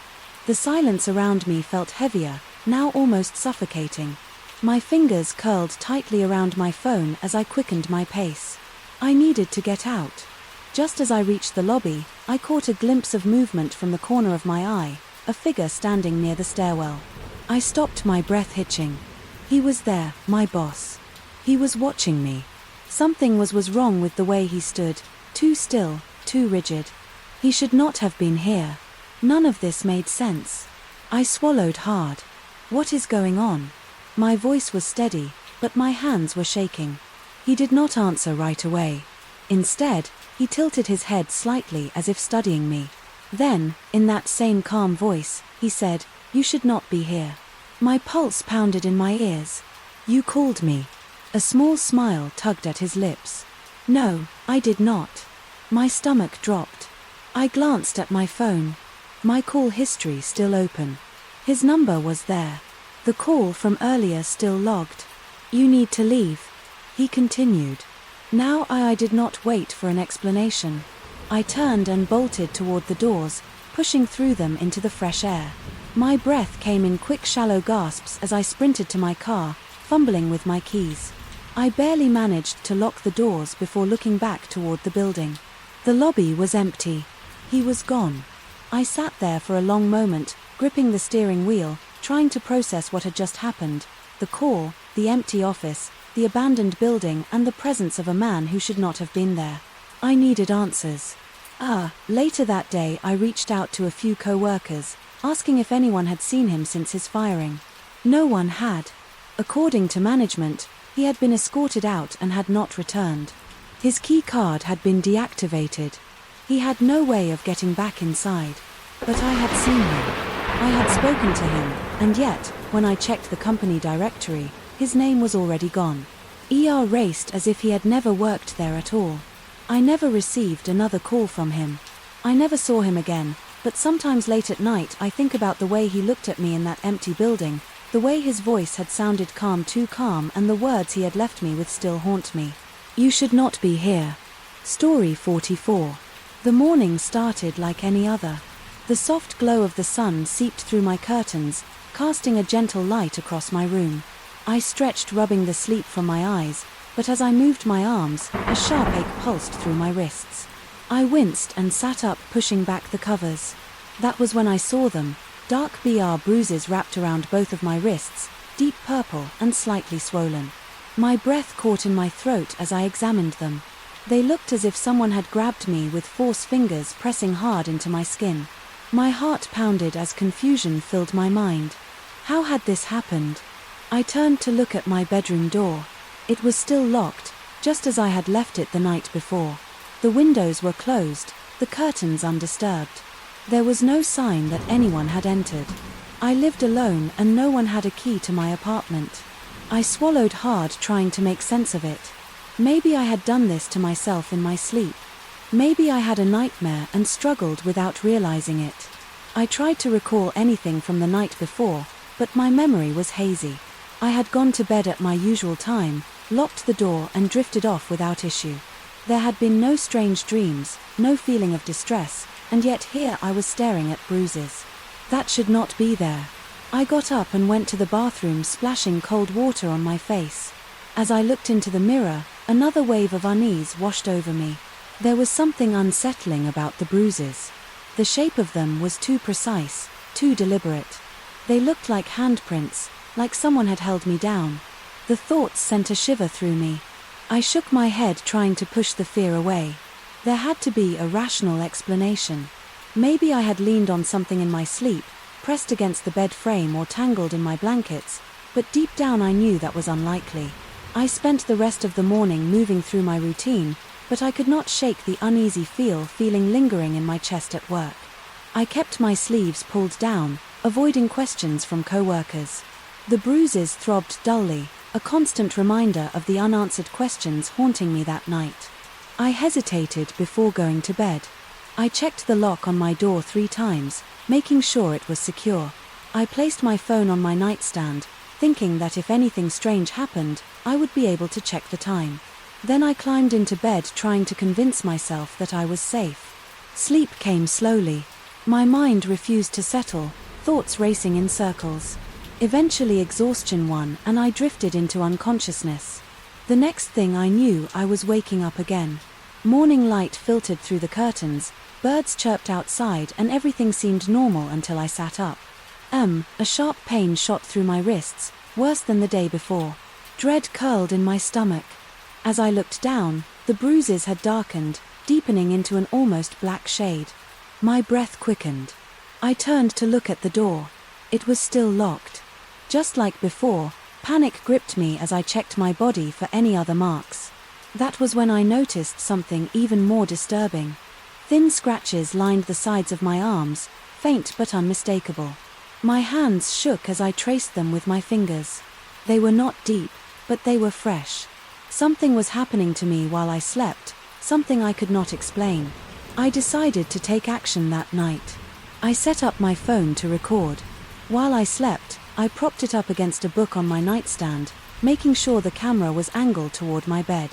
If anything happened, I would have proof. The thought made me feel slightly more in control, but fear still lingered in the back of my mind.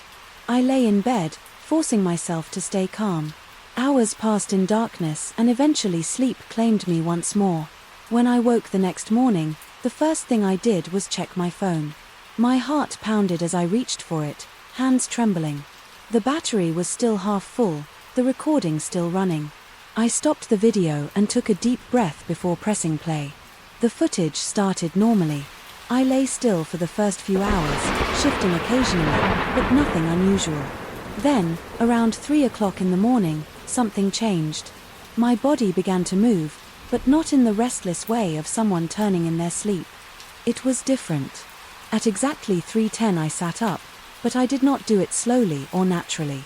It was sudden, as if something had pulled me upright. My head tilted slightly, my face blank, eyes open, but unfocused. A cold wave of dread washed over me as I watched myself on the screen. Then, without warning, my arms lifted. My wrists twisted at unnaturally, as if invisible hands were gripping them. My mouth opened, but no sound came out. I watched in horror as my body struggled against something unseen. My wrist jerked, fingers twitching, and then I collapsed back onto the bed. The footage ended there. I stared at the screen, unable to move, unable to breathe. There was no one else in the room, no sign of an intruder, but something had been there, something it held me down. I wanted to believe it was sleep paralysis, a night terror, some kind of medical condition. But I knew better. I had never experienced anything like this before. And the bruises, they were real. The scratches were real. I did not sleep in my bedroom that night. I could not. Instead, I stayed on the couch. The lights on my phone clutched tightly in my hand. Every sound made my skin crawl. Every shadow felt like it was watching me. I did not know what was happening to me, but I knew one thing for certain: I was not alone. Story 45. The call came in the middle of the afternoon. Just as I was settling into my routine, my phone vibrated against the table, the familiar sound cutting through the quiet. I glanced at the screen and frowned. The number was unfamiliar, a long string of digits that did not match any contact in my phone. For a moment I debated ignoring it. Unknown numbers usually meant spam calls or telemarketers, but something about this one gave me pause. It was not a familiar area code, yet it felt oddly specific. My curiosity got the best of me and I swiped to answer hello. I said, my voice steady. There was a slight delay, a beat of silence that stretched too long. Then I heard it. My own voice echoed back to me in a whisper, hello. Oh, a chill ran down my spine. I pulled the phone away, checking the screen to make sure the call was still connected.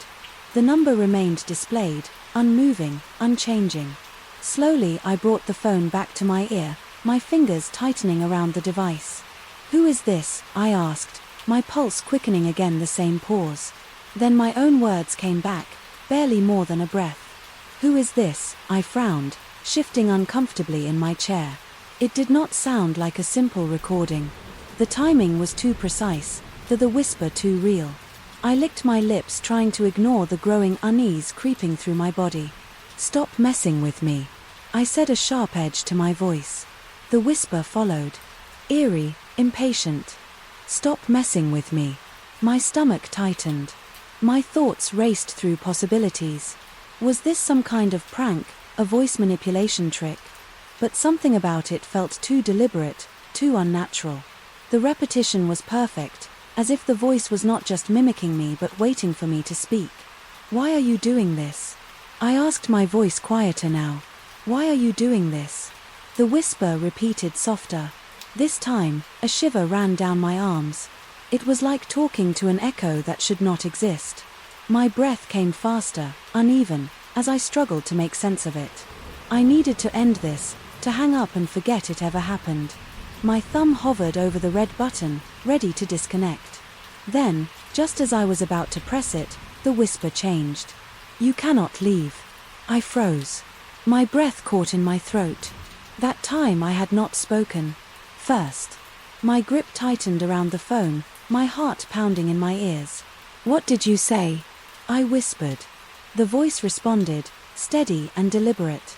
"You cannot leave." Panic surged through me, an icy grip clawing at my chest. I slammed my finger against the screen, ending the call. The room suddenly felt too quiet, too empty, as if the air itself had changed. I set the phone down, my hands shaking slightly. I tried to shake it off, telling myself it had to be a joke, some kind of weird trick. Maybe it was a wrong number, a recording set up to frighten people.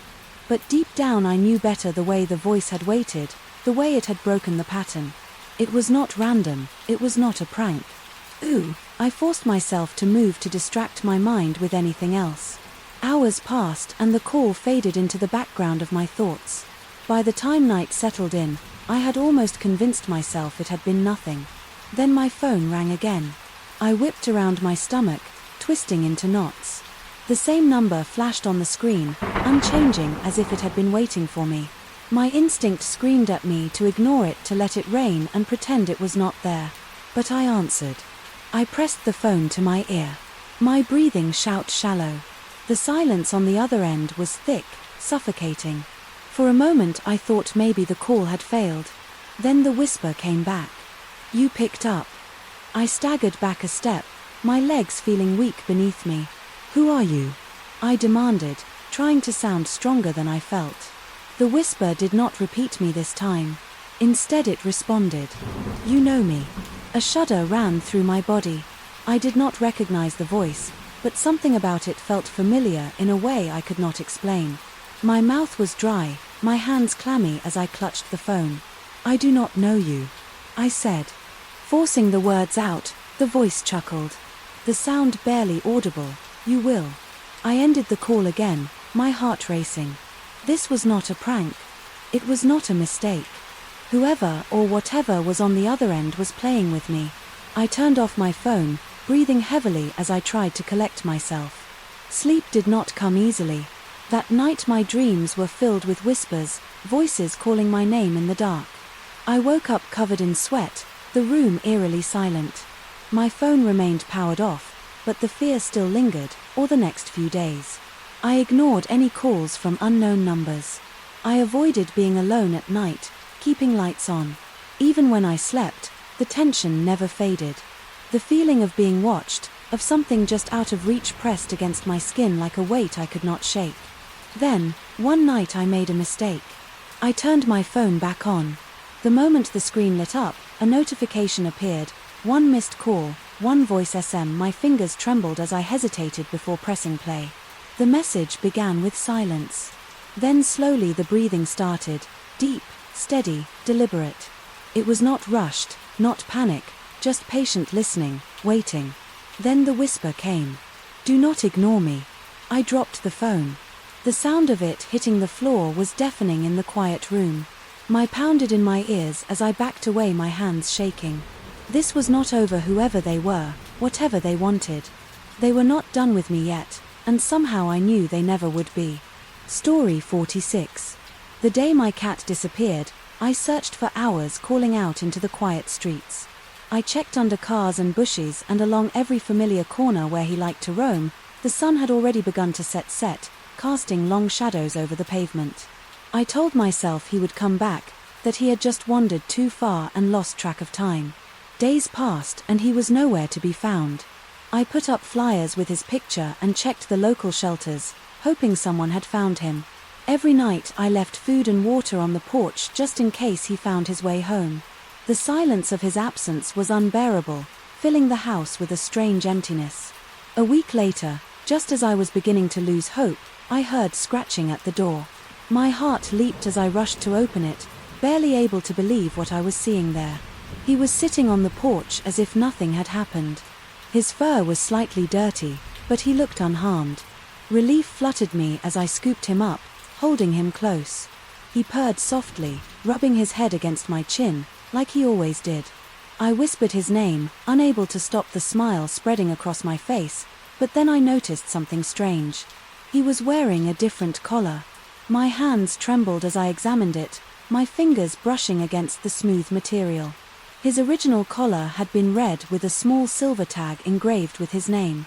This one was blue, with no tag and no sign of where it was fastened tightly around his neck, almost too snug. I frowned, my mind racing with possibilities. Had someone taken him in, assuming he was a stray? If so, why had they not checked for the flyers I had put up, and why had they let him go without a tag or any way to contact them? Something about it did not sit right. I brought him inside, setting him down on the couch while I grabbed a pair of scissors. Gently, I cut the collar off, placing it on the table for a closer look. There was nothing unusual about it.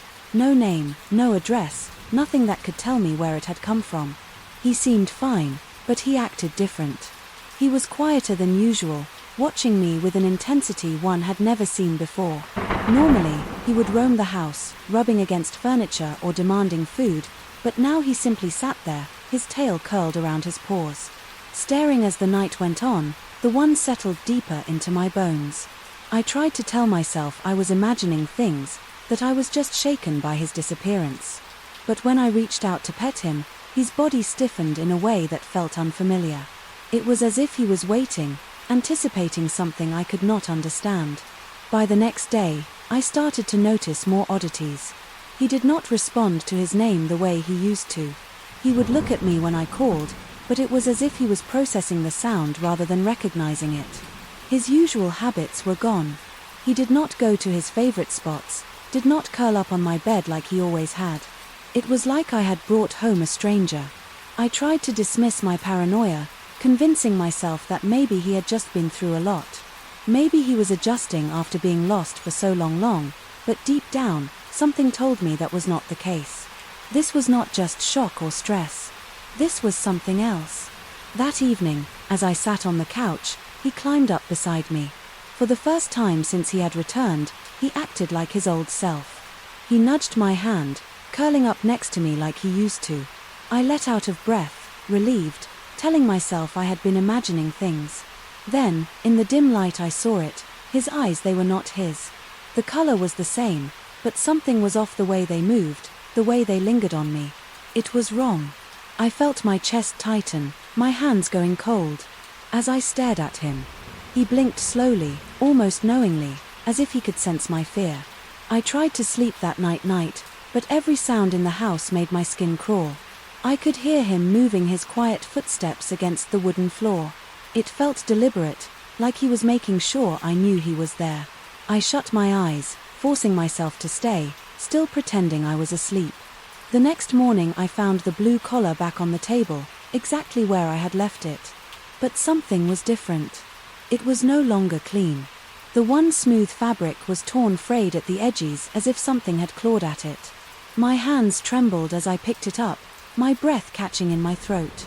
I had cut it off myself. I had seen it lying there untouched. Yet now it looked as if it had been worn down over time. Had I imagined it? Had I somehow missed something?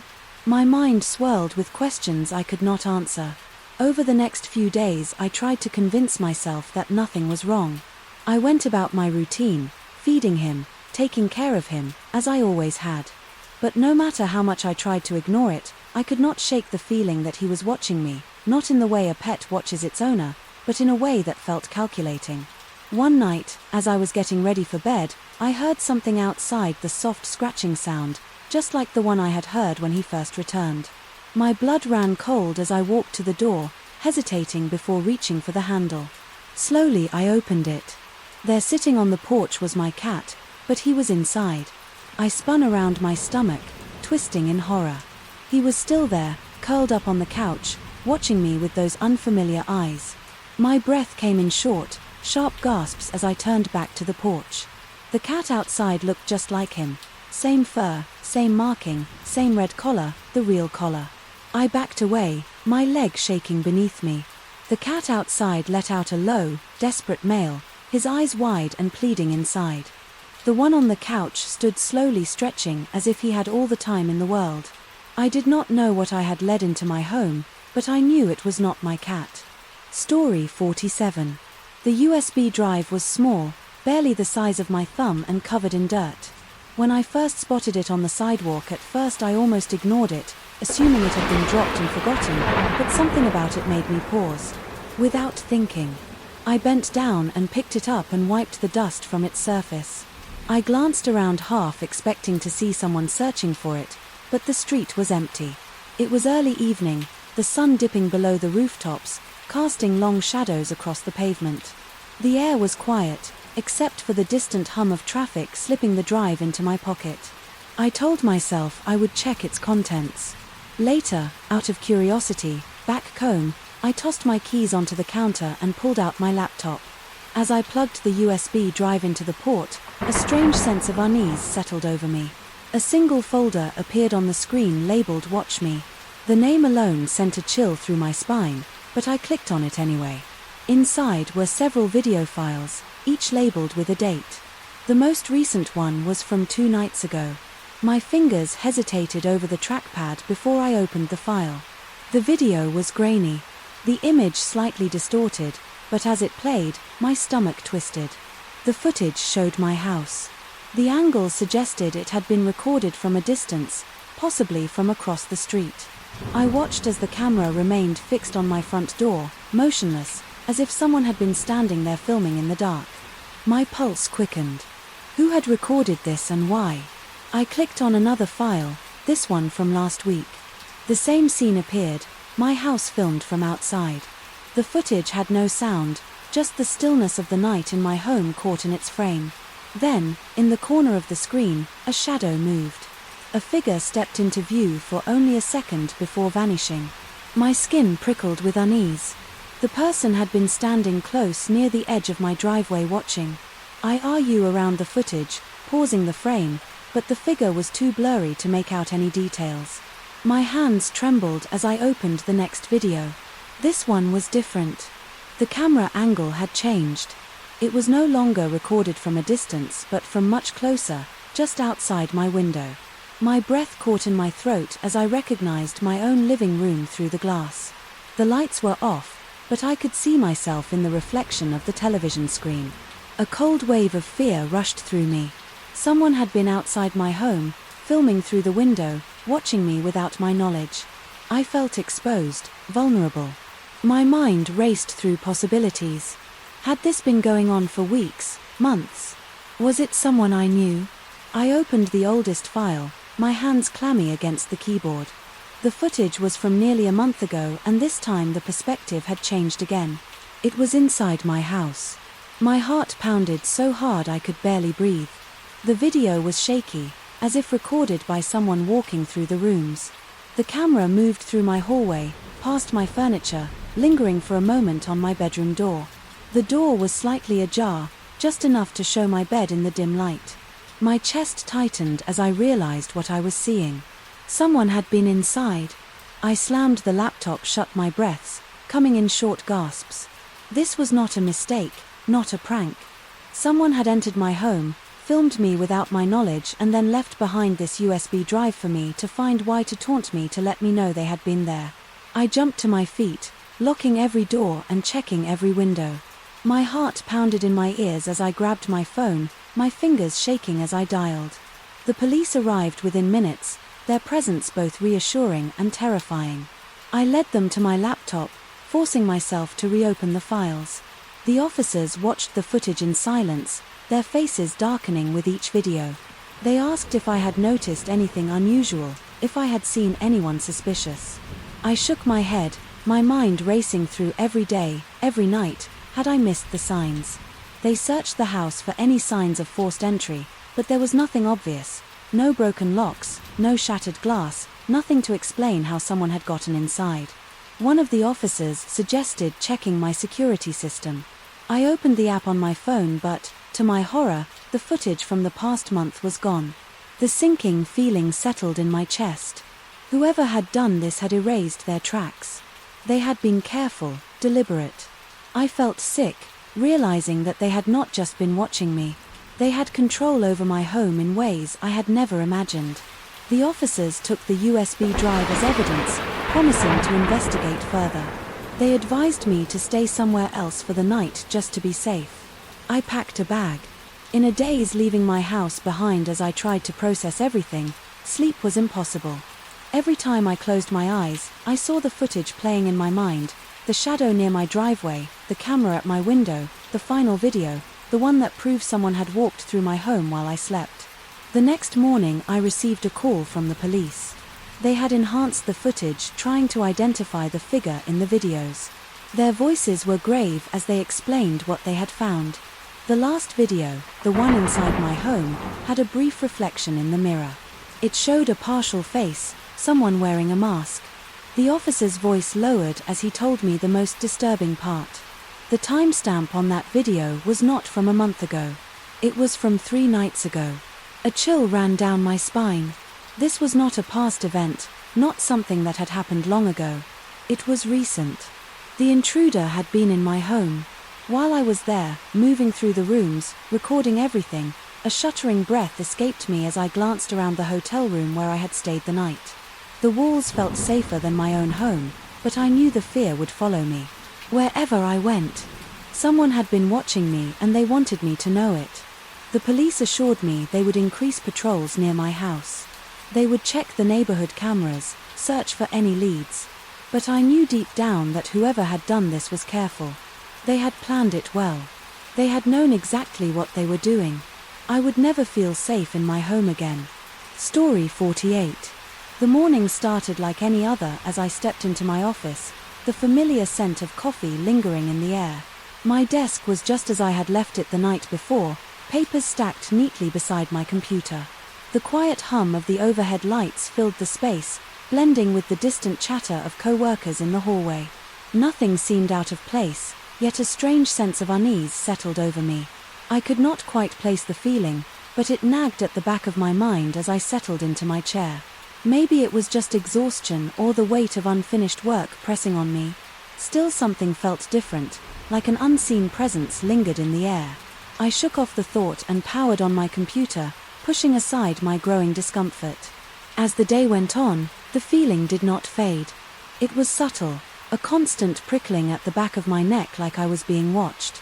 The office was mostly quiet, my co-workers busy with their own tasks, but I could not shake the suspicion. Every time I looked up from my screen, I half expected to find someone standing nearby. By lunchtime the unease had only grown stronger. I decided to step out for fresh air, hoping it would clear my mind. The break room was empty. As I grabbed my coat, the silence amplifying the tension in my chest. As I reached for the door, a glint of something small and metallic caught my eye. I froze my hand still on the door knob and turned slowly. It was barely noticeable, tucked neatly between the slots of the air vent above my desk. My pulse quickened as I stepped closer, my eyes narrowing. There, hidden behind the vent cover, was the unmistakable lens of a tiny camera.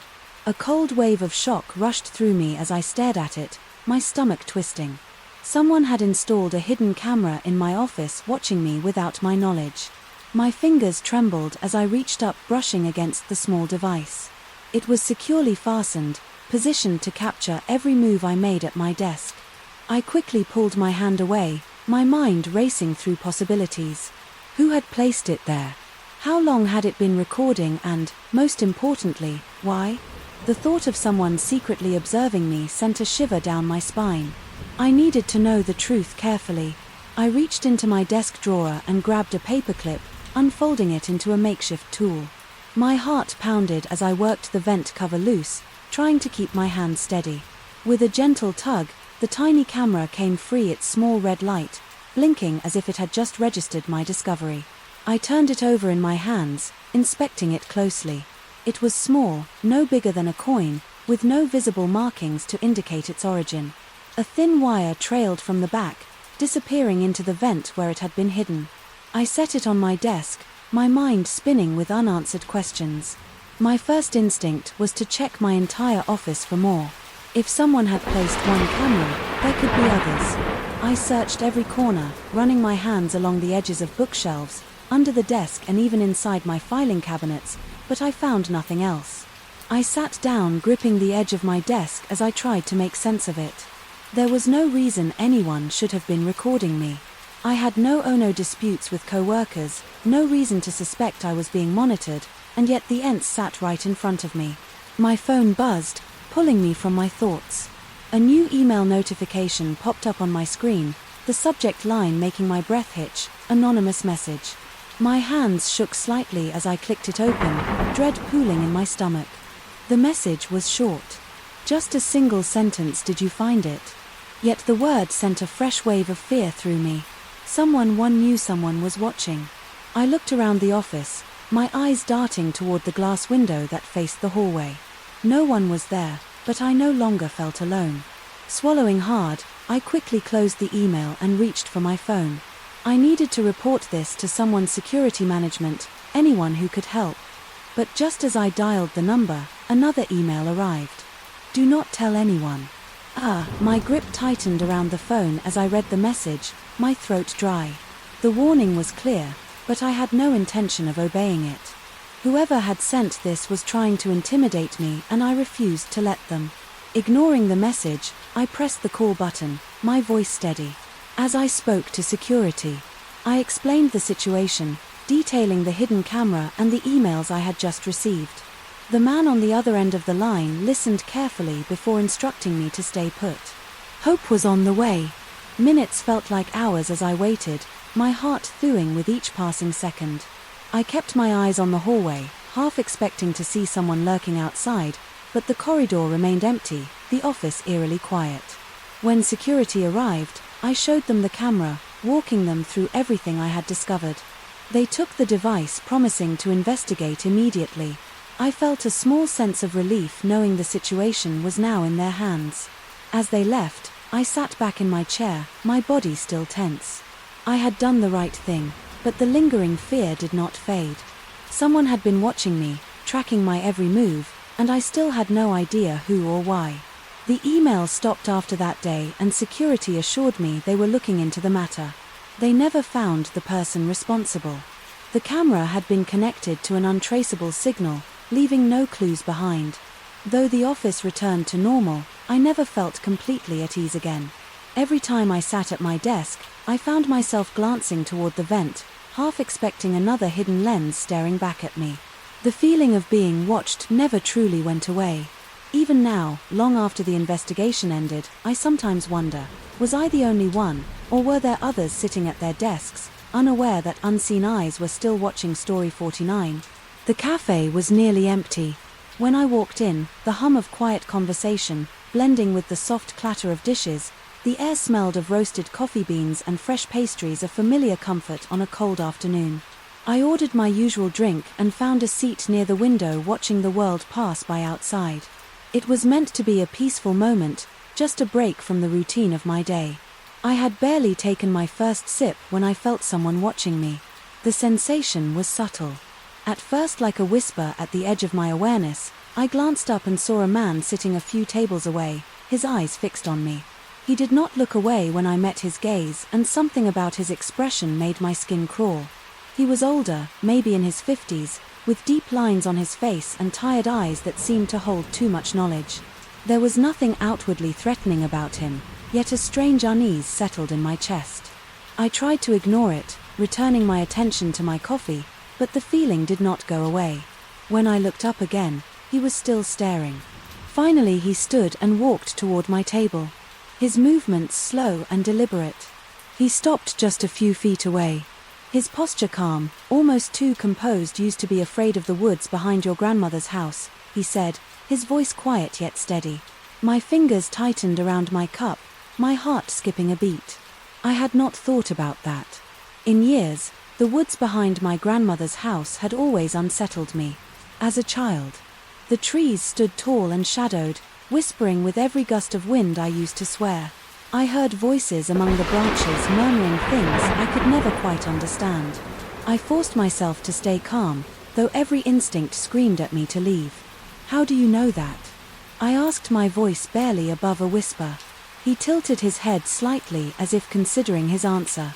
"You told a story once. He said you were 5 years old. You swore something, watched you from those trees." A shiver ran down my spine. I had told that story once, just once, sitting on the porch beside my grandmother as she listened patiently. I had described the feeling of unseen eyes watching me, the way the branches moved, even when there was no wind. She had smiled, told me it was just my imagination, and promised that nothing lived in those woods but animals. I had never spoken of it again, not to friends, not to family, not to anyone. Yet this stranger knew every word, every fear, as if he had been there himself. My breath came quicker, my pulse hammering in my ears. "Who are you?" I asked, my voice shaking. He sighed, his expression unreadable. "That is not important," he said. "What matters is that I remember, even if you do not." The way he spoke sent another wave of unease through me. He was not just repeating my childhood words. He was reminding me of something I had buried long ago. "I do remember," I said, trying to regain control of the conversation, "but that does not explain how you know." His lips pressed into a thin smile, as if he had expected my denial. "Memories are strange things," he said. "Sometimes they belong to more than one person." The words made no sense, yet they sent a chill down my spine. I could not shake the feeling that this was more than a coincidence. He knew too much, not just the story, but the exact phrasing, the smallest details. It was as if he had been there, listening from the shadows. As I whispered my fears into the night, I pushed my chair back, my instincts screaming for me to leave. "I do not know what game you are playing, but I want no part of it," I said, forcing my voice to stay firm. He did not look surprised. If anything, he seemed almost sad. "You were not alone that night," he said softly. "You never were." A cold weight settled in my stomach. I had always told myself the fear of those woods had been just that fear, a child's imagination running wild. But hearing those words now from a stranger who should not have known them made me question everything. I stood quickly, my chair scraping against the floor. "Stay away from me," I said, my voice barely steady. I turned and walked out of the cafe, the chill of the outside air hitting me like a wave. My hands trembled as I pulled my coat tighter around myself, my mind racing. I glanced back through the window, half expecting to see him still watching me, but the seat where he had stood was empty, as if he had never been there at all. My stomach twisted as I hurried down the street, putting as much distance between us as possible. The rest of the day passed in a blur. No matter how hard I tried to push the encounter from my mind, his words echoed in my thoughts. "You were not alone that night." The sentence looped endlessly, dragging up memories. I had tried to forget. The woods, the feeling of being watched, the sense that something had been there with me. I barely slept that night, lying awake in the darkness, staring at the ceiling. Every sound made my heart race. Every shadow seemed to move. I told myself it was just paranoia, that the stranger had been nothing more than someone playing a cruel joke. But deep down I knew better. The next morning I decided to search for answers. I called my grandmother, asking if she remembered that night, if she had ever felt something strange about the woods. She hesitated before answering. "I never wanted to scare you," she said, "but you were not the only one who saw things." Back then a chill ran down my spine. "What do you mean?" I asked, gripping the phone tighter. She sighed. "I used to hear footsteps outside at night, sometimes whispers just outside the window. I always told myself it was the wind." My blood turned to ice. All these years I had convinced myself my fear had been in my head.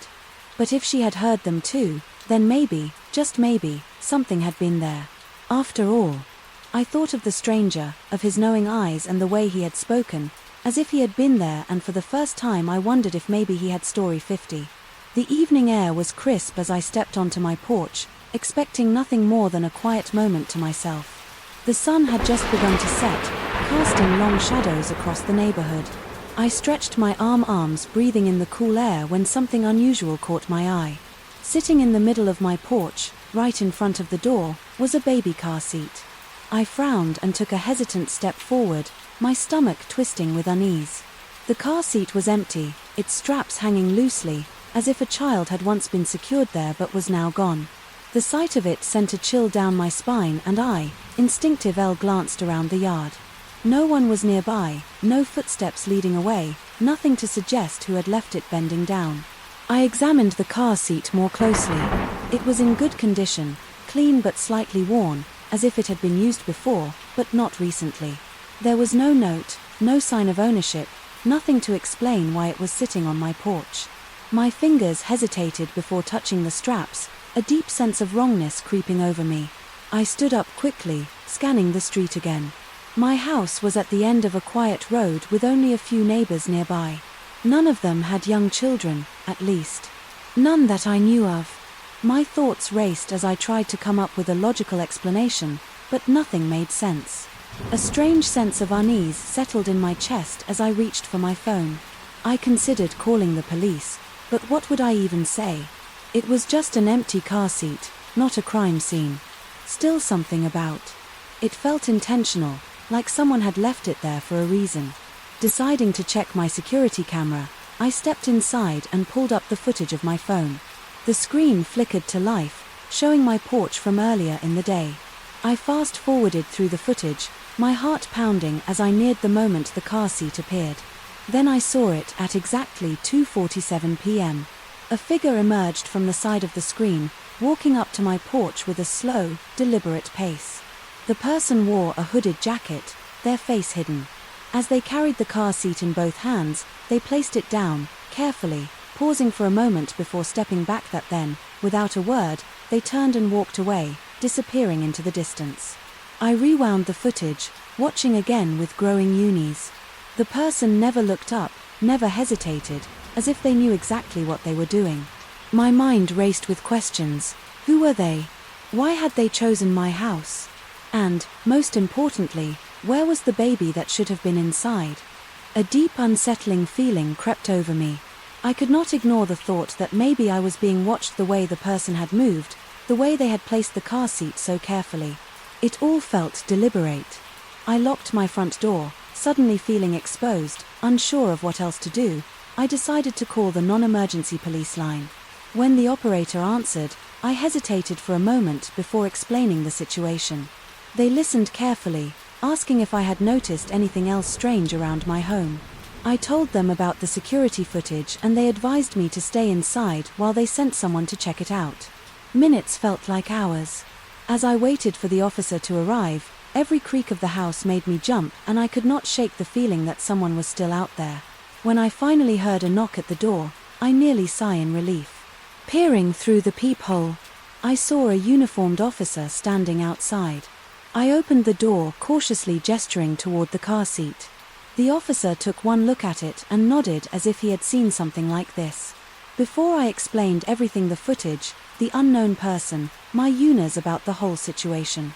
He listened patiently before bending down to inspect the car seat. There's no sign of damage or tampering, he said, running a hand over the fabric. It looks like a standard model, nothing unusual about it. He checked underneath, even flipped it over, but found nothing. Then he turned to me with a serious expression. Did you recognize the person on the footage? I shook my head, still feeling unsettled. No, they never looked up, and the hood covered most of their face. I hesitated before asking the question that had been weighing on me. Has this happened before? The officer sighed, glancing around as if choosing his words carefully. It's not common, but we have seen similar cases. Usually it's a prank or someone trying to get rid of old baby items, but he paused, his gaze steady. Sometimes it is something else. A chill ran down my spine. Something else. I repeated, my voice quieter than before. He nodded. Sometimes it is a message, a warning, a way to get someone's attention. He stood up, dusting off his hands. Either way, it is strange. If you notice anything else unusual, call us immediately. I thanked him, though his words left me more unsettled than before. He took the car seat with him, promising to run it through their system to see if it had been reported missing. After he left, I locked the door, again, pressing my back against it as I exhaled shakily. That night I struggled to sleep.